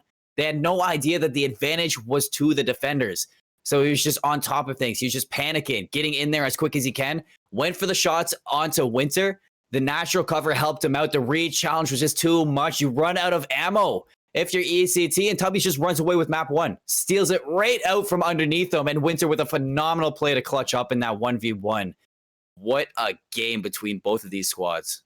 Yeah, that was really incredible. Crazy shots from Winter there in that final round. Like we said, he gets in a tough spot, loses some health, jumps out on the rechow, absolutely fries Penumbra. And it's just that scoped AR, I feel like, can be so deadly. I mean, the Krig already with no recoil. You add that extra range with the scope, it gets even worse. But now we go to Garrison. We know East Coast Toast had some success on Garrison. Or actually, they got hit with the DC. They had a player disconnect. They ended up losing that match, but now we'll see at full strength if things turn out a little differently. They were pretty aggressive on offense. We'll see if they keep that up, but find themselves in a hole here against Tubbies. They win round 1. That is big. Well, I have to say about Garrison, even with O-Air DCing there, it was a little bit lackluster for the side of ECT. I mean, you have to be a little bit scared going to this map because when O-Air was DCing, you were already at the deficit. It was already 3-2, not in your favor. And going into here, I mean, if you're seeing the amount of firepower that Tubbies is bringing, the amount of confidence that they're bringing as well, if you're running routes right now for Tubbies, you might be able to catch ECT off so much, and you might not be ready for Tubbies' aggression. Yeah, and it just comes down to it. I mean, you're in the finals now. Everything means so much more, obviously. How do you want to play this? Garrison, we know a lot of spots and angles that are so important. Do you want to sit back and play your picks, or do you want to be aggressive and maybe try to catch the other team sleeping? Like we said, we saw ECT do some crazy stuff last time.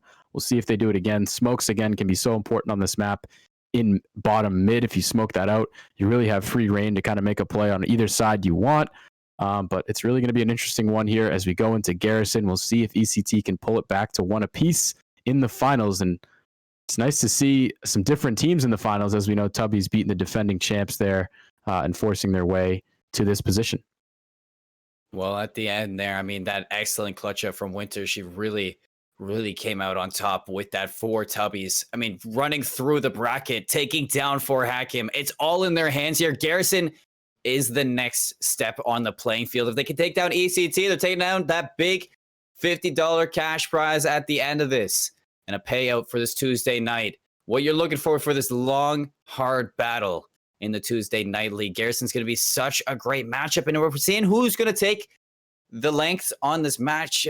Cam, what do you want to see these teams do on this map to kind of take the lead here? Yeah, I think on defense, it's just a matter of fanning out and holding all your lanes, making sure nobody can sneak past you. Obviously, we talked as well about top green control, how important that can be. You're going to have to have someone watching that. We saw a couple times from Payne there working his way towards that middle bridge, a power position that can be. We've seen some snipers on Garrison. Really, anything goes here on Garrison. We know Penumbra was using the sniper there a little while ago, so maybe he'll pull that out again. Can be so effective from that spawn tank on defense, just watching over mid. Just a lot of stuff that could happen here. It's just a matter of how these teams want to play it. Do you want to be aggressive, or do you want to sit back and let things come to you? I think as well, we've talked about it. Offense, so important. Whoever can come out with those wins on offense is going to have the upper hand. It happened for Tubbies there on Crossroads. Can they keep that and bring it into Garrison, win some offenses, get themselves the upper hand? If I really play kind of homage to the past rounds on to Garrison, I mean, you look at players like Payne, and React was doing a great job as well working the vents. I mean, it's very sneaky, kind of slippery angles that these players can take. And I mean, on defense, if you're trying to get as aggro as you are on attack, it can pay off on a map like Garrison. So I like on each side, whichever way you want to play it, I think that both teams are going to have a very fast showing on either defense or attack. One thing you really have to kind of look at is gunfight kids. I mean, the way that they were playing Garrison, they were kind of holding off on the patient plays, and they're kind of waiting on defense, setting up traps, cross angles. Crossfire is important as well for this. I mean, you could really set up on defense a nice cross angle so that once you pass that threshold onto the B side of the map, once you open up yourself onto the main floor, it's a deathly trap at that point between both ARs. Yeah, and we've talked as well, Garrison, so many little spots you can hide in, and I really think it's fun to have competitions early into a game's release date to where it comes down to whichever team's been maybe playing the game more. Who knows more spots? Who knows the little cheating, not cheats, but the little tricks you can pull to kind of beat your opponent. All the stops need to be pulled out here in the finals. And again, I really think whichever team kind of has those little extra advantages that they can pull out, that can really help you in a game where one round can be the difference maker, or one play can really be the difference maker in the entire matchup. And now we're in the finals. So like I say, anything goes here as we get into Garrison. So I'm excited for it.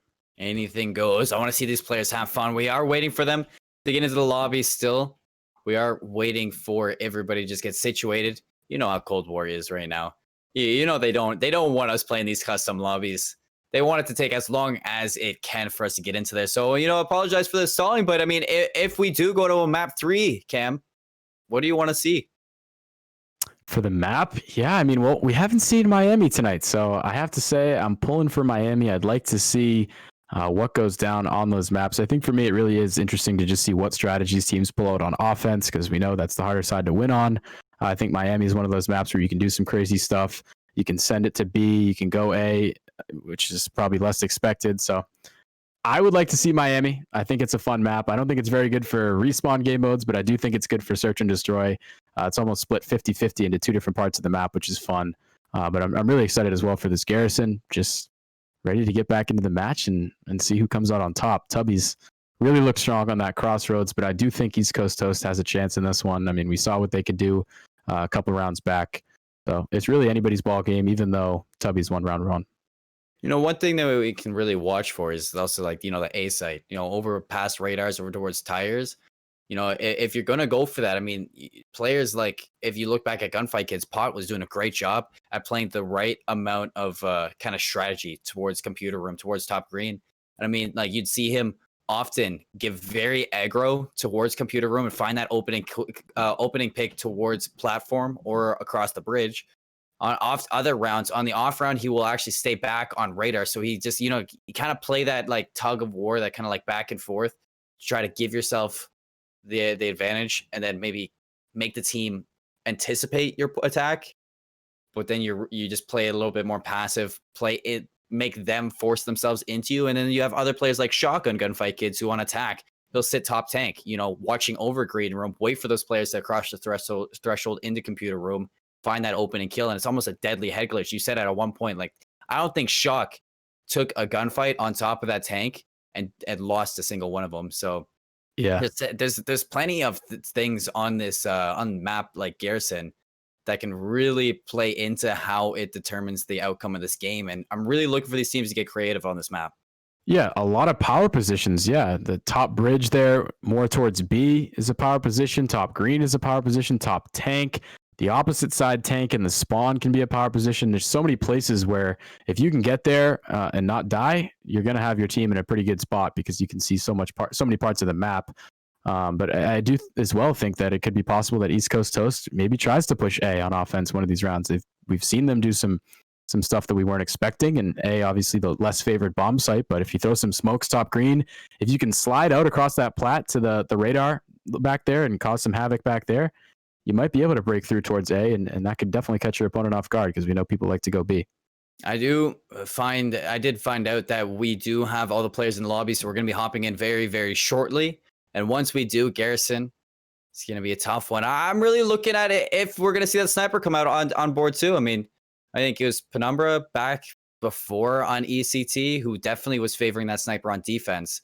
And it's important to look at it because if you're going to take that sniper on defense and hold elbow, it's a very strong weapon to have looking for that first blood. So we are hopping into Garrison finally, the tank central of Cold War. It's going to be ECT looking for map 3. Tubbies looking to take it in 2. A good one to be looking out for in a battle between greats. This is what it's all about. Comes down to this. Who can handle the nerves? Who's playing more confident? Which team has got it all in check? The comms, everything. It all comes down to this. And like I said, you kind of pull out all the stops. Anything goes. I'm really, really excited about this one. And I agree. I'd like to see Penumbra pull out that sniper. I think that's a lot of fun to watch a player use that. So we see offense here for Tubbies to start. See where they opt to go. You might think they'd play slow. Probably try to play for a pick. Maybe work something towards B. See how East Coast Toast defends it. Do they send somebody to that vent? And it looks like React is already down there. We'll see how this first gunfight plays out. As I eat the box getting ready to go down there. He's thinking about it. React's waiting for him. Oh, this could be really interesting. Bomb's already planted, though. The bomb's already planted. Penumbra gonna find a pick with that sniper. React gonna go down and vent. Penumbra trying to do everything that he can. And raid out from underneath them. Tubby's getting that bomb plant. It's gonna be everything. I eat the box and find a pick under Ernesto. Winter gets traded out by O-Air, so it's a 2-on-2 for the retake. You are gonna see the gunfights go back and forth. O-Air has to make a move. 21 seconds left. Penumbra tries to hop the bomb, but gonna get dropped from bridge. That AK-74U is gonna be everything right now in this matchup. Trying to get aggressive. He's gonna find one. Looks for the tank to find 2, but has to top the bomb if you want to win this. 8 seconds left. Not going to be everything because Tubbies just has the better advantage right there. An unfortunate play from the side of What just happened? I have no clue how Tubbies got that plant down early, but you look at Gumpy's right here, and he gets back and he finds Reacts from behind. Oh my! Not even I was so ready busy for that. paying attention to that to see if React might climb up, if there was going to be a gunfight, and then all of a sudden the bomb is down. I'm like, what? How did Gumpy's manage that? Either way, it works out in a big favor for his team. They get that first round win on offense. That is so huge. Now East Coast has to answer and see if they can't get a win of their own. It's 1-0 here. Still see the MP5 from one of the Tubbies players there. Penumbra with the bomb. He's trying to start things off with a blood over near lights. He's going to pick up Gumpy's, but does he get the kill? He doesn't. Gumpy's barely stays up with his life. He goes into vent, but he will fall to React. So now 3 versus 4 in favor of the offense. Big picks right now from ECT, looking to bring it back on their attack. Haunt playing very, very deep on the A site, giving a lot of aggression, a lot of space open for the attackers to take control of green. But he's providing himself a great escape if he wants to get out of here and not take an initial flood fight. ECT has to open up with a second one. They're not getting too aggressive. I hate the box. They're gonna even it up onto Ernesto. 3-on-3 now. Bomb's not done just yet. Yeah, that is a big kill from Aita Box. Both teams just kind of playing passively after that first blood. waiting for the other to make their move, and obviously it's East Coast Toast who has to do that. See a player pushing up into lights. Winter's able to pick up that kill. Bomb is smoked out. They're checking to see if a plant's going down. It is not. Penumbra decides to slide out towards A. He's going to get picked up by Haunt, and this one is pretty much all but done for. It's left up to Air. He's not going to have enough time.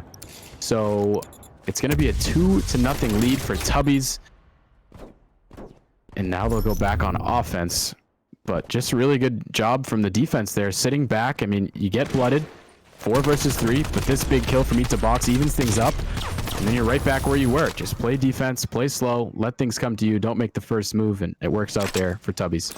It really seems like ECT is playing very reactive instead of proactive. I mean, you find your opening first blood, and you're just playing so passive. You have to look to push off of that. You can't wait for the defenders to come to you because, I mean, they're defending. They don't have to come to you. You have to go to them. This is a great start from ECT, but the slow tempo wasn't favoring them indeed. Gumpy's getting very aggressive through top green. He's gonna spot one player down mid. No gunfights just yet. It's gonna be a great snipe though, opening it up for ECT. Traded out instantly by Haunt. Air gonna go down. Winter, she's holding on to that bridge. Looking for that second pick. Tied up 3 apiece. Nobody giving each other anything to work with. Yeah, and Haunt's going to have to be careful there in mid-map. We know the sniper's back there from Penumbra. Trades coming down, 2 versus 1, so it's all up to Penumbra with the sniper. Gonna have a player coming to top bridge. He takes some shots, slides away with his life. Now he's ready for Haunt. Good read, doesn't hit the shot. Haunt able to make some movement work and get the kill there on Penumbra to make it 3-0 for Tubbies. And really, almost seemed like the advantage was in East Coast Toast's hand. But all of a sudden, things flipped on their head, so another round win there for Tubbies. Great start right now. Once again, just like the beginning of Crossroads, Tubbies coming out with a 3 victory lead. 3-0 to start this one off. ECT, though, they have to answer back. And it was about at this time on Crossroads where they found that kind of life in their bodies. Winter is going to be holding on to elbow. You see the smokes come on through. They're going to get aggressive into B. React, though. He's not going to push too far forward. You are going to see that tac mat come off. Numbra not going to find anything just yet. I8 Box going to be holding off on that elbow. Going to be peppering some shots down, holding off and slowing down this attack. React going to get in there. It's going to be traded 1 for 1, but Numbra going to keep it even. Yep, Numbra with the bomb. Winter playing this scope. He doesn't need a sniper when you can just put a scope on the Krig. This thing basically is a sniper. Numbra might have just saw Haunt there, so he's going to go ahead and push up towards top map. He's sliding across the bridge, trying to get this pick on Winter. Scope versus Red Dot.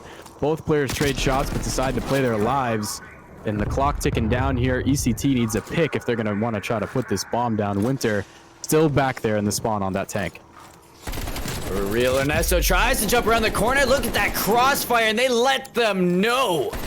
You cannot walk through that choke. You're going to drop the bomb there. Gumpies is going to win that all day long, and Tubbies are running away with game 2. Oh, no, Seymour. You never like to see the shooting of the bodies. And yeah, you could definitely say these guys are running away with it now. You can see the confidence. Winter with that scope in the back is just such a problem. You have to keep him in the back of your mind. Doesn't allow for anybody to move forward or gain control. Yeah, I don't know. I mean, that scope is deadly, man, on the Krig. And now you see Gumpy's deciding to pull out a scope of his own, this time on offense. Maybe see if he can't create an opening for his squad. We'll see if he goes to top tank. Likely power position as he starts here looking over mid-map. He's going to see Air. Does he get the sniper? Just misses it, which would have been a really big play for his squad to open up the round. So now East Coast Toast has to reset here on defense. Really need a win. First blood once again to ECT. Let's see if they can follow up with it. It's going to be I8 Box. Going to be pushing through vents. React holding close above the vents. So he might be cut off by this rotation. Ernesto going to be holding into green. Winter, she looks like she's ready for that. React right around the corner. Not going to spot anything just yet. Oh my goodness. They're just brushing up against each other. Ernesto still not getting too over aggressive. I like the way that ECT is playing this, but I mean, eventually Tubbies is going to put the pedal to the metal. But just right now, they're looking for an opening. Winter going to rotate around. Has bomb in hand. Looks for Air. I don't think they're actually expecting React to be where they are. Air going to be caught off guard. The headshot going to come through. It evens it up 3 apiece. React still being Wow. quiet as ever, but evened up together. Yeah, and it goes back to what you were saying, the proactive versus reactive. Penumbra gets the call out on Winter there. I believe it was React over by B who didn't decide to chow. This time he gets the kill near bomb, but not on the bomb carrier. He gets some help from his teammates. This one should be all done for. East Coast Toast able to pick up a round. But yeah, Penumbra gets some information on a player top bridge. Calls it out, you have to think, and React just very patiently doesn't decide to challenge. They had numbers. It actually ends up working out in their favor as they come out with a round win, but just goes to show the patience that East Coast Toast is playing with, even though they're down in this match. Well, they're finding their first round win in map number 2. I mean, Ernesto doing a great job of just keeping quiet inside top green. And once it's his time to shine, he peeks on through, finds 2. Gonna have that sniper of Gumpy's looking for that opening once again. Was first blooded last round, spots the trophy system. The smoke's gonna block off the sights. So he's gonna have to relocate his sniper rifle and find a new area to put the boomstick to the test. Some shots are gonna be traded. React gonna be finding the opening onto Haunt as the bomb. It just looks like it's gonna flood to the A side of the map. Winter might have that crossfire, might be able to find that opening. Penumbra, body shot right there. He's not gonna miss that one. Two picks in favor of Tubbies. It's a 3-on-2 now.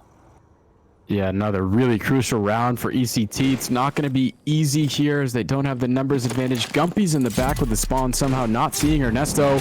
That time he saw him, picks him off with the headshot. 3 versus 1. Air with the bomb down in a very, very bad spot is going to have to make some magic happen as he's already spotted, but he's picking up kills. Gets a big 2-piece, and now it's a 1 versus 1. Air with the AK.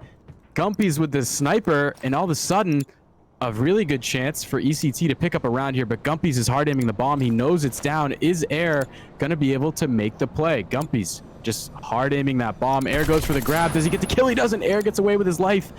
Does he go straight to B now that he has the control, or does he play A? He is going to go to B. We'll see if he can get this bomb down. He's going to go for the plant. The trophy system should allow him to get that bomb planted. Only takes 5 seconds. Bomb goes down.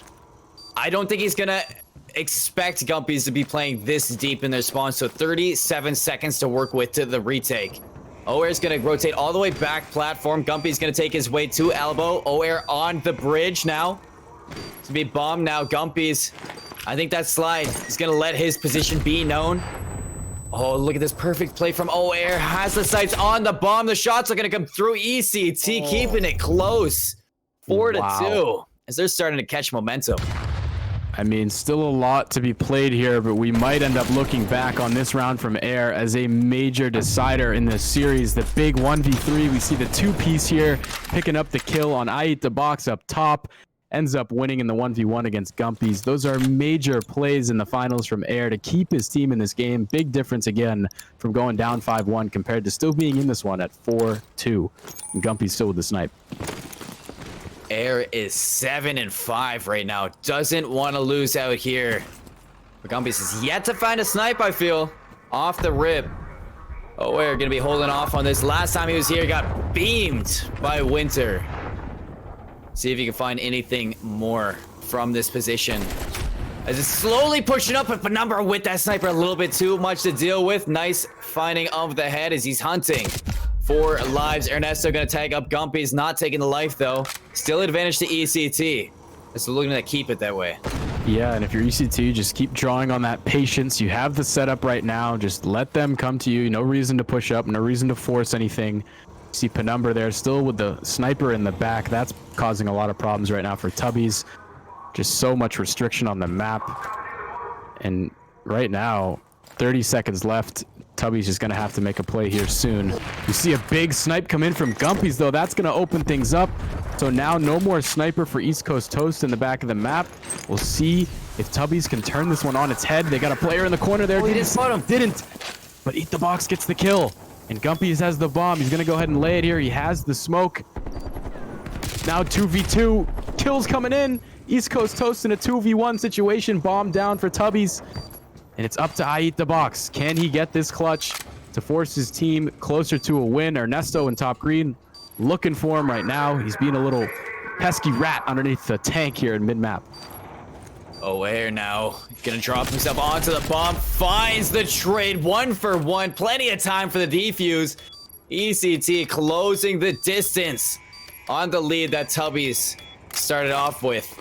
And something to look at. I mean, you look at the way Tubbies is playing this. I mean, they start off strong so well in the start of this game, and then they start to fall off as the time keeps on going through. I mean, Penumbra here getting spotted out by Gumpies. A great snipe from Tubbies allowed them to take some space on the board, but I mean, the trades just came in favor of the red side.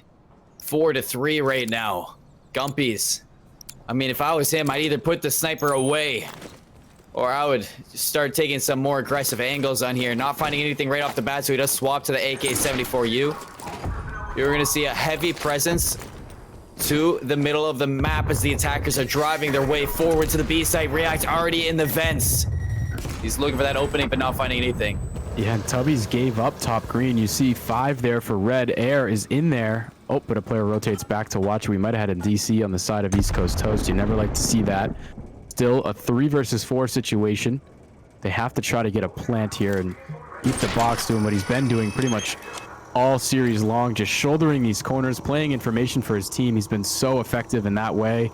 Right now over at B, letting his team know that nothing yet, but he might see React here in a second instead. React rotating back to his spawn, now changes his mind again. Might try to make a play on Vent, which would actually help his team here. Is Eat the Box going to finally see him? He does. Challenge comes in, but React wins that one. That's a big kill for ECT. Even things up at 3 apiece. Gumpy's making the read on Ernesto. That's not going to happen. Ernesto with a big kill. And now quickly a 3 versus 2. Bomb's going to go down. Hans looking for the equalizer. Finds React. Ernesto going for the trade. Tags him up a bit, but Hunt gets out with his life. Air going to be waiting on in the back line. The DC might be hurting the mentals of ECT, but they're holding strong and they're keeping this interesting. This is perfect placement right now for Air. Han's gonna find Ernesto. You have Winter to watch over you. Smoke's gonna go down. Air's gonna go for the check. That's gonna be important right there. That nade, the trophy system gonna block it off. Winter's going for the defuse. Han's gonna find the kill. Tubbies, they're heading to match point. Wow. So ECT couldn't pull out the clutch there again that time. Make it 5-3. They do lose a player. That's definitely going to hurt them here as they go towards an elimination round. All in favor of Tubbies right now. A chance to close it out in game 2. You see a big gunfight from React. But again, 4 versus 3 here. Really going to be tough if you are East Coast Toast. But at least they have defense, so they can kind of sit back, let things come to them, maybe hope for some first bloods. And if you're Tubbies here, a really good chance to close this one out. React looking to lead the charge with the bomb in hand. Just kidding. They're on defense. Han holding off on the platform. Spots the shoulder, but not going to put anything in the body. Where you see he drops the trophy system. Tubbies are going to take this. Maybe a rehost here on to get that player back. 5-3 is going to be the scoreline right now. I think it's only fair.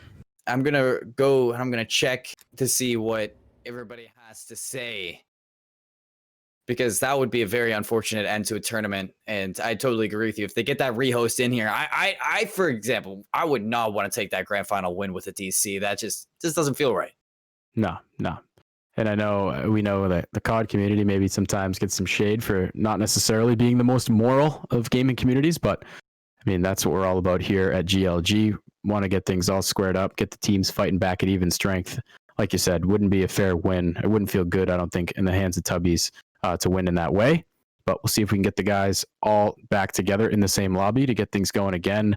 Still, though, Tubbies right on the cusp of winning this thing. They just need one more round. I believe they're going to be on offense once we get things going again. We'll see if we can get that set up. But yeah, I mean, maybe now's your chance. You can close things out. Do you try to get aggressive? Do you make a crazy play? Do you push A-bomb maybe, something we haven't seen yet? Or do you just kind of stick to what's been working for you, play slow, maybe look for a pick and try to work something over at B? Either way, this is the last-ditch efforts for everyone. 5-3 in favor of Tubbies. We're heading back into the tank armory of Garrison. You do have Penumbra back on board. I was a little bit afraid because he's a heavy hitter for ECT. Having him off the lineup, it's going to be detrimental to the play at hand. Tubbies now on the attack. Han could be leading the charge. Penumbra back with the boomstick in hand. Looking for that opening pick. Nobody going to give him anything just yet. Actually, wait, Gump. He might be going for the challenge. Penumbra, if he's ready for it, might be able to find it as well. React getting very aggressive. Bottom vents. Gump is going to put some shots in. Both teams being patient, but taking as much as they can. Waiting for it. I hate the box and find React. Winter's going to take out Ernesto. 4-on-3. Tubby's running away. Penumbra, though, does have that sniper. Can he make a play with it? It could come in crucial in this round. Air with the snapper on Winter. That's a huge play already. And still the bomb yet to go down on B, trying to make sure they have control before they do that. They do get one more kill. So it's all up to Penumbra with his sniper here in a 3-on-1 situation. He's looking up towards I Eat the Fox. Just misses the snipe. And so they're going to know where he is. He's called out. Really, really tough situation here for Penumbra. Trying to keep his team alive in this one. It's all or nothing right now. We see the bomb getting ready to go down. It does get planted, and they are going to pick off Penumbra. So that is going to do it. Tubbies comes out with the win, 2-0 in this series. Really strong performance out of them, but still all credit to East Coast Toast. A really strong fight they put up in these series. For sure. I mean, great starts from Tubbies as well, and able to close it out when it does count. Tubby's going to be your victors for the night. I mean, Penumbra coming right back into the lineup, being left in a 3-on-1. It's not really where you want to be for the grand finals, but if you're Tubbies, that's exactly where you want to be with the one player left. You're going to close it out. You're going to take the win, take home $50 on the night. And that is going to have it for your Tuesday night league. You see it at the top. You're going to cross out that ECT name as Tubbies. They're in the spotlight right now. Yeah, how about it? How we get a new champion here. But Tubby's just a really strong performance, able to compose themselves after we get the reset there on Garrison, win that final round, that offense. Penumbra, yeah, like we said, really had the odds stacked against him there. But you give credit where credit is due. Really good performance out of Tubbies. They're able to get it done in just 2 maps there. Commanding win on Crossroads, and then a really good win there on Garrison, able to hang on and get the dub. $50 richer for all of them. I don't know about everybody else, but I'll probably be getting some food after this. So if I had $50, who knows where I'd be going for some dinner. Exactly. And a great ending to the Tuesday Night League. I mean, you look at the bracket. Tubby's dominant throughout the whole way. 2 O's across the board, even dethroning the Kings of GLG for Hakim. So all the way in the grand finals, it's just business when it comes to Tubby's. Great showing across the lineup. Can't wait to see what they offer to many more tournaments that GLG puts on. And in the coming weeks, GLG's got some special stuff happening for you because we are partnering with the Rochester Gaming Lounge Player Zone in Rochester, New York. A $2,000 tournament for Call of Duty. It's a variant 4v4. That means it's going to feature Hardpoint, Control, Search and Destroy, all your favorite game modes in the Cold War season.